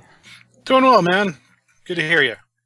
So I figure this is going to fall in the feed before anything else. So what do you want to say to listeners that just came to check out Hidden Harbor Mysteries for the first time? Well, I am very excited about what you're about to hear. It's one of the things about writing something like this, it never ends up the way you anticipate. And it's very cool that I was able to hand off a complete script to Bryan, who transformed it into something I think is better than what I really anticipated it being. So I think you're gonna hear a lot of echoes from the golden age of radio. You're gonna hear some new twists to the format that we've been trying to perfect for years. You're gonna hear some great performances, and I think you're gonna be a part of an engaging story that's gonna last quite a few weeks. I think 15 episodes. I think it'll keep your attention. I think you'll be really excited about it. I'm looking forward to it myself. Cool. What was the impetus to go for an old-time radio type thing? Is that based on what inspired you to get into audio drama type stuff? Yeah, I mean, I grew up listening to old-time radio, and the only modern equivalent into the 70s and 80s was the Canadian Broadcasting Company doing a show called Nightfall, which was really the first audio drama series, quote-unquote modern, that I experienced growing up.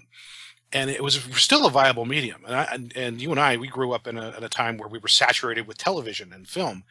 And that was the currency standard by which entertainment was valued. But I found that it was a lot cooler to be able to sit in a dark room and imagine all the scenes and the characters and, put it through my own personal filter. So as I grew up, I really wanted to write something that went back to the days of the Shadow and I Love a Mystery and Lights Out everybody.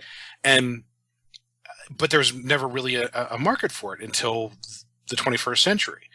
And it was great. It was just this opportunity because we have so many talented people in podcasting, audio novels, and audio drama these days that we could capitalize on the new audience and the new performers and the technology to come up with something that's just as good as what it was in the golden age, but also with modern twists.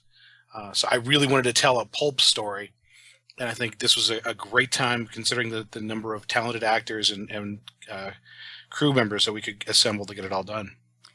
Did you have any sort of inspiration in terms of learning how to write audio drama? Because as someone who writes as well, it's always been interesting to me how you're able to pump these things out and have them sound like nice, concise episodes.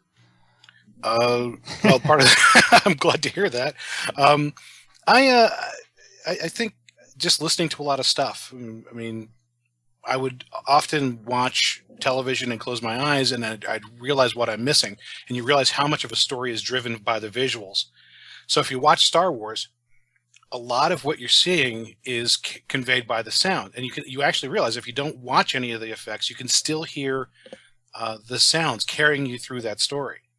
So if you listen to audio drama and you listen to some of the best filmmaking, you can cancel out the visuals but still feel what it takes to tell a compelling story just to the listener. So and when you're writing prose, you're almost kind of doing the same thing with a narrator. You have to take all of that information and put it through your mind's ear and your mind's eye to convey the story. So it wasn't that big of a transition, except for the fact that I went to college to become a filmmaker, realized I was a very bad filmmaker because I was always playing to somebody talking or something going on that didn't have any real dynamic visual element to it. So I retrained myself to not write as a screenwriter, even though I was really bad at it, and focus clearly on what would convey the story through sound. Well, one of the things, you had a great interview, we should probably link to it, of Dirk Maggs. Mm-hmm. And I've mentioned this several times on one of my podcasts, but I really liked his advice about avoiding talking heads, meaning you really got to have the listener visualizing where people are when the scene starts. Otherwise, they just picture talking heads. Yeah. And it's a challenge with audio because you can't, with video, you just, you start rolling and you just take in the environment, even if the actor's just sitting there doing nothing. Yeah. But in audio, you can't do that. You have to kind of start them off with something. It's very easy to fall into exposition where the old Superman cartoons where Superman he's on TV, but he's announcing what he's doing like a second before he does it. I'm going to fly this way. And he does it. It's really not necessary, but that's kind of a holdover from the golden age of radio.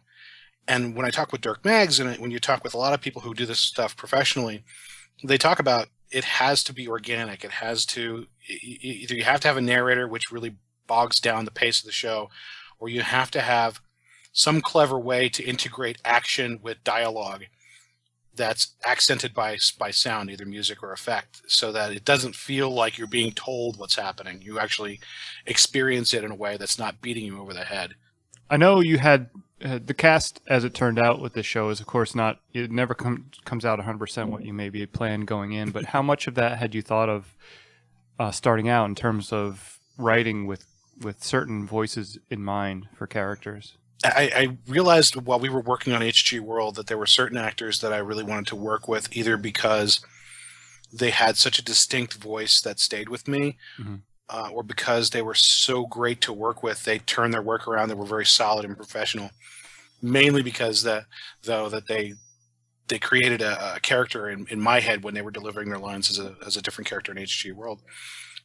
So as I was writing Hidden Harbor and getting deeper into the story, I would write a few lines and someone from HG World would pop into my head. And so as we go through, I think I gave you a full cast list of all the major characters when we first started, and it was, this is my Christmas list. Yeah. Let's see who we can get. Yeah, and like you said, some folks it didn't work out. They just, for availability, or they just didn't feel it themselves. They were able to carry off the voice.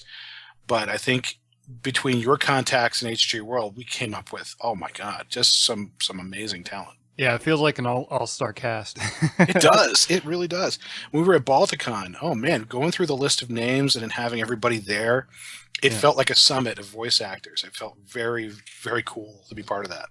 Yeah, something I was very strict about when I was filling out the cast was I needed people that were experienced. I knew they knew how to record. I knew they had enough background to understand why they might be approached for a retake and not take it personally, because that surprisingly happens. Imagine that. Yeah, right. Stuff like that. And so it, I've done a lot of stories for a long time. This interview is about you, of course, but it's just with actors, you learn who's reliable and who gives a solid performance, and it's just so much fun to get material from them. So. Yeah, it's great to hear the first takes. We did a couple of rehearsals. It was fun to hear everybody try and get their head around the material and try and find the character while they were building a relationship with the other actors. And that was the first time since I started hearing those relationships build, and that strengthens the character bond. That helps to sell the story. Because in HG World, how many hours have we invested, you particularly, in trying to get people who are in different time zones or different parts of the world, trying to make them sound like they're in the same room together when they have never acted together. They don't know how to feed off of one another. I think in this case, you really hear the difference. You hear that Veronica and Laura actually rehearse this, and they have a relationship on and off microphone that translates to the story. I think when they came on board, they were very clear. You made it perfectly clear that we needed to sell the sound. We needed to sell the realism of being in a studio together for a live broadcast. We wanted to go back to that 1930s, let's hurry up and put on a show kind of vibe. And they took that to heart. They actually took the initiative, and I guess they spent time offline talking about how they were going to approach each other's roles, so they had a clear approach and could respond when necessary to each other's emoting emotions and such.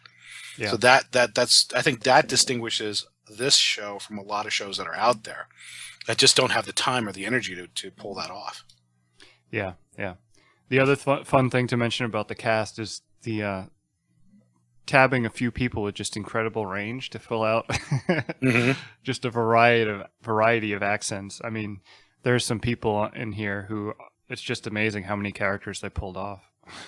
Yeah, those are the guys who were worth their weight in gold back in the golden age. Those are the guys who were studio character actors, and you can't really find a lot of those guys these days. So you turning up those actors who could do 6 or 7 voices and do them well, that was a major find. That was a major coup. Yeah, that's one of the most fun parts is you're like, I wonder what that's going to sound like. I know they're good. Mm-hmm. The other fun part was the some of the characters really going for sort of the old time accent, the transatlantic type thing, and for example, the voice we got for Penumbra, I just love the accent she chose. Yeah, we've been fanboying over that for quite a while. since you brought her on board, she just blew us both away. Yeah. And that's important. You can't sell the story without having a strong main villain, and you have a really strong heroine in Veronica. Yeah, absolutely. So the two of them, there's just that energy that I'm looking forward to hearing that final battle. Yeah. Oh, it's good.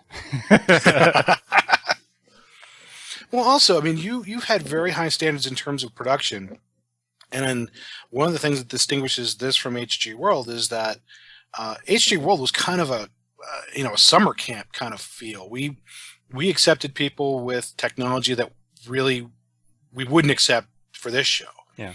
And we wanted to bring people in who had good voices, who wanted to learn the craft, almost a pendant audio kind of feel, to apprentice and bring them through the system and counsel them.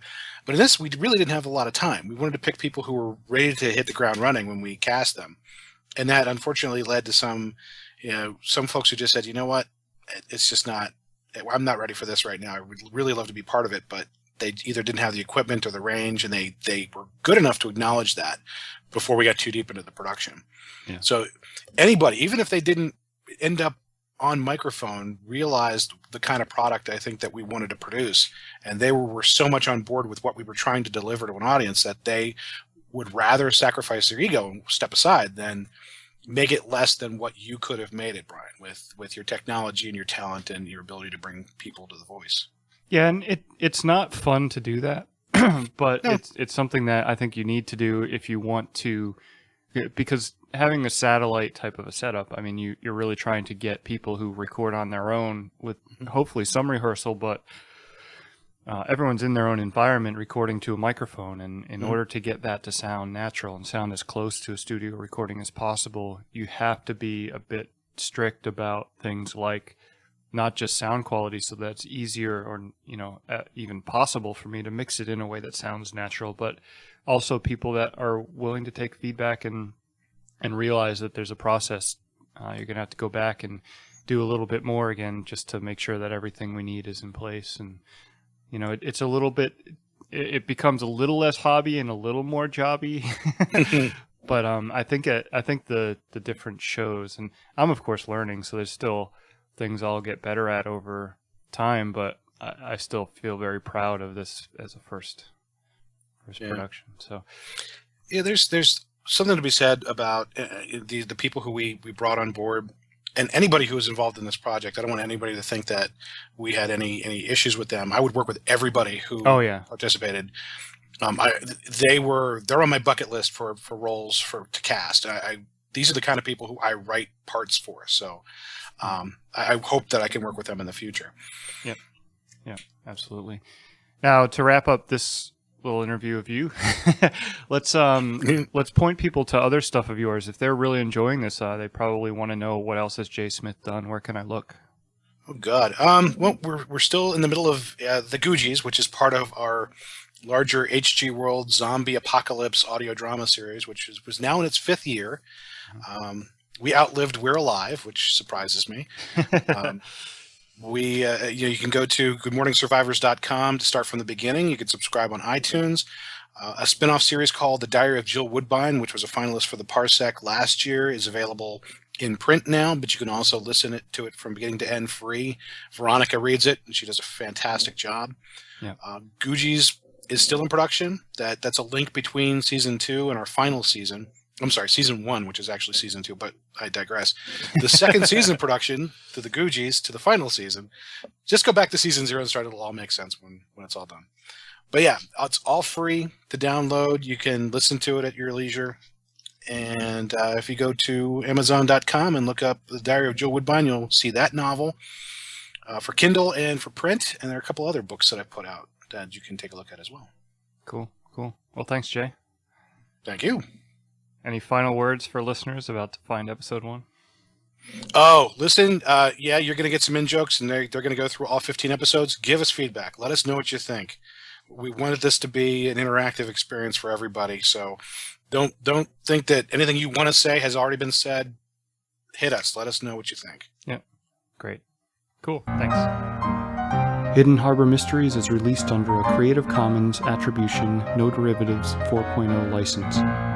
Find out more about the show at hiddenharbormysteries.com. Find more of my productions at lincolnaudio.com.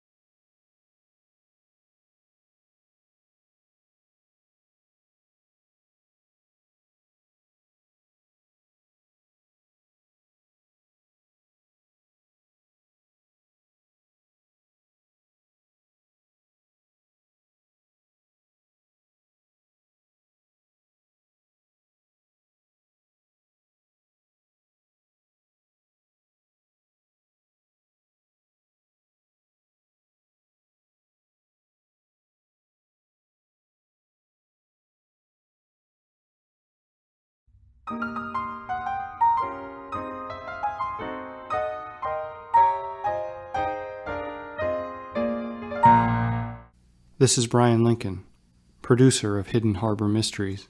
We're back with another interview. This time, Jay Smith has turned the mic around and interviewed me about producing the show.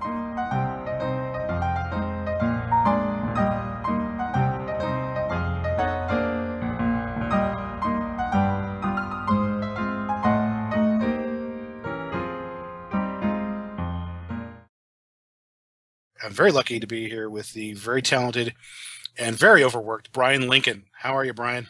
I'm great. How are you? All right. Need a nap? You good? I just woke up, so I'm good. Oh. It's about 5:30 in the evening, but I work a night shift during the week. Yeah, that's something I wanted to talk with you about, because you are not starved for work, and yet you pull a third shift. Yeah. And how do you keep up this energy to get through this mountain of work that you have? Honestly, it's part of it is knowing the fact that, because I've made a lot of choices in my life, and not to get all dark and gloomy or anything, but I have a physics PhD, and I was in academia. My last position was a postdoc at Princeton, and I developed a love for audio, and I discovered that in order to pursue that passion, that academia was not for me, because it was a every moment you're awake gig, otherwise you were shirking responsibility type of feeling. And I'm a very hard worker on anything I'm committed to, so I just didn't feel right. And so I stepped aside from academia thinking, oh, maybe get an industry job or something like that in the sciences, and took a temporary warehouse job 3 years ago. And Wow. and I'm still working towards other ends, but I've been developing this audio background for more than those 3 years, well beyond that. It's since about 2009, so about 5 years I've been really into it. So part of my motivation to just buckle away every week is that I'm not where I should be. You know what I mean? I either need to make something out of this where it's really been worth the choices I've made, or I shouldn't do it. So that's kind of the impetus, and no one needs to feel sorry for me. I'm the happiest I've ever been. So it's been a great ride.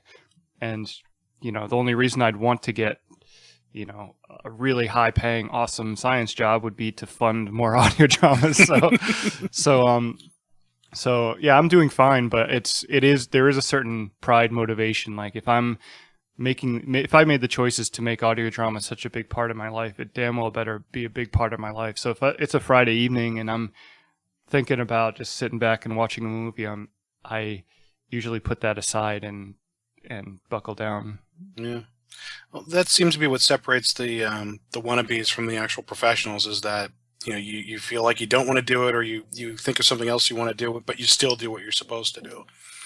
And the one I wanted to ask you is, why audio? I mean, it seems counterintuitive. You could very easily have gotten into video production or video podcasting. What drew you to the audio medium? I just listened to some audio stories. I've always had an interest in audio. Like I listen to a lot of heavy underground type music, and I just love that stuff. But I couldn't play an instrument to save my life, and so I've always been someone who, if I had that kind of a background where I'd learned guitar young or something like that, I'd probably be very artistically dedicated to something like music. But it just wasn't something that I had ever. Obviously, if I had that passion, I would have done it. But I listened to some of these stories, and some of the ones that jumped to mind early on were Metamore City by Chris Lester, and unfortunately reminded recently of Murder at Avedon Hill by P.G. Holyfield, who recently passed away. It's a very sad, tragic thing.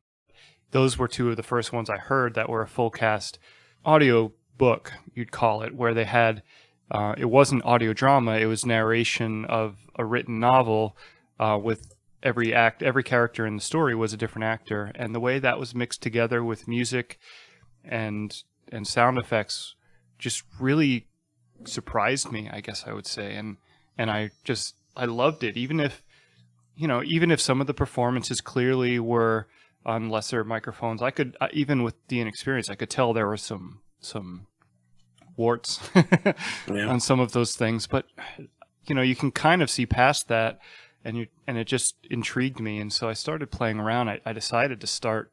I wrote a novel, which I had not podcast yet, but I've written.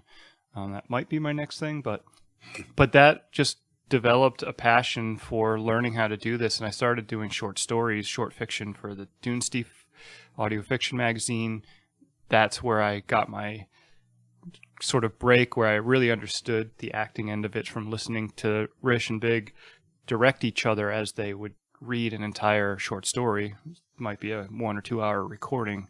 The way they corrected each other, the way they retook lines, really taught me how to perform for an audio piece on this side of the microphone. Because when you just hear the finished product, you presume that just comes out of people, and it's not even close. Oh, yes. And so from there, I got involved with HG World because I was really interested in meeting more actors, and I understand completely the benefit to lending my time and expertise to an established thing as opposed to trying to start from scratch and gather people. It just made a lot of sense, and that was a really great decision because I met so many cool people there. I've learned a ton from Michael Stokes. I've learned a ton from UJ, and that really was the reason I developed a love for audio drama in addition to the audiobook stuff. So I'll probably always do both, but this Hidden Harbor Mysteries was my first chance to sort of branch off and make something myself, which I looked at from the beginning as a way to prove that, as I said earlier, that quality is very important to me, not just for the listener, but to prove that it was worth my time to really dedicate a good solid chunk of a year to put these 15 episodes together. Yeah. That was quite of an investment, and I'll tell you, it was very difficult for someone like me to finish a script and then hand it off completely to someone for total creative direction. And I didn't have. It's not that I didn't have faith in your ability to carry out. It was just my lack of faith that I could put my ego aside enough to allow you to do that without any undue interference. One of the things I was most impressed is that you seem to have a binding vision for how this show is supposed to sound. And we met initially, and I had my idea of how it should come about. But what you did after it was handed over to you was you seemed to latch onto a particular style. And I'd like you to tell me a little bit about your thought process and how to approach the whole show and what you thought you could make the show sound like between a cross between old time and modern. Yeah, it's an interesting balance because you're not going full on old time, because I use a lot of modern sound effects, but at the same time I wanted to at least give the feeling of an old time show in the sense that if you listen to a modern show, like if you listen to We're Alive, which we mentioned, I think in your half of the interview, you really hear people moving around in the scene, the footsteps. They're really they spend a lot of time on the footstep Foley. That's probably half of their sound effect work. There's videos. I mean, it's really incredible what they do. They started doing what I've done with this show, which is when footsteps appear, it's, downloaded footstep effects. That's only a couple instances of me actually walking around, just because I don't have the ideal microphones and setups to do that. That's to be done eventually. But since I'm not trying to have every single motion or whatever choreographed in terms of what people are doing, I consider it more of if you had a bunch of actors and there was a Foley stage next to it.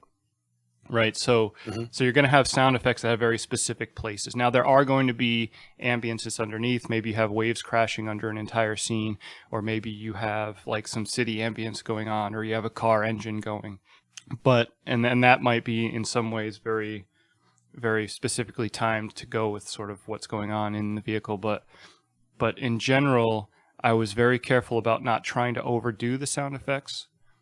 I think the most dense sound effects involve any of the fighting.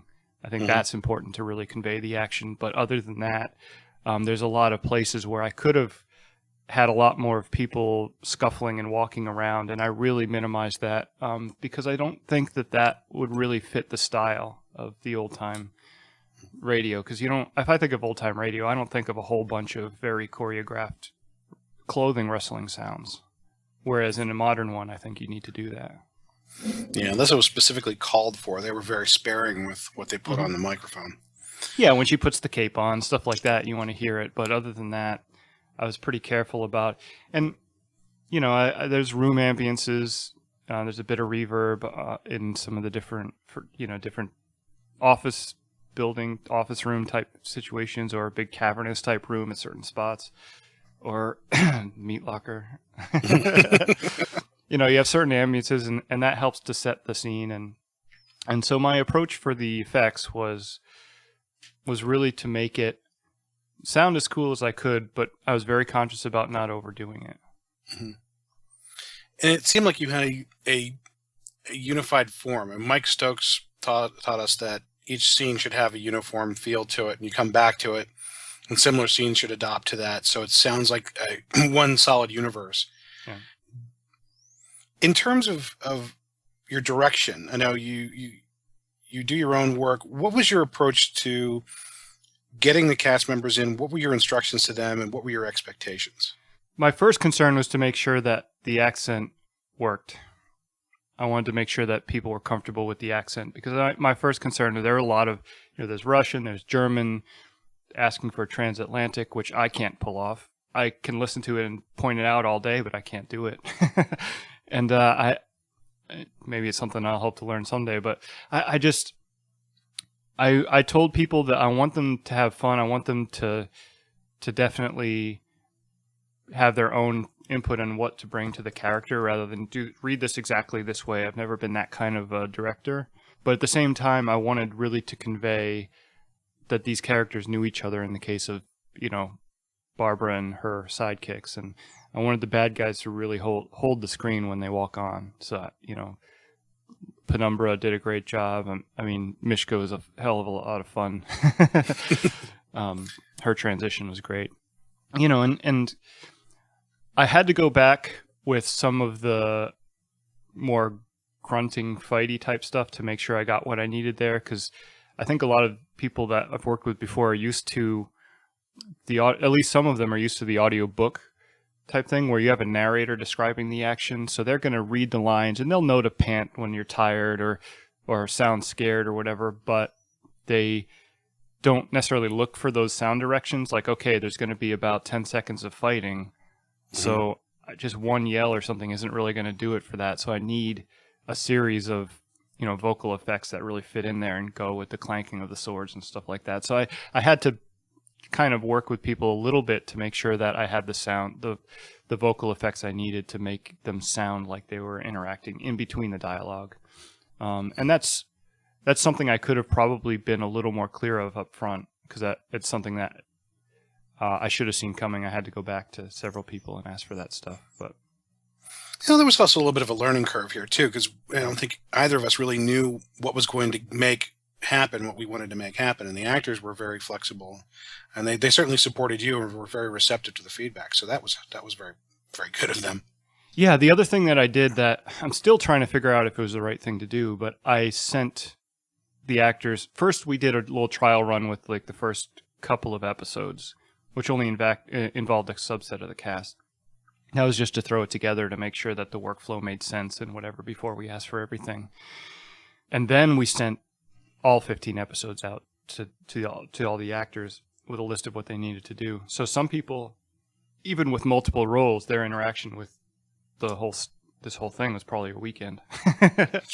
Yeah. You know what I mean? And so I think there are advantages and disadvantages to that. The reason I did that was I really didn't want to have a situation where production got held up because somebody got really busy for a month or two and we're in the middle of it. I really wanted to have strict deadlines, and that's part of the reason some of the cast had turnovers, because people couldn't meet that deadline. But if they had already been in episodes, then we would have been stuck and we wouldn't have the show out yet.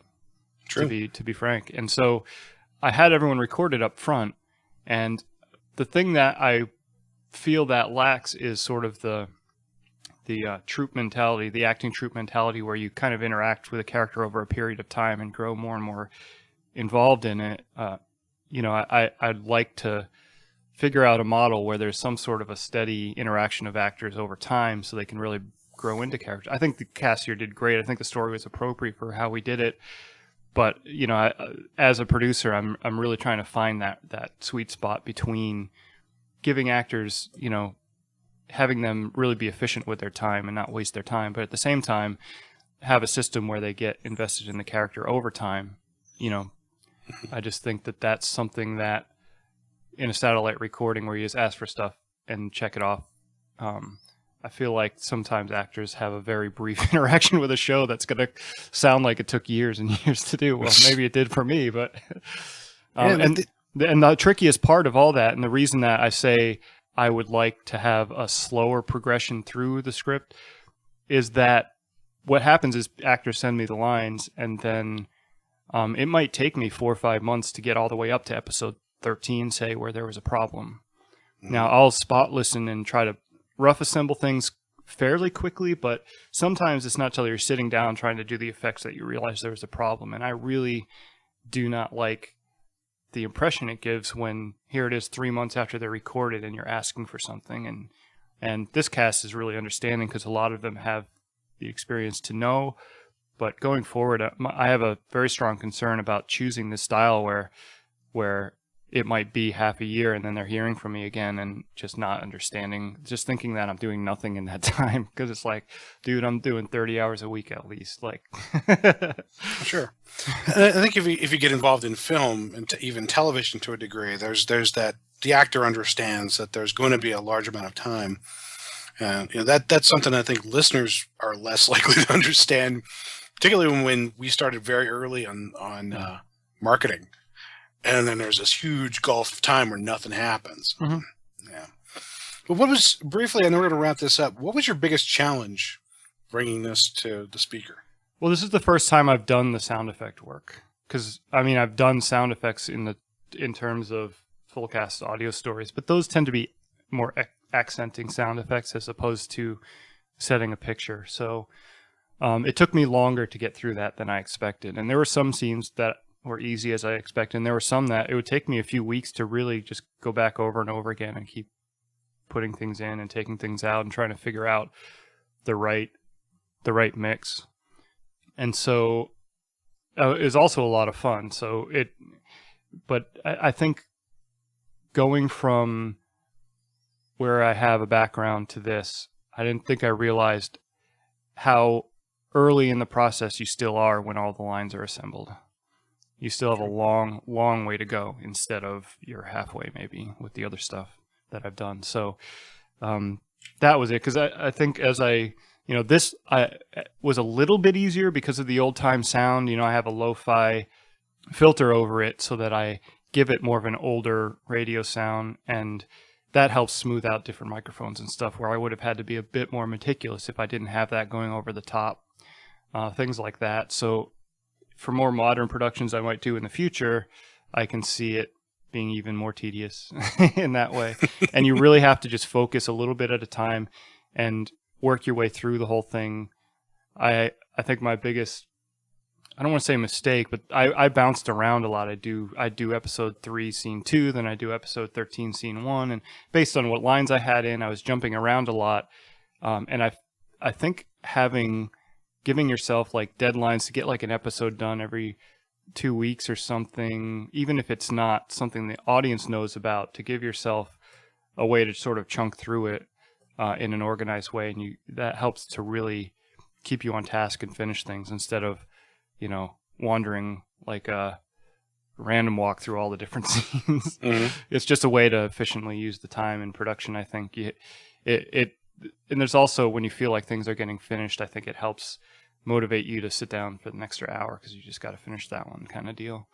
So that was the biggest thing for me, is learning the workflow and learning how to really see the forest from the trees type of thing, you know, or not, you know what I mean? Because it's very difficult to judge what you've put together. If you're saying, I need a sound effect of X, and you go find 2 or 3 and you're like, oh, this is probably the best one, and you put it in there and you're like, okay, there's the sound effect of X when it goes off, and everyone else is like, what the hell is that? Because you know what it's supposed to be, so you're biased. You can't have that raw listen where you paint a picture based on not knowing what's coming. It's hard to anticipate that sometimes. So that's why, you know, I need people like you to listen through and tell me when something just is weird, because it's possible that there's a sound effect that just it was rushed, or it was just didn't work because it's not conveying the right picture. Okay, well, wrapping up, what's next for you, and where can we find you in your other projects? Well, the best way to keep track of what I'm doing is to go to lincolnaudio.com. That is where I'll link everything I ever produce there. I call myself Bryan Lincoln Productions, and that's includes free short fiction, full cast, and straight read. It includes audiobooks that I've narrated on Audible, or audiobooks that I've produced that other people have narrated on Audible. And it'll obviously include Hidden Harbor and any other audio dramas and audiobooks that I do. I'm probably going to do the novel I wrote next, but I have no idea how long that will take, because that's going to depend on certain things. I have to still cast a couple roles and whatnot. So I don't want to give a date on it, but that's probably my next major project, is going to be a story called Malcontent. And after that, I am writing an audio drama that I have in mind. I don't know whether that'll be you know how anyone who's a creative person has 4 or 5 different things in the back of their mind. I have ideas, but I have a feeling I'll probably be bouncing back and forth between an audio drama and audiobook going forward.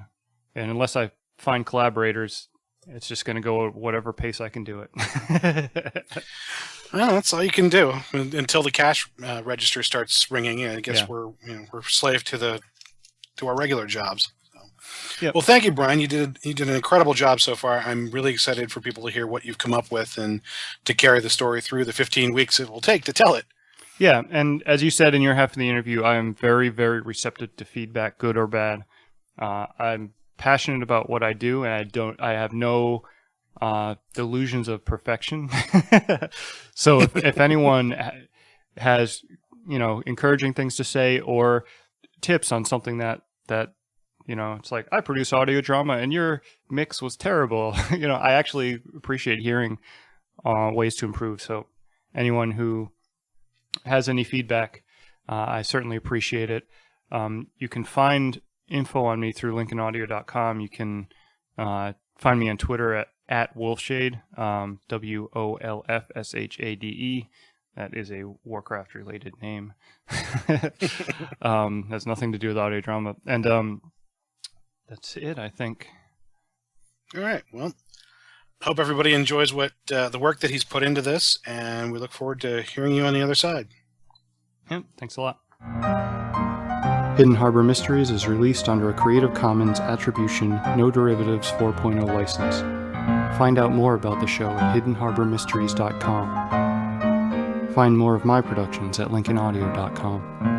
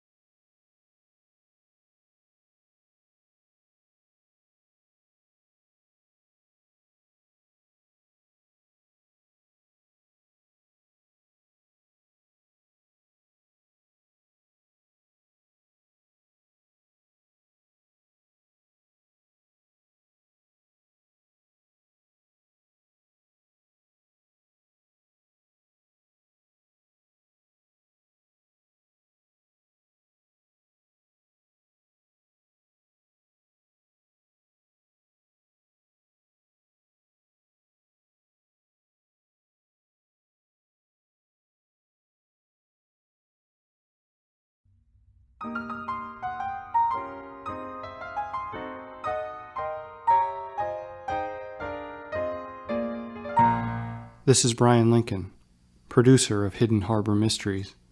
In this behind-the-scenes episode, I'm interviewing some of the cast. I'll be talking to them about the show, then highlighting some of their other work, which I can't recommend to you enough. First, we have Veronica Giguere, who played our heroine. Then I'll talk to Kathryn Pryde, who played our villain. And finally, I'll talk to Dave Robison, who played our narrator.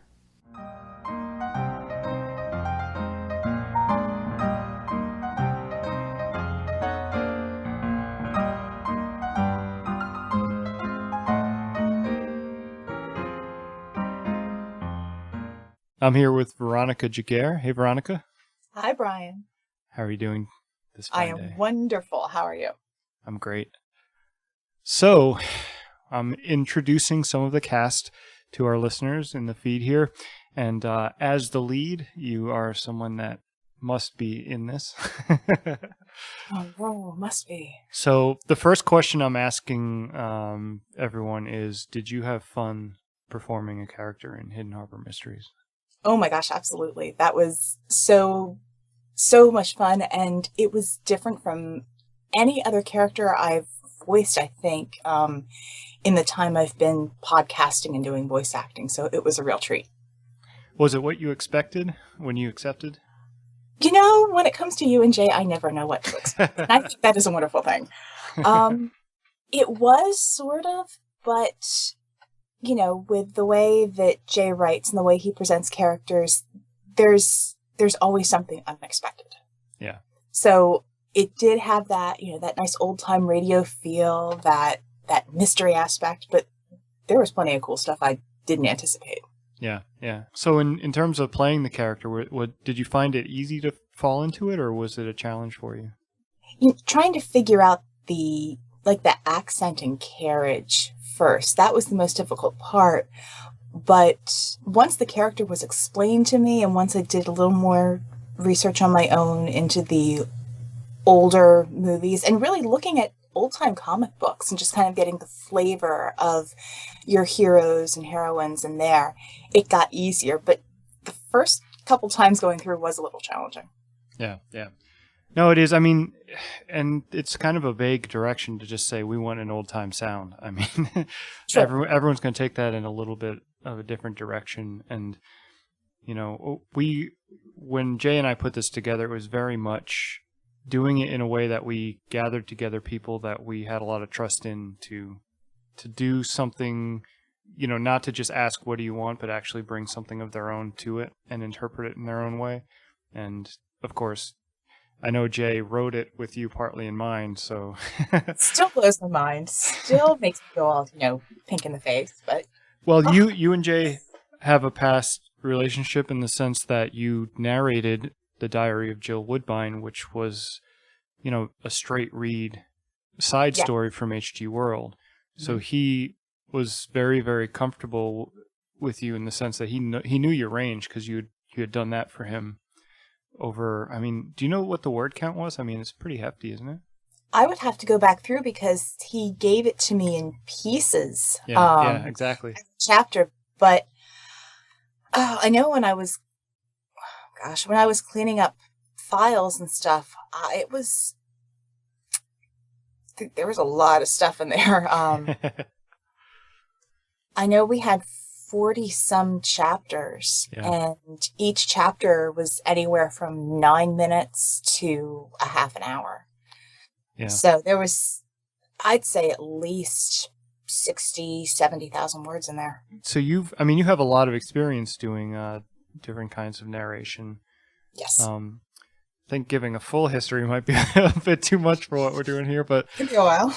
But what are the highlights? What are some of the main things people should know about you in terms of what you have done before? Well, most people know me as the narrator and producer for the Secret World Chronicle series, which started out, that was my first, I guess, jump or push into podcast fiction. And that is, for those who don't know, it is a superhero science fiction series that's written with Mercedes Lackey, Dennis Lee, Cody Martin, and me. I'm a co-author since book 2. We're working on book 5 now, and it is a published series through Baen. And we have an agreement with them that lets us podcast the series for free, and then people can pick up the books on their own. I've done a lot of reading for the Drabblecast, for Escape Artists. I've become the person that people will hand the squicky, gory things to, and I will read no problem. That's been really interesting. I've read for Jay, for the Diary of Jill Woodbine. People might also know me from a story called The Ballad of Iron Percy by Edward Clarke. Yeah, that was my first introduction to you, by the way. It's weird. People either get introduced via Secret World Chronicle or via the Ballad. Actually, the first introduction to you, I'm lying. The first introduction to you was when you and I were both cast into the same Justin McCumber story. Oh my gosh, that's right. I remember that. And the funny thing is, Justin has pretty much said I'm his go-to person for narrating many of his books. I'm working on one now for him. Because in addition to doing the podcast, I also narrate audiobooks. I do a lot of work via ACX. Yeah. Now, ACX, for people that don't know, is that's a service that basically puts authors and rights holders together with narrators in order to allow, I would say, independent narrators to read stories that will appear on Audible. Yeah, it's independent narrators, also producers who then outsource the narration.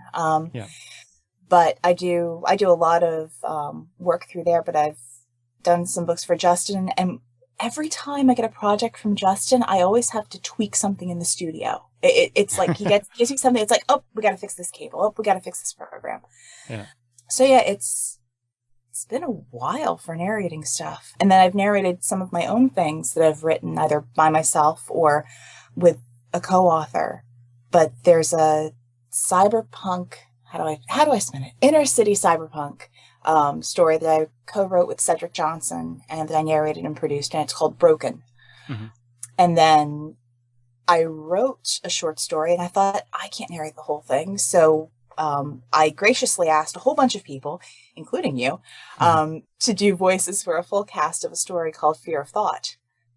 Both Broken and Fear of Thought go through my Voices by Veronica site. Mm-hmm. But the other titles have their own sites and feeds throughout the interwebs. So you've done narration, and clearly, especially with this show, you've done audio drama. Yep. Was it easy for you to transition over? Or was this your first audio drama? Let me think. Technically, yes. I want to say technically, yes. Although I've done live reads, because I've done the Metamore City live reads right. At Balticon. And, oh, goodness. But Metamore City is still usually, I guess there are more audio drama that he puts together for live, doesn't he? Now that I think about it, because I'm like, well, Metamore City is typically a full cast audio type thing, but I guess those are more audio drama that he writes, isn't it? It's a script. Yeah, it's more, if you think about it in the sense of a film noir audio drama where you have a narrator, but that narrator is actively participating in the story, and they're more of the transition between scenes rather than somebody doing the he said, she said in the middle. And by the way, we're talking about Metamore City, and Chris Lester is actually in the cast for Hidden Harbor with a small part, and that was a lot of fun for me to bring him in because he's one of the reasons I got into doing this in the first place. Oh, he's phenomenal. Yeah, he's great. So how was it for you to do this, it being your first audio drama then? Fun. I always approach this as, oh my gosh, I get to play. This is fun. It was different because I haven't had the chance to do a character like this.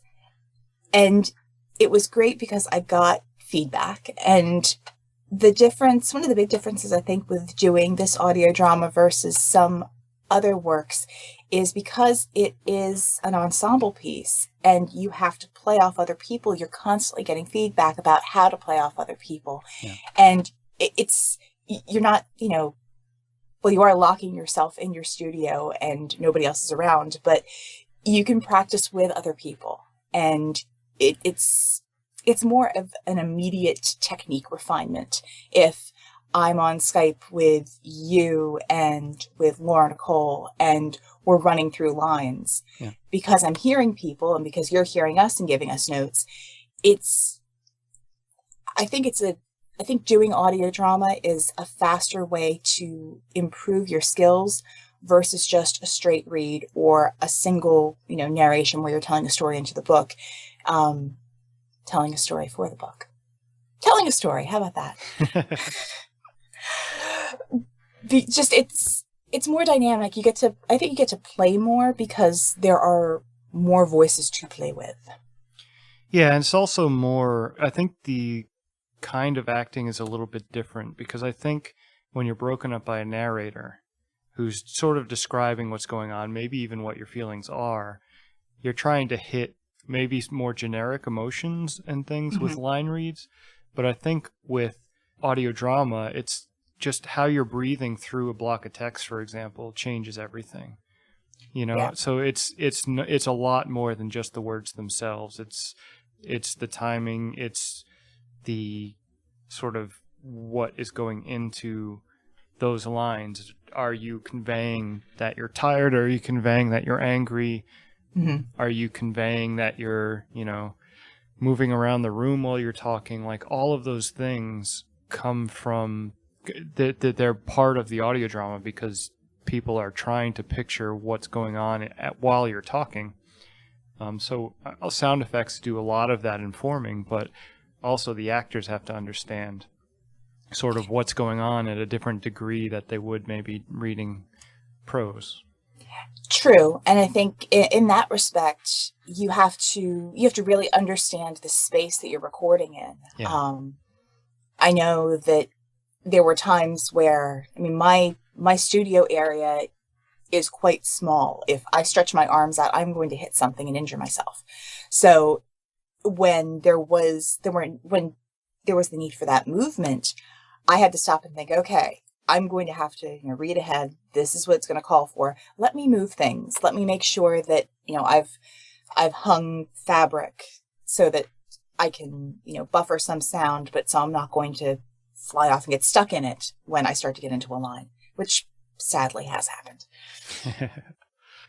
So I think we'll wrap up here in a sec, but any final words for an audience member who just found this and is about to start listening? Keep listening. That's always keep listening. And thank you for listening.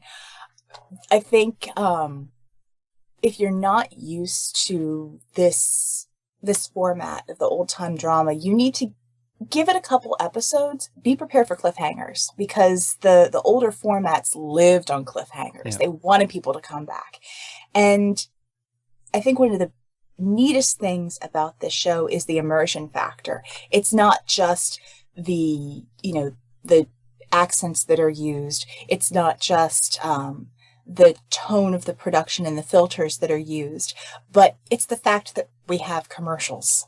Yep. For the times. It's a completely immersive thing, and you have to you have to give that a chance. Once you give it a chance, it's hard not to enjoy. Great. Well, thanks a lot for coming on. Oh, absolutely.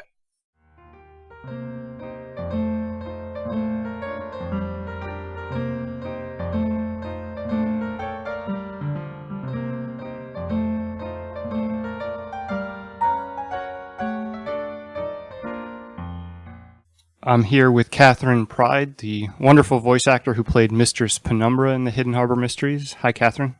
Hi there. I just want to ask you a couple quick questions here. First, I wanted to focus a little bit on Hidden Harbor itself. I wanted to ask you, first of all, did you have fun playing Mistress Penumbra? Oh my gosh, yes. I've always wanted to play that kind of, really film noir sort of villainous, and the opportunity to do that here, I simply could not pass up. I had an absolute blast. It was tons of fun. I love it. Yeah, that's awesome, and it's a challenging role from my end to cast, because there's got to be a charisma to that character. If that character is somebody who is not owning the scene every time she walks out there, you're really going to have a problem.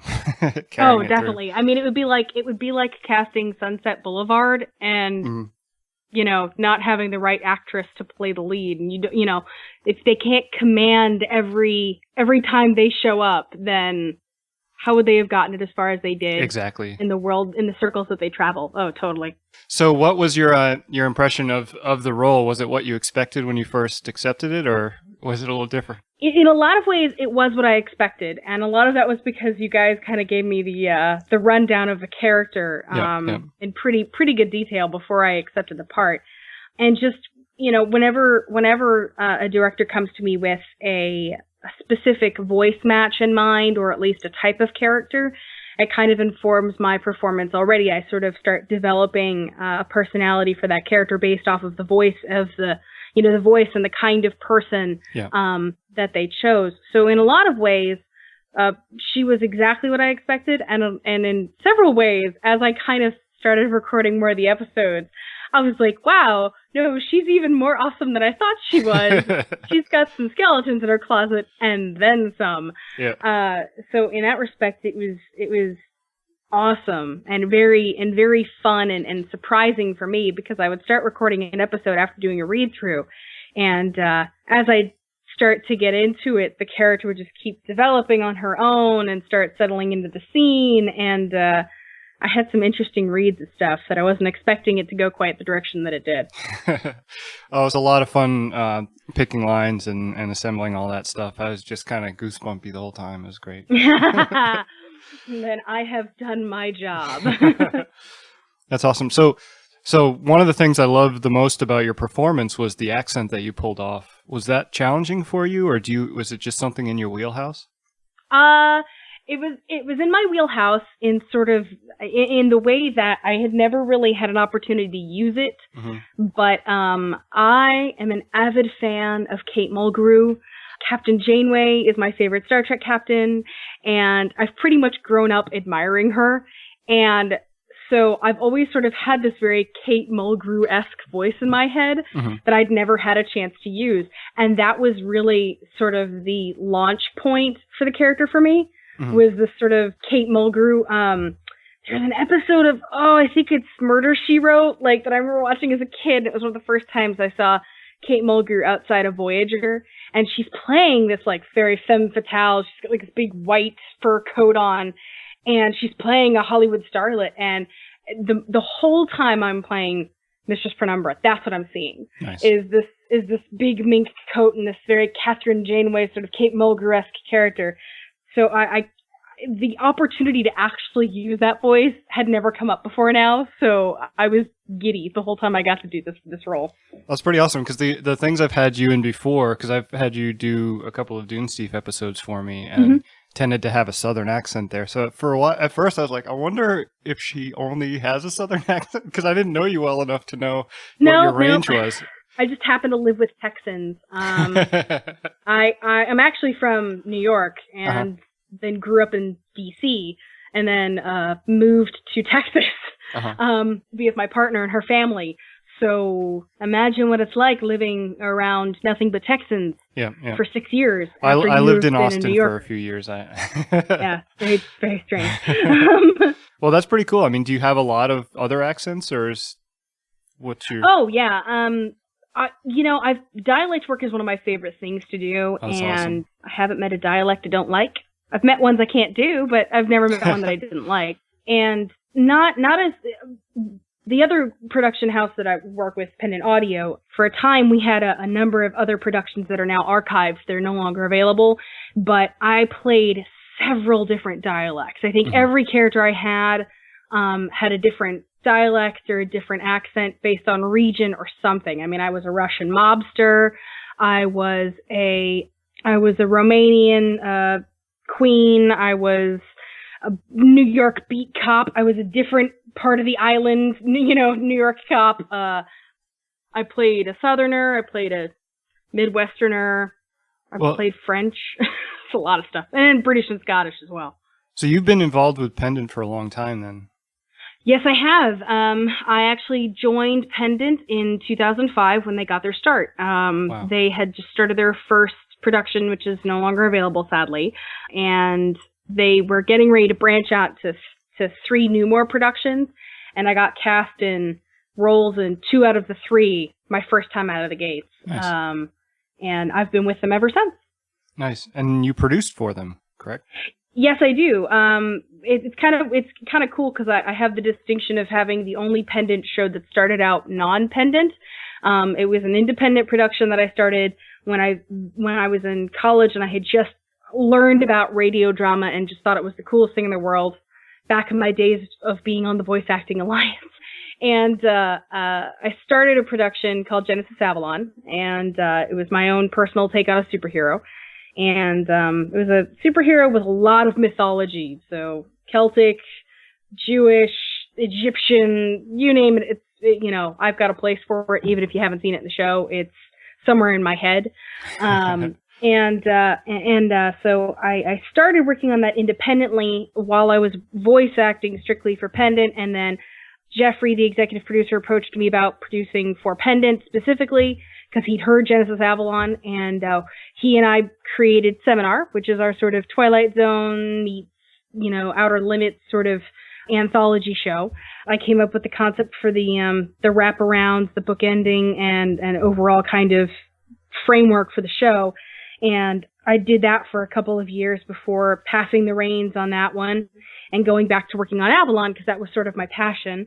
And I went through and I actually wound up having to remix everything I did for Avalon independently with the resources and the talent that we had available at Pendant. Right. And then produced all 50 episodes non-stop. In fact, I lost my last season break. We were going to have a break between seasons 3 and 4, and Jeffrey emails me and goes, "Yeah, due to other things, that's not going to happen. I'm going to need you to keep producing straight through to the end." And I was like, Ouch. "Okay then." Yeah. So. And you wrote it, right? I did. I wrote it. I wrote it. I directed it, and I played a character in it. And that was one of those situations where I looked at this character and went, "Oh my God, this character has to know everything that's in my head." Yeah. Yeah. But I can't tell the actor that, because if I told the actor that, it would ruin their performance. So I guess I'm gonna have to play the character. Yeah. So that's exactly what happened. I'm impressed by a lot of things about what you've done there, but one of the things is 50 episodes. I mean, and it wraps up at 50, correct? It does. It is. Yeah, it is a solid 50 episode run, start so to it's finish. a finished recently finished 50 episode show. Yeah, it only finished. It finished. I think about 6 months ago ish. Yeah. It finished at the beginning of 2014, so that was when the last episode aired. And it's all available. It's all free, all high quality, and it's my baby. I was sad to see her go, but I'm glad that I got to finish it, because it was 8 years of my life, and that was a monumental achievement. Yeah, no, it absolutely is. As a fellow producer, all I can do is bow and awe. I mean, Hidden Harbor's 15 episodes, and 15 fairly, 15-minute to 20-minute episodes. You're only 35. You've only got 35 to go. Exactly. I'm like, whew. But yeah, so that can be found. I'm sure you can find Genesis Avalon on iTunes. Is there a website or anything that? Yep, you can find us on iTunes. So you can search for it on iTunes, where you can pick up the feed and download it from there. Or you can go directly to our website, which is www.pendantaudio.com. Genesis Avalon is on there. There's a sidebar that has all of the different shows that we have available. And so Avalon's like square in the middle of that, I think. And you can see all of the episodes, download them all. And there's also cover art that goes along with every single episode, which I think really cool. And I had an awesome artist by the name of Dan Sean for the first like 20 or so episodes, and then he had to give it up because of time commitments. And my partner actually stepped in and finished the run. Nice. And she's just, I'm biased, but she's an awesome artist. So it's very cool, because you're listening to a superhero show and you see a piece of cover art at the very beginning of the episode that can help create the images in your head of what I saw. Because Chris and I collaborated very closely on the artwork. So it's very cool. So pendantaudio.com, Genesis Avalon. That's my baby. That's my brainchild. Love to hear what you guys think. Yeah, I definitely think anyone who's enjoyed Hidden Harbor definitely should go check this out. It's more superhero stuff. And I've loved the show. It's great. Well, thank you. I appreciate every single listener I have. So I'm glad that people are still loving it, even though it's finally over. Sweet. Well, awesome. Thanks so much for joining me today. Thank you very much for having me, Bryan.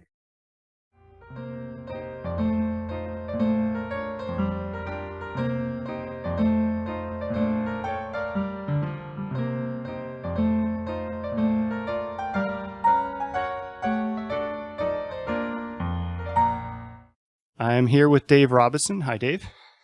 Hey, Bryan. How are you doing today? Today, it's a holiday weekend, so I'm doing very, very well. Cool. So I'm talking to the cast about Hidden Harbor. This is going to be one of the first things some people will hear regarding the show, so they haven't listened yet. Okay. So first off, the first question I'm asking everyone is, did you have fun voicing for Hidden Harbor Mysteries? Oh my God, yes. Because you gave me the plum role, Bryan. Really, you and Jay both. You let me be the announcer, so I can go back to the glory days of yesteryear and put on that whole, the pulpy radio announcer schmaltz, and there is no cap to that. So, and that's perfect for me. Absolutely perfect. Yeah, yes, I had a blast doing that. And it's hard to imagine a different voice for it. I mean, it's been. You're very kind. You're very kind. And it was. I mean, the script lent itself to it. I mean, really, nobody could read the script for the narrator without. Stay tuned next week for another exciting, the whole schmaltz. So no, I hope, what I really hope? I hope that we keep going so I can come back and do more narrator shit. Yeah, right. So do you want to buy Eagle brand cigarettes now though? Well, yeah, see, and that was another cool thing, is like nobody in contemporary society would ever have a cigarette brand as the sponsor for their show. But Right. it was perfect in that whole vibe. Because it speaks back to those days when smoking was just something you did, and certainly the promotion for it within the context of the show is brilliant. I would totally buy Eagle brand cigarettes, absolutely. Now you're a tremendous voice talent. I'm not shy to say that. Thank you. And you have a background. You've done some audio drama stuff for a while. I have, right? Yeah. I actually started back in 2004, and then none of your listeners, well, maybe one or two, but none of your listeners are probably going to know about this. But my wife and I did an audio drama company in Fort Collins, Colorado, called Rabbit Hole Radio Theater, and we produced all original scripts, all built from the ground up. Probably a good 40 plus hours of just some fabulous audio drama, and that really. By the time you get to your second or third season of audio drama, you start developing that ear, that aesthetic, that sense for what works, because it's very different from narration. It's very different even from full cast. Yeah. Because it's like you've dropped a microphone in the middle of action that's going on, and that's exactly how it has to feel. Yeah. So that aesthetic was something that I tried to bring to my performance as I was going into it. And then yes, I've done a lot of narration for Drabblecast, for Pseudopod and Escape Pod and Podcastle, Starship Sofa, Tales that Terrify, all kinds of great stuff out there. Yeah. So yeah, I've somehow fallen into the vocal trap. It's like finally I get to use this buttery man voice of mine in some way other than just singing in the shower, which is a great delight for me. Is that oldest stuff of yours out there anymore, or is it? It's not. Although I'm thinking that with now that podcasting is the craze and Audible is so huge, I'm actually thinking about approaching the theater company for whom we produced these. These were not owned by us, but by the theater company that needed them. I'm thinking about approaching them and acquiring the rights so that we can put it out there. Just because there's some awesome stuff. Yeah, I'd love to hear it. Yeah. That's cool. How many people were there in that? Well, for our first season, it was crazy. We decided we were going to do a big 13 episode arc, this massive, why dip your toe into audio drama? Let's do something big and huge, like Hidden Harbor Mysteries. Yeah. And that was my first experience with audio drama. So we put out auditions, and I think we got maybe 10 people. So there was a lot of double casting and so on. Yeah. By the third season, when we put up auditions, we had over 250 volunteers involved with the project. And we actually stopped doing the big arc stories so that we could have more scripts with more performers, and we could actually share more mic time with more people because so many people wanted to be involved. Now, were they all local at that time? Pretty much, although some people were driving, 45 minutes to make the rehearsals and the recordings, which I found just awesome and amazing. And I think that really kind of speaks to the appeal of, theater of the mind. Yeah. I think, and of course we're no stranger to it with podcast fiction and Audible and so on and so forth, but audio drama is different. I've said that before, but I'll say it again. It's utterly immersive, and it's like a theater playing in your head, and I think people respond to that. I think they resonate to that. So once we got our first season out there and people saw that, holy crap, this is for real, and it's broadcast, because we had a local radio station that aired our episodes, and word got out. People wanted to be a part of it. That's awesome. Yeah, it was. It really was. Now, I want to highlight one other thing, because you have a podcast called The Roundtable Podcast that I personally think is one of the best podcasts out there. I have so much fun listening to that. You're very kind. Thank you. We certainly have a lot of fun recording that thing, let me tell you.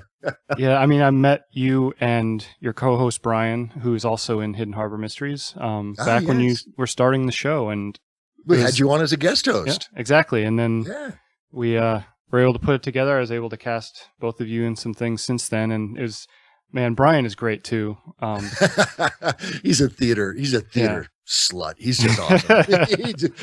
Roll lines. Yes, I can do that. He's all his I mean, just some of the stuff that he did is just some of my favorite characters in the show. But he brings a very off kilter is not the word, but he brings this perspective to everything that he does that is utterly unique and utterly fresh. I think he lives in a different world than the rest of us do. And he just kind of comes in and visits from time to time and brings this wonderful aesthetic, this wonderful voice to what he does. Because, listening to the round table, the ideas he comes up with, the brainstorms, the questions that he poses to the guest host when we interview them, he really cuts to the heart of something in a way that is unexpected and delightful. Yeah, and for people who are listening to this who haven't heard of that podcast, it's a writing podcast, and it tends to come in two parts. At first, it's Dave and his co-host interviewing an author about basically how they do their thing. Mm-hmm. And that's you call that the 20 minutes with right, segment, which is never 20 minutes. Exactly. Because you're when you're interviewing people like Cameron Hurley or Kat Rambo or we got Tim Marquitz coming up here pretty quick. The 20 minutes just ain't enough, but we try and cap it. We try. And the other part is the actual roundtable discussion part of the show. Really is it's the two co-hosts again with this guest author helping another person, usually a startup writer, but doesn't have to be, to brainstorm and flesh out a story idea they have. So they present their idea, and then discussion commences.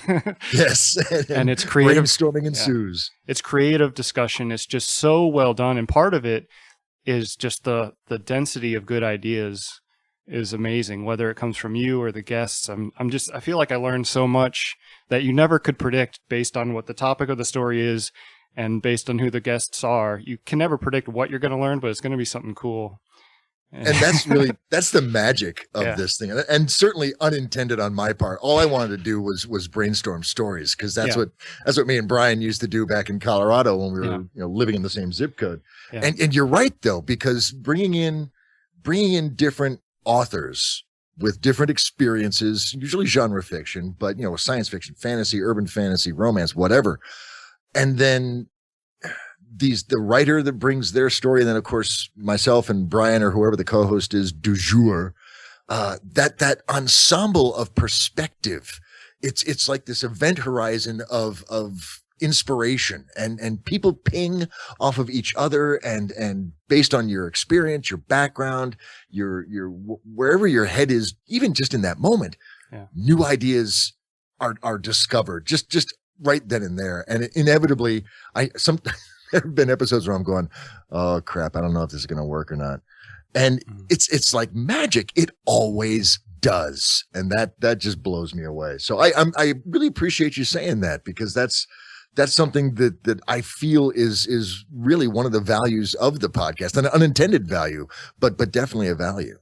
Yeah. I just think it just fits so well. And part of it is obviously your personality helps to glue it all together. But I think even somebody who wasn't a writer would really enjoy the conversations. Like for me, I enjoy writing, and it really inspires me. It's just some of the ideas people come up with and the directions or the questions that get asked. It's like, it's really important as a writer to get that kind of perspective that maybe you don't have when you sit in your little cave and write all day, and the kind, you get challenged a little bit, and to hear someone else get challenged, it just sparks the imagination.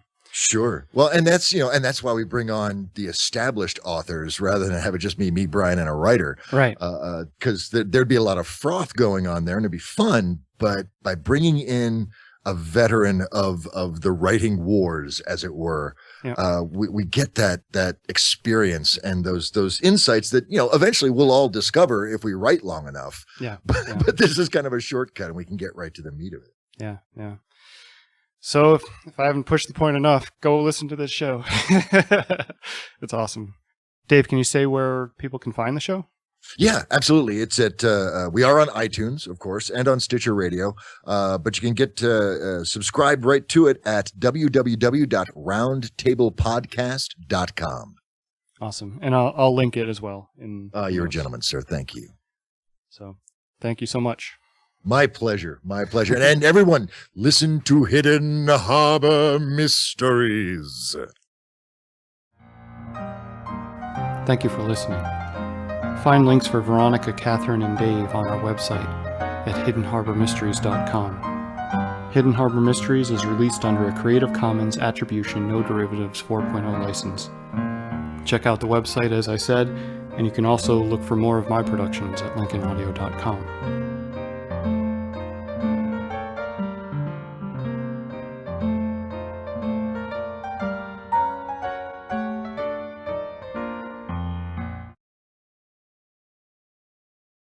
All right, I'm here with Veronica.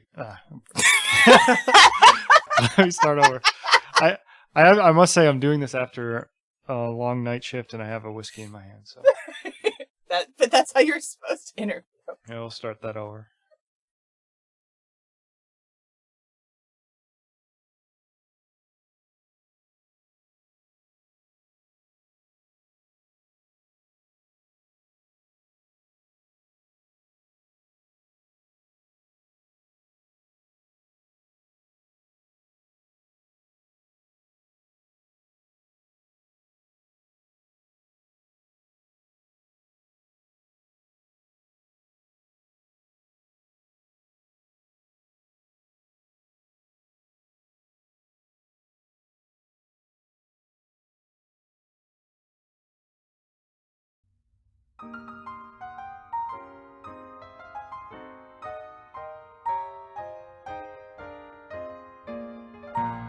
This is Brian Lincoln, producer of Hidden Harbor Mysteries. I'm back with 3 more interviews with the cast. First, I'll be talking with Johnny Feisty, who plays Foster. Then I'll talk with Pat Crane, who played a variety of characters for the show. And finally, I'll talk to Norm Sherman, who played Detective Horn, a very prominent character in the second half of the show. I hope you enjoy.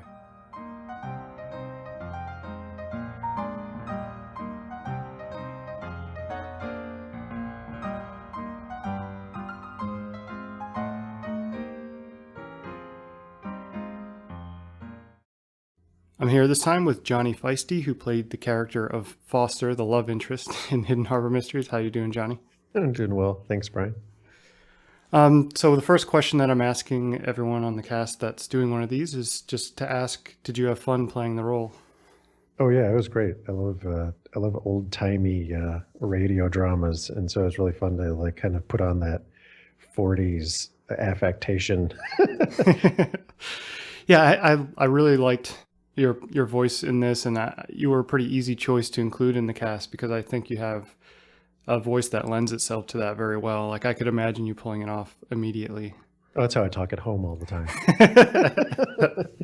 Now, have you done much other voice acting? Like what is your background with audio? I know that you've been involved in podcasting for quite a while now. Yeah, I've been doing podcasting for a few years. And I've been doing sort of bits and pieces of voice acting here and there, mostly for friends' projects similar to Hidden Harbor Mysteries. But most of my acting background was when I was in college. I did a couple of years of like theater classes and did some like small theater plays and community theater stuff. And then not much acting for quite a while until the last several years, I guess. Took a break. I'm old. Yeah, but when you do your podcast, you like to do a lot of different voices, right? You play around a lot that way. Yeah, I started off doing a podcast where it was fairly normal, and then because I do weird voices, they ended up being written in, especially for TV Copilot. The one I've been doing for, 2 or 3 years now. I forget, a little over 2 years maybe. There have been literally dozens now of different characters and at least 5 or 6 different voices. Yeah. But yeah, it's new characters all the time, and it's just me, so I don't know what I was thinking. So that's TV Copilot. Is that you're doing a couple podcasts now, right? Yeah, so that's the one I've been doing the longest. Sort of, it's been on and off, but it's getting ready to wrap up the second season, and then I'm sort of relaunching with a different twist for a new quote-unquote season. I'm working on a show called Catching Up with Kim Price of Ladies Elite and Ralph from AIE, where we do. Right now, we're in the middle of season 4 of Doctor Who. We're trying to run through the entirety of the reboot of Doctor Who. That is, then in my ambient self-help music podcast, which is called Sleeping, which is a weekly. It's been on for a few months. It's a weekly 15-minute ambient music program. It's hard to explain, but that's what it is. Yeah, and I wanted to point that out too. Is that you're way into music as well? Yes. So this is going to appear in the feed before the episodes start dropping, but when you listen to it and you hear me give credit to Juicy Mel and Jim at the end for the outro music, that's Johnny Feisty who put that together. Yeah, Johnny Feisty is also Juicy Mel and Jim. All sorts of fun names. Yeah, I really like the song I picked. It's the instrumental version of Here We Go Again for the first time. Oh yeah, I really have fun with that. Yeah, and you have an album now too. You do all kinds of different styles. You just play around a lot, don't you? From your SoundCloud mix.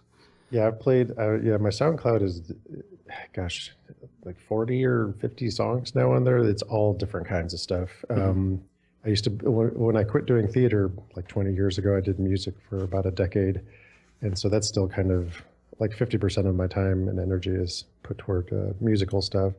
I've got one thing on iTunes right now, which is it's a 5-song sort of electronic robot voice.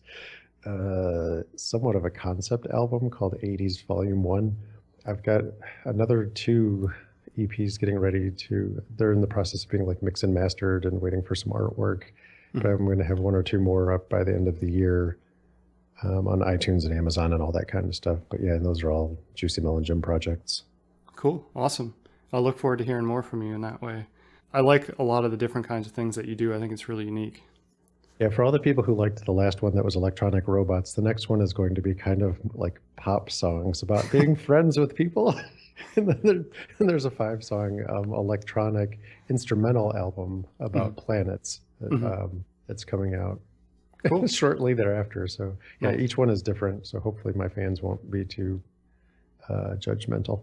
I don't think so. I think this is a great age to be doing that kind of thing, because you when you release things on the web, you can try different things out and really vary it. You're not trying to please some sort of a label or something who just wants the same thing over and over again.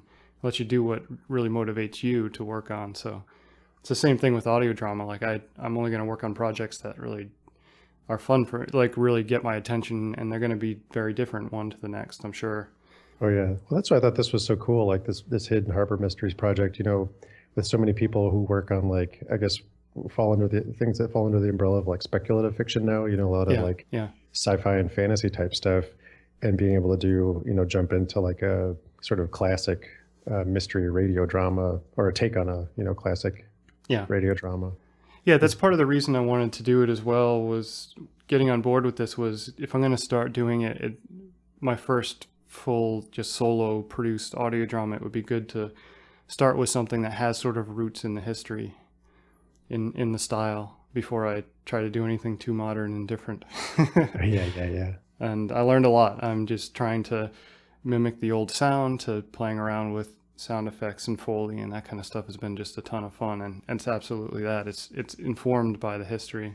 And it's the kind of thing that's ingrained in, like, especially for people in America, like kind of ingrained in your subconscious. Like there are so many things that kind of tie back into that style of drama that, even if you never listened to old Shadow broadcasts or something, like everybody knows that kind of announcery voice, and the way people now sounds like overacting so much, but like all that stage acting for radio that people used to do. Yeah, and I've heard, and I know you do it well, and some of the podcasters that we like to listen to, like Scott Johnson does a great old time voice when he jumps into it, that kind of thing. And yeah, there's definitely people in podcasting that have leaned on that sound here and there, and it's fun. So yeah, just give me a megaphone and I'm all over it. All right, man. Well, thanks for coming on, and glad people can find out about your stuff, especially because it's not in the audio drama realm. It's music and podcasts that are more entertainment podcasts, comedy type stuff. And I really like people to be able to find that stuff after listening to our show, because a lot of times you bury the cool stuff that some of the cast does on like a web page under a link or something, and I like to have people able to hear a little bit about what people do. So thanks for coming on. Like looking over the list of people that were working on this, I forgot how many people were doing it, and to see all the different types of backgrounds people have is really crazy. Yeah, I try to pull people from all different angles, that's for sure. Yeah. It's part of what makes it so much fun for me. All right, man. Thanks a lot. Thanks, Bryan.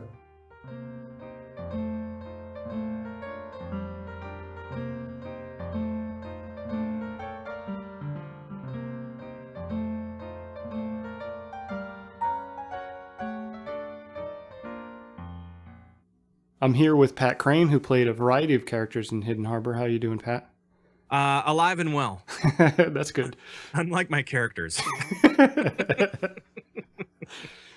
Hey, you have some memorable deaths in the show, so. Well, thank you very much. And as we were talking about before actually recording this, it takes a lot of work to. You actually want to rehearse how you die. You know exactly why you die. And be able to convey that to the crowd somehow, and I hope it came through okay. No, it was a lot of fun. I always appreciated the people that I asked for sort of the ensemble, where I'm like, okay, I need like these 4 or 5 characters, and they're all completely different. And I knew you were the kind of person that could deliver on that, and it's always exciting getting those lines in and seeing what you get. Well, and it's cool when I get stuff from you, because I know that every character is going to be different, but I don't know how. Yeah. So I have to find out how I'm doing each one differently as well, because I mean, there's a big difference between, you know, like Rat on the page, from Hidden Harbors, and he's, you know, kind of a smart dude, kind of, and you want to be able to portray that a little bit differently from, you know, the big thug or whatever it is, and so it's always kind of a unique experience to get those creative juices going with the voice work. It's nice. Yeah. I mean, obviously you know how to prepare for a role like that, but was it also a lot of fun with this script? Like, that's the first question I've been asking people, is if they had fun doing it. I always have fun with this stuff, and especially, and maybe it's just me, but we were talking about dying again. These characters, well, many of my characters die in this thing, and I actually have a blast with that, because it really, you know, I close the studio door, and I scream a lot. It's life and death, man. It's kind of cathartic, you know. It's good. Yeah, pretty much whenever I need a character that's going to have some screaming to do, I know I can count on you, so that's good. You bet, man. I am here for you. Well, I know you have a lot of range, partly from the kind of clips you do on your podcast. Well, one of your podcasts is a Warcraft podcast, and you do a lot of fun, high-end production, little segments on there. And first of all, you're amazing at them. They're awesome. Thank you. But secondly, I know you know how to tell a story. You know audio. You know how to really bring, you know, a character to life with different kinds of voices and really get into it. So, I mean, it was really my pleasure to be able to work with you on this one. Yeah, it was cool, man. And I've been a part of radio for a long time, since I was, I want to say since I was a teenager. I've really been into creating characters, and you know, I was a theater nerd for a long time, and then I was also a music nerd at the same time, and then I got into radio, and I was a radio nerd for a long. I'm still am a radio nerd, and dramatics and music and everything has just kind of built up and into this wonderful world that I live in, where I can retreat to from time to time, and definitely with a project like this, it really kind of makes it all kind of come together. Yeah, that's really cool. Now, for people that are finding this show, you know, a lot of people will just be audio drama fans who heard about it, so they won't necessarily realize the diversity of the cast and crew that have helped put it together. So I want to give you a chance to talk a little bit about some other shows that you have, so that they can, you know, discover something cool that they might not have even known to look for. Sure. Well, some people might know me from my World of Warcraft podcast, like you were talking about. It's called Convert to Raid, and it is for guys that have been in the game for a while and are playing kind of the end game of the actual MMORPG. That's what it's called. Massively online role-playing game. So there's that one. I also have a TV show called That TV Show. You know, we were like, what should we call it? And then we went for something simple. Yep. You know, I like it. Let's just call it this. Sure, that's good. And there's more stuff in the works. I actually love the podcasting community that we've been able to kind of create. And you are a part of that community as well, with the Signals Media All-Star Network over at signalsmedia.com. That's kind of my baby, and I think that everybody should go over there for more great shows on gaming and entertainment and voice stuff as well. And it's all really cool to see these podcasters come together and create individually, but kind of come together as a community. It's kind of surreal that it's all it's all kind of coming together, and it's pretty cool. I like it a lot. Well, Convert to Raid has been wildly successful. I mean, you have like gatherings of people that fly out to visit you each year. I mean, it was weird. So we actually have a couple of different meetups that we've done. So we've done one at BlizzCon, which is the one for Blizzard Media. Right. They make the game. And we had a huge meetup out there we had about 1,000 people come through the door of this very small venue and make everybody sweat bullets. It was great. But I've also had some really weird things happen with a Minnesota meetup as well, because I'm from Minnesota. So right. Every year for the last 3 years, I've had a meetup, and we usually get about 36 people, somewhere in that range. Mm-hmm. And this year we had a guy from Sweden come in just for the weekend. That's awesome. It was weird. It was so strange. So we talked World of Warcraft with him. He came in and he said, I came from Sweden. I'm like, here, have a t-shirt. You get one automatically. You're like, should I cook you dinner? Like, I feel like that'd be great.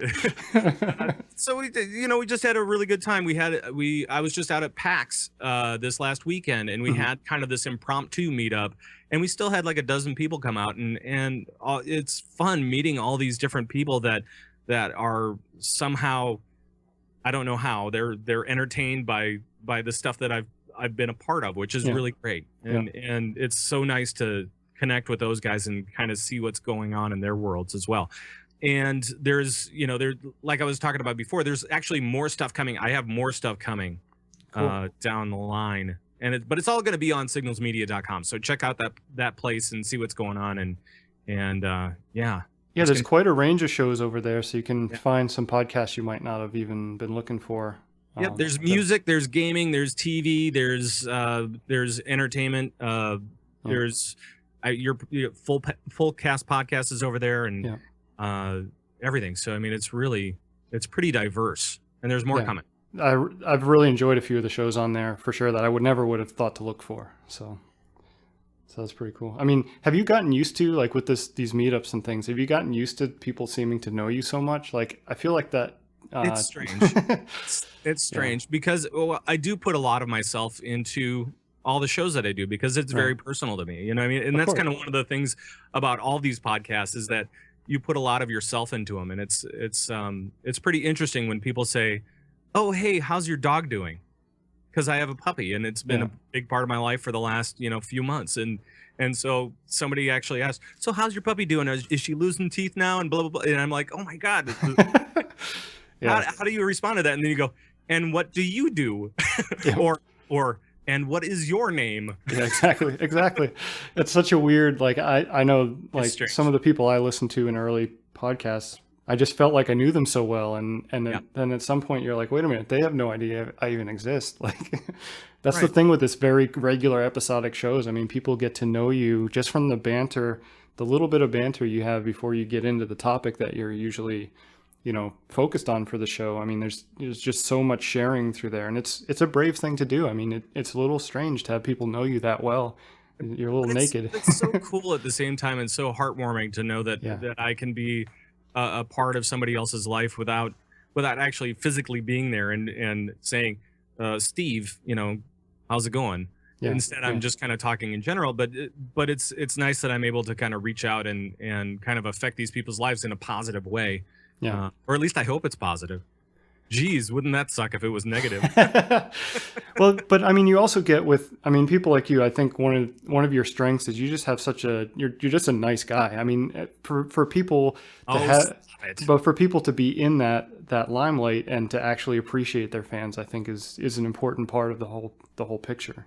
It's easy to take it for granted, really, because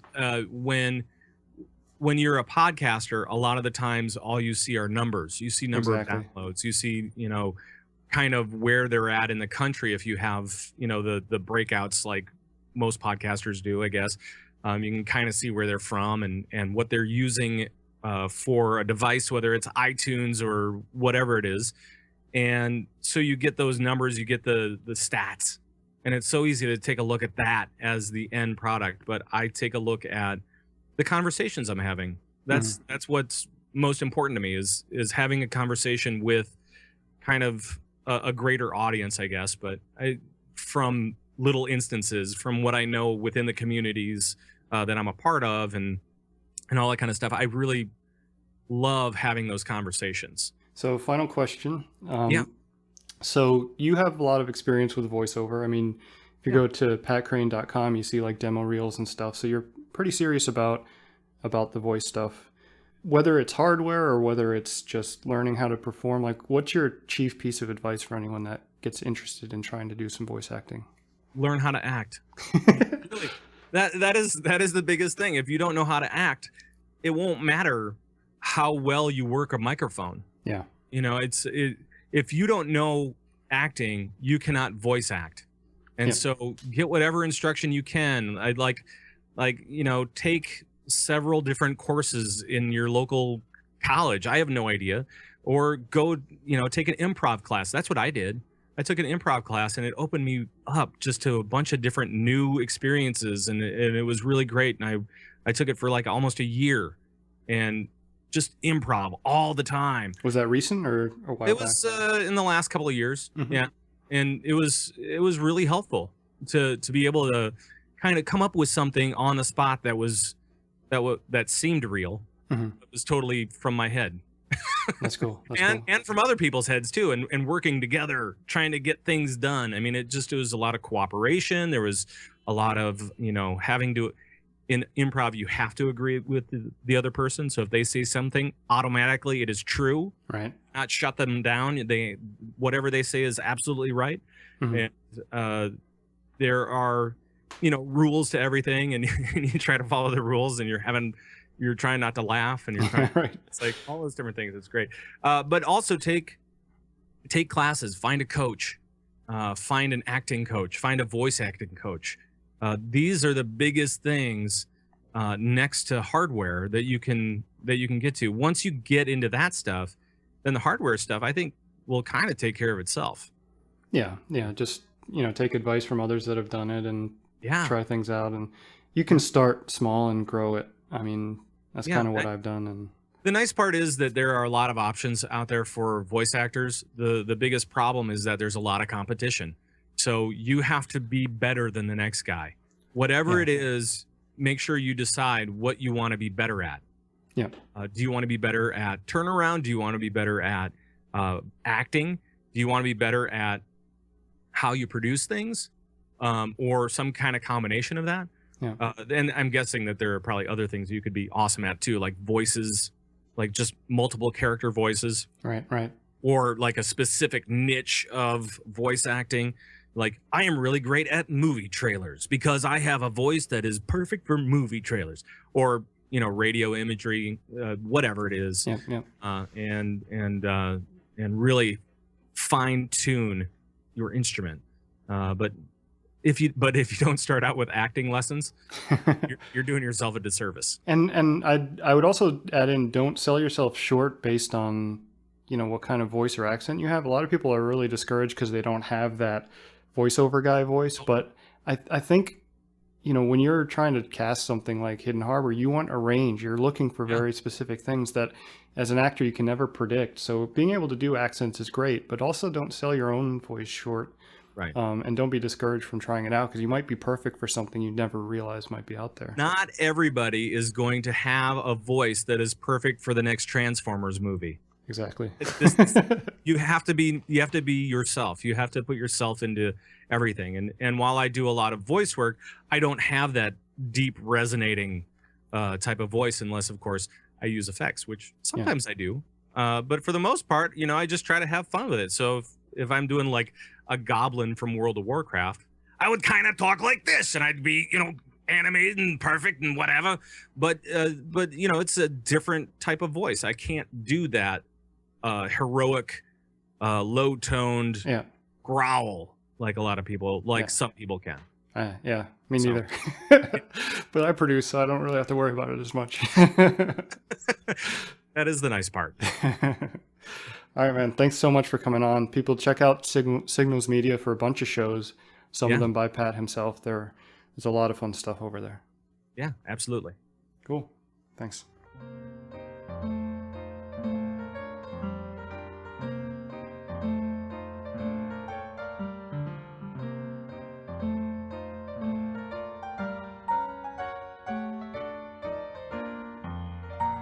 I'm here with Norm Sherman, who played the part of Detective Horn in the show. How are you doing, Norm? Hey, doing good. So the first question I'm asking everybody doing these interviews here is, did you have fun playing the part? Oh, yeah. Yeah, I had a blast playing it. It's a really fun part to play.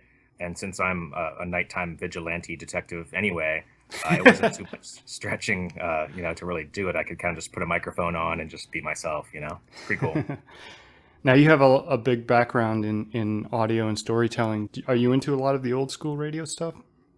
Oh, yeah. Orson Welles is one of my, all-time inspirational favorites.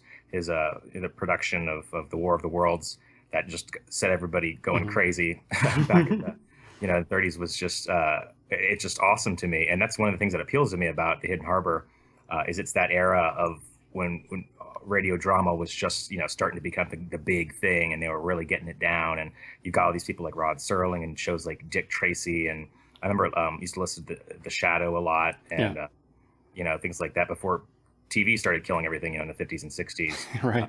But especially detectives like Sherlock Holmes and Dr. Watson and stuff, and like the New Adventures of Sherlock. I was so into all of that stuff, and it's kind of one of the things that got me in the new media revival of podcasting, kind of exploring the same things that they were doing back then, but with this the internet landscape underneath us.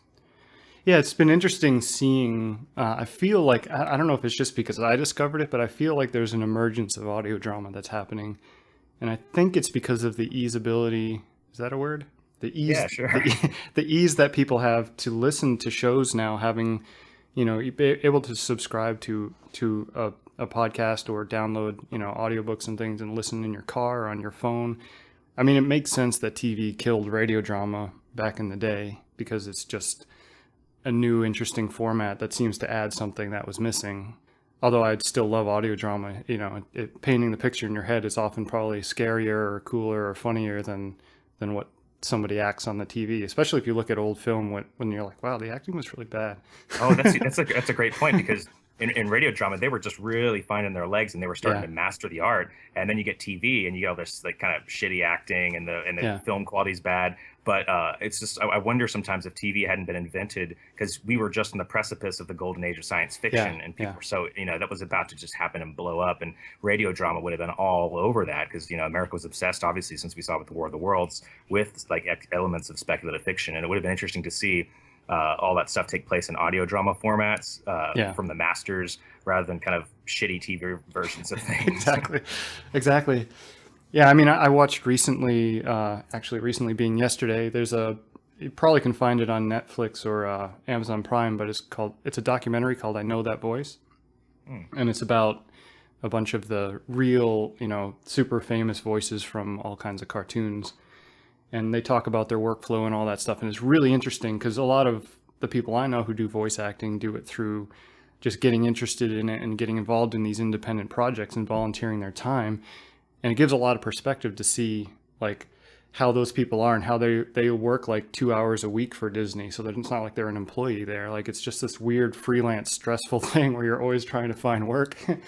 but at the same time, you can just see them doing their voices and just talking about the craft, and you realize how good they are about jumping in and creating a character by they'll say, I take this voice here, and then they'll do it a little bit, and I'll take this voice here, and I merge them together, and then they start talking, and you're hearing like, Mo from The Simpsons.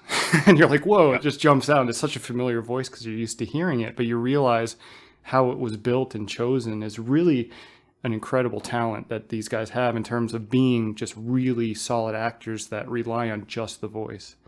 Yeah, I was thinking about that today. I'm doing a voice project for John Moreau, and I've been trying the last couple of years. I mean, I must have done voice acting for 1,000 different things at this point. Right. I've been volunteer, and I've been, time's been really stretching for me and difficult to keep up with my own projects. So I've been kind of trying to say no more often. But the thing about it is, as much as we complain, like as voice actors and editing about, how hard and time consuming it is, ultimately it is really fun. And that's why I always say yes, or, I have a hard time saying no, at least, because it's kind of like I did acting in high school and up through college. But the thing that appeals to me about it is you get that element of an audience removed and the stress that comes with that. And you can really craft, do some fine honing on the craft of how your voice sounds and the intonation and specific pitch of characters without the stress of having live performance. And the live performance aspect is exciting and also cool in its own way. But with that removed, you've got kind of a different art form with just you in your room with a microphone and a story. And that appeals to me a lot. Did you have much background in that before you started the Drabblecast? No. Actually, the first that was your learning curve then. yeah. I mean, I did like theater, but then I got a MacBook, and I was like, "Whoa, what's like?" I was looking at the podcast features and starting to download those, and had GarageBand, and I'm a musician, so I knew about like some recording software and mics, but didn't know anything about internet publishing or markets and science fiction. I was just a fan. And so I, tinkered around with it enough until I started figuring it out and putting it together. That's why the early Drabblecasts, you can kind of tell I didn't know what I was doing as far as microphone quality and setup. And then all of a sudden it clicks. I think it's like episode 17, and it sounds like the modern show all of a sudden, because I was like, oh, I had noise reduction on too much. Or, oh that's the front of the microphone. Right, exactly. Had the microphone on the wrong side. Yeah, I want to point out to people listening that if you're enjoying the audio drama that you're about to listen to, or others that maybe brought you to this one, maybe you're not aware, but there's some really awesome, I'd say, anthology audio fiction type of podcasts out there. And one of the best by far is the Drabblecast, which Norm has been doing for, man, how many years has it been? God, like 8. Yeah, it's such a fun show. The stories that he chooses are incredible. I've had the privilege of guesting for a couple of them as full cast stories, but it's just such a fun show, and the comedy bits that you do surrounding the show are awesome too. Yeah, I try to make it kind of a show rather than just. Actually, it's interesting how it ties into our previous discussion about the 40s and 50s, and you've got that pulp era when kind of pulp magazines were big and starting to get bigger and bigger, and then that all died out. But there's also kind of a resurgence with the e-zine, kind of looking into that and bringing not pulp necessarily, but bringing short fiction and speculative fiction in short form kind of back to the mainstream through anthology magazines and things like that on the internet. Yeah. So it's exciting to do that. But yeah, we do weird fiction is what because I was trying to figure out how to brand it back in the day, and you've got Escape Pod that does science fiction, and you've got numerous horror podcasts, and I couldn't really pick because I don't know, I'm not such a big stickler on genre. I just like good stories. Right. So I figured weird is a good word, strange fiction for strange listeners, things that are like interesting or will kind of shock you or make you laugh, just something that's not normal, so it's kind of what we went with, and I think it works because it really opens the doors for us a lot by not having that specific kind of anchor to a type of genre. Yeah, I think one of the main strengths of the show is that the stories are going to be a little bit out there and just different. I mean, but in a way that they're still incredibly well written. I mean, you must have an incredible slush pile because you always end up with just great stories there.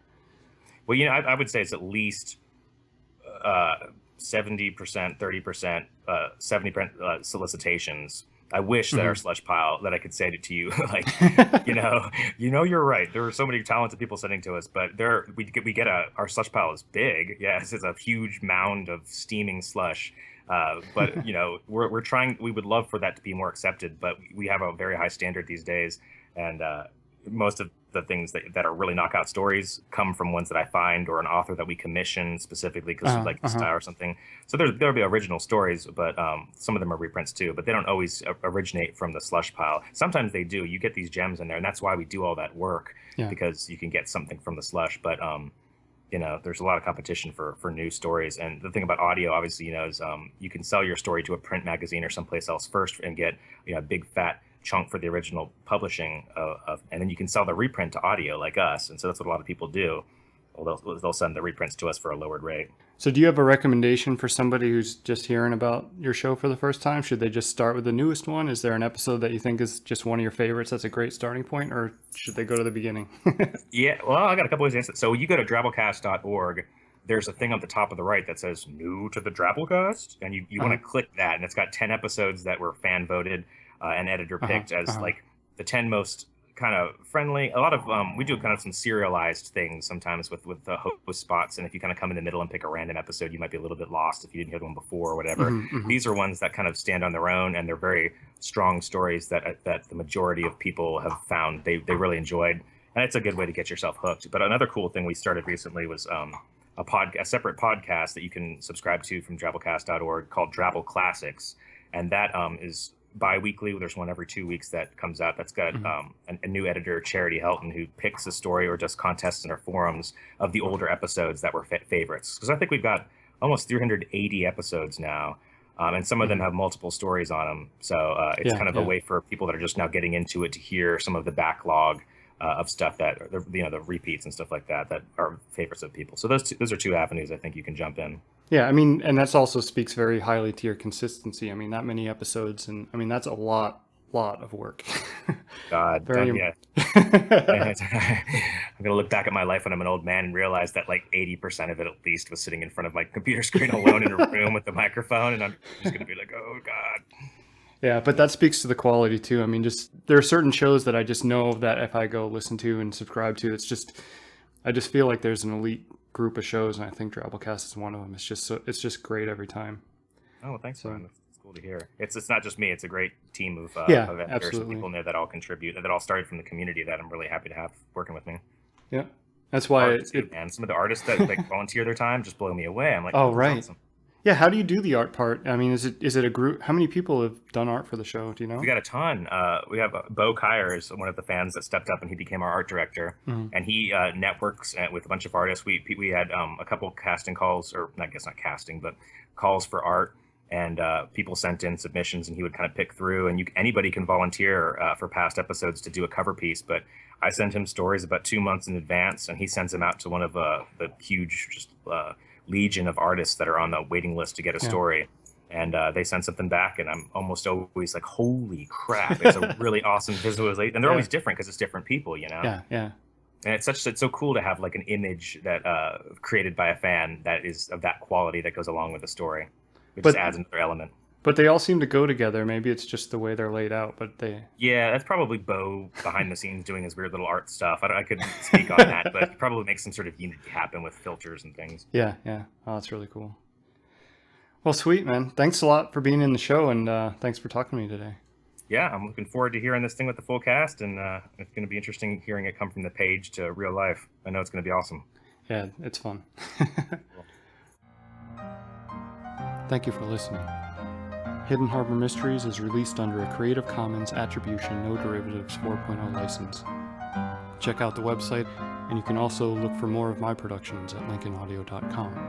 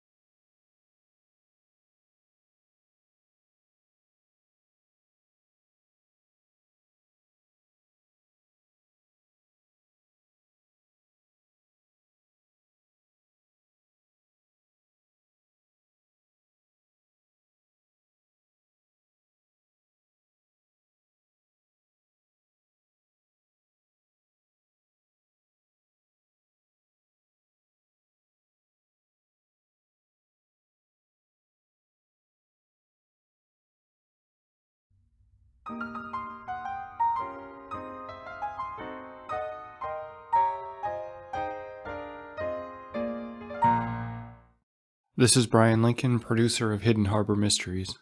I have one last interview here to release before the first episode drops. That is the actor Nicole, who played Cat Sparrow in the series. It was something of a last-minute decision to try to throw some interviews in the feed, as I've done, so not everyone was able to be lined up, and I wanted to point out the others that I have not interviewed here in the beginning of this podcast feed, so that they can also get their hard work out there for you guys to discover. Playing a few small roles in the series is Chris Lester. He has a podcast called Metamore City that you guys should check out over at metamorecity.com. It was probably the first example of a full cast audio that I heard, and one of the chief reasons that I got into this kind of a medium, producing audio. So having Chris in the cast was pretty special for me. Also, Rish Outfield, who played quite a variety of very important characters in the show, including Michael in episode 1 that you'll hear. Rish is just a tremendous talent and one of the first voice talents I ever worked with. He has a show called the Dunesteef Audio Fiction Magazine that he does with Big Anklevich, and the two of them are just tremendous, and I love their show. I love what these guys do.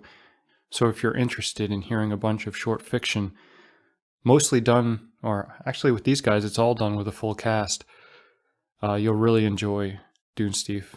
Go check them out over at dunesteef.com. Alex White also was an ensemble actor. He plays Greenstreet, which you'll hear in, I think it's episode 3, one of my favorite characters in the whole show. Alex is tremendously talented. He has a show that he produced, an audiobook that he produced called The Gearheart. He also has one of my favorite podcasts to listen to called Disaster Piece Theatre. It's sort of a Hollywood pitch meeting of movie ideas meant to be pitching the worst movie ideas you could have. And him and Stephen Grenade co-host this show. It's one of my favorite shows out there. It's just so fun. I get a kick out of every single one of them. I recommend you check it out. John Scott Ballantyne. He's from Campfire Radio Theater. He's one of the best examples of good audio drama that you'll find out there. Campfire Radio Theater, they like to do short horror type stories. They're tremendously well written and very well produced, so I highly recommend you check out what they have over there at Campfire Radio Theater. It's really good stuff. And finally, Renee Chambliss, also an ensemble actor. She played the young kid Bruce in episode 1, but she plays a variety of characters throughout the show. She has a novel that she narrated called Dreaming of Deliverance. You can find that over at podiobooks.com, but you also can find a whole bunch of stuff that Renee has narrated over at audible.com if you search for her name, Renee Chambliss. She's a tremendous voice talent, and it's an honor to work with her as well. So that's it. That's just a number of shows. I'll link them in the feed that I have over at lincolnaudio.com. Now, our main website for this show is at hiddenharbormysteries.com. I actually generate the feed of the episodes within lincolnaudio.com, and then Jay Smith, who's the writer for the show, he runs the hiddenharbormysteries.com site, and he'll also post stuff over there after it comes out. But in terms of show notes for the interview segments, you'll have to go over to check out lincolnaudio.com. You'll find some links underneath each of the episodes that I post on that feed. If you go to hiddenharbormysteries.com and go under the cast and crew page, you'll also find that underneath each person's picture, there'll be a link that you can click that will bring you to their stuff as well. I do want to encourage people to check out the hard work of all these people. The actors working on the show did so for free. I produced it for free. This is a Creative Commons project. It's a show that's meant to entertain.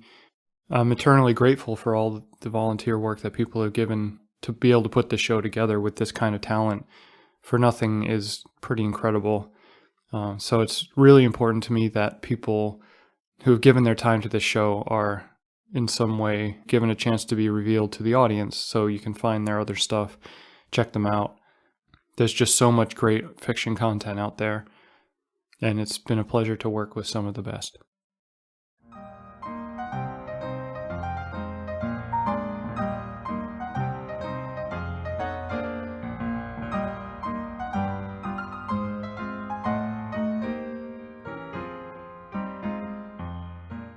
I'm here with Laura Nicole, who played Cat Sparrow, who I guess, what would you call her? The sidekick or the...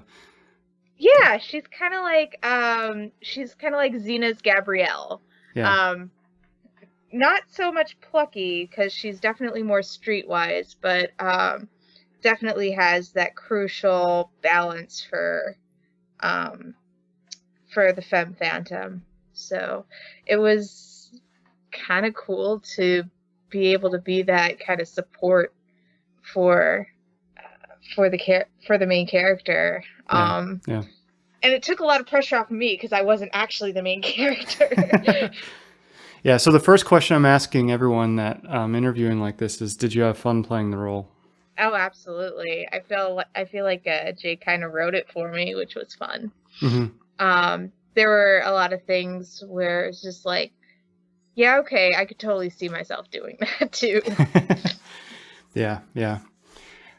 I mean, you had a, in terms of what you were asked to do was up there. You had to cry a bit and scream, and So it was definitely not a simple character that you chose.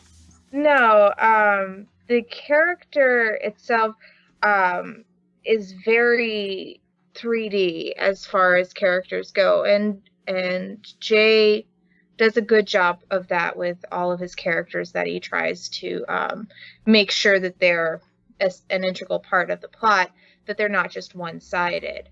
And so with Kat, you see a big range of emotions, and I remember having conversations with you and with Jay about her relationship toward Barbara, because it's kind of ambiguous. It's a little more than just employer-employee, but it's not quite something more intense, but very family like. So that was a difficult balance, and I think the hardest thing, other than keeping my dogs from reacting to me screaming, which was hilarious, was just making sure that I didn't over or underperform what the scene needed. Yeah, which is always a challenge with the satellite recording style, because you don't necessarily know. I mean, you might talk to a couple actors about their plan or whatever, but unless you all get on Skype and record together, which is really tough to even organize, especially with every scene being a different mix of people, you're pretty much giving me a few different takes in anticipation of how the other person might be acting in terms of level of intensity. So it's a bit of a challenge in that regard. That's part of the challenge of putting the show together, is making sure that it all fits together and sounds like everyone was actually talking to each other. Yeah, absolutely. One of the great things, though, about working with Veronica Giguere is she's very approachable, and I've known her for a couple of years, and we've been dancing around doing a part together. So when I started recording for Kat, I pinged her on Twitter and said, hey, I kind of need your help because I'm not sure how to do this scene, and this is a scene where it's very much between you and I. And what's lost is that there is, we recorded our interaction saying everybody's lines, which ended up just being a big old giggle fest, but it also helped build a real rapport between Barbara and Kat, which was something that I think in the scenes that I've heard so far of the show really plays itself out. She and I was hearing her when I was reading her lines off the page to react to. So it was good to have that kind of bonding moment with her. And I don't think a lot of voice actors get that, even on a high-paid professional scale. It's not something that you usually get. The back and forth is not always organic. Right. So it was a great experience to work with her in that capacity so that I could be prepared for my satellite performance. Yeah, and you've acted in quite a number of things by now. I mean, we knew you before from HG World, of course. Yep, and I've been acting since I think 2005 is when I first did my first satellite audio performance. I did a promo for a game called Morning's Wrath, where I was a princess who had just lost everything and is trying to save her kingdom.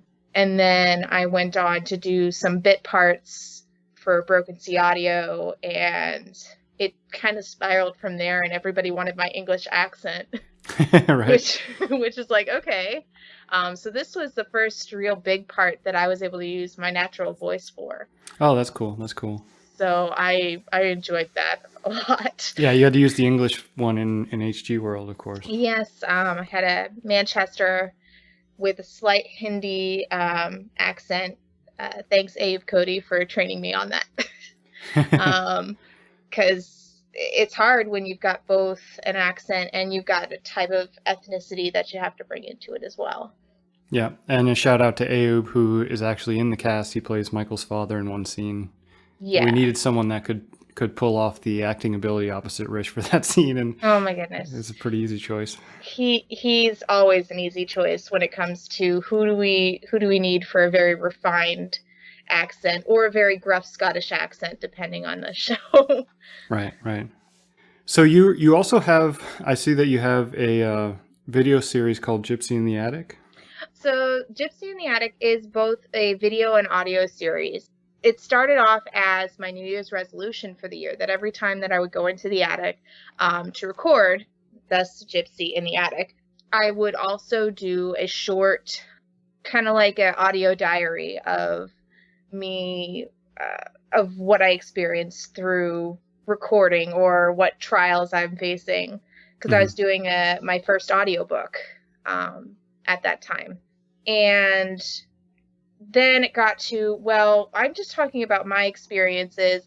I should really talk to other voice actors or other producers and find out more about their process and share that with people, because I didn't see a show like that out there. And so the easiest way for me to do the recordings was to use Google Hangouts, and that just added a depth to it, because a lot of times you don't get to see the faces behind the voices that you know. Right.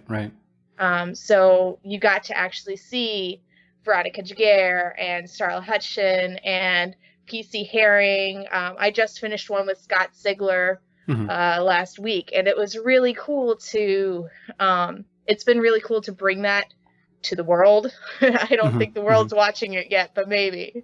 And I hope to keep doing it, because this is what I love, and I love sharing information. And those conversations that you have, are they primarily about voice acting, or is it a more broad? Mostly it's about voice acting. We talk about different methods, different resources, different promotional tactics, different programs that you use to get better. It's kind of like a continuous improvement methodology. From there, I get a little silly after we get all the meat and potatoes out of the way. I've asked several times if you could choose any voice actor to read some of your work and record some of your work, who would you choose? So far, like, I've got a whole bunch of one-offs, and then I've got Nathan Lowell and Patrick McLean. So, and they both have multiples of multiple votes. So we'll see what we can get. Do people usually pick names from within our community, or do they pick like Hollywood names? It's kind of a toss-up. It depends on who you ask. Like, if I ask some people that are just barely getting into publishing, they choose from within the new media group, because A, because this is what they've experienced the most, and B, because this is the group that's supported them the most. When you get to some people who think big and who publish big, their minds are broadened, and so they think of, well, the sky's the limit. Who could I have? I think Helen Mirren is the one that I was like, oh yeah, I would have her read anything of mine. I think mine, not that you asked me, but mine would be Nick Podell, who did the audiobook for The Name of the Wind. Well, damn it, now I can't interview you because you've already answered the question. Well, it'd be a no. But that totally guy is just tremendous, because he just does so many voices, and I just think that when you get to the real audiobook narration is different from obviously audio drama voice acting. Yeah. Because you have to be able to jump between hundreds of different. I mean, a book like that, book 2, which I think was incredible. It's called A Wise Man's Fear. Was 43 hours long. Yeah. With hundreds and hundreds and hundreds of characters, and every time you switched over, you knew who it was. And I feel like I could live 1,000 years and never be able to do that. Yeah. Another good one is Jim Rose, and he did the Harry Potter series. He did the entire Harry Potter series. And I think he said he did 200 something voices for that series. And a lot of young voices too. That's got to be hard. A lot of young voices, and he didn't fake the female voices. He just had a slight method of making it sound a little bit feminine, as opposed to doing things that I really hate it when men do, which is high pitch their voices and going into a falsetto. Yeah, I've heard the better technique is to try to go a little bit softer without it being like extremely different. Exactly. Yeah. And just like for women, when I do a man's voice in my own stuff, it's not so much I'm going into this deep baritone and the lower tones of my voice, but I'm going into more of a gruff, edgier type of tone with the words that I'm saying. Yeah. It's just amazing how the different styles of audio storytelling require a totally different skill set. Like I said, the audiobooks, you need all different kinds of accents and voices. And if you're doing audio drama, you have to be able to read different takes of lines, anticipating what the other person might be saying. And so you need to have that kind of creative imagination of different ways the scene could go. I mean, I have a lot of voice actors in the past, because I've, between doing Dune Steve and Drabblecast and all these other short fiction podcasts I've done, I've been able to try out and work with a lot of different potential voice talent. And probably the biggest mistake that people make is I ask them for 3 takes and they just give me 3 identical takes. Or sometimes they'll even give me 3 takes where the first 2 had mistakes in them and they finally got the third one. You know what I mean? And the whole point is to give a little bit of variety. You know what I mean? Do one where you're just really extremely into it and another one where you're kind of being sarcastic or whatever. You know what I mean? Like, just be creative with it. Absolutely. But. And where I've produced audio as well, I definitely get that. And sometimes you get little gems out of that, because sometimes you'll have written something that's a little hard to say, or it just doesn't sound right in that character's voice. And you have a good voice actor when they do it the way it's written, and then they say, okay, so that's how it's written. Here's how I think it would sound better. And they give that take, and 50-50 shot, it's probably going to be the one that you're going to take because it sounds more natural to the character. Yeah. And so some of the voice actors that I got to use in the various shows that I've produced gave me those little tidbits that were just right and just made that line so much better. Yeah, when I line select, that's exactly right. If somebody does a couple slightly different versions of the same line, I'm going to take the one that fits the scene the best. Like if they change it so much that it loses something that had to be there, it's not usable. But if they change the wording a little bit and it just sounds like the character more, then that's the one I'm picking. It's not about being verbatim. It's about telling a story. Exactly. So. Yeah. I miss doing that. It just takes so freaking long. Oh, it's a lot of work for sure. I mean, yeah. I'm more on the producer end than the voice acting end. I do voice here and there for things, but I just enjoy the art form. That's why I put all the time into it. That's my art form. And other people, it's more about the writing. Other people, it's more about voicing characters. That's really their bread and butter, or their prime motivation to getting into all this stuff. But for me, it's the production itself is my main form of self-entertainment, I guess. Yeah, definitely. So last thing I want to ask you is, do you have any advice, since you've been, doing this show where you talk to different people about the techniques of voice acting and what you've learned? What is a piece of advice you have for somebody starting out as a voice actor? Don't be afraid to audition for things that seem outside of your comfort zone or outside of your voice range. It took me a little bit to get comfortable enough with recording that I could go for parts that were a little more difficult or a little edgier. Like I had the girl next door thing going on for so long that I really wanted to do something else. Mm-hmm. So it took a couple years for me to find this one villain part, and I had to really reach deep inside myself to get that villain part, because she had to do some kind of awful things. But then my favorite character to date that I've played, which is Steelwing from Broken Sea Audio's feedback series. She's a supervillain, and she has this great evil laugh, and I love playing that character. Or I should say I loved playing that character. The show is no longer running that arc, which is sad. But it's I really enjoyed being that evil, and because I was finally able to break through, I've been able to go on to do shows like The Oz Job, which is a very gritty version of The Wizard of Oz.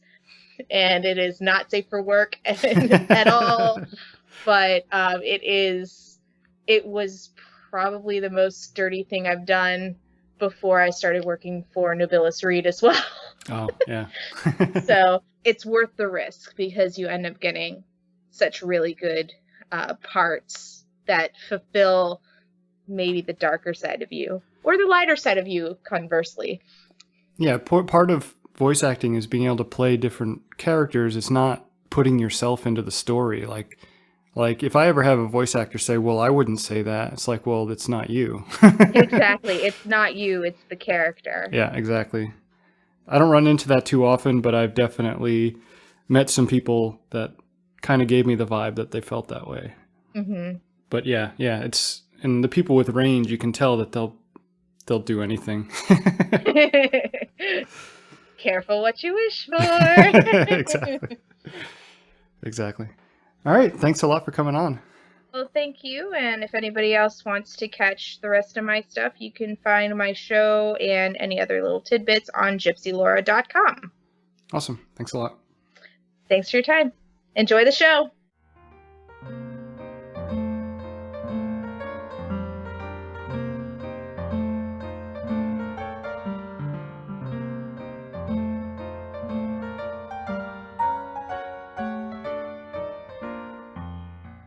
All right, that was Laura Nicole. Once again, thank you very much, everyone, for listening to the feed. Next up is episode 1. Please enjoy the show. Let us know what you think. Go to iTunes and post a review if you think of it. And as I said, check out other stuff by this wonderful cast. Take care and thank you for listening.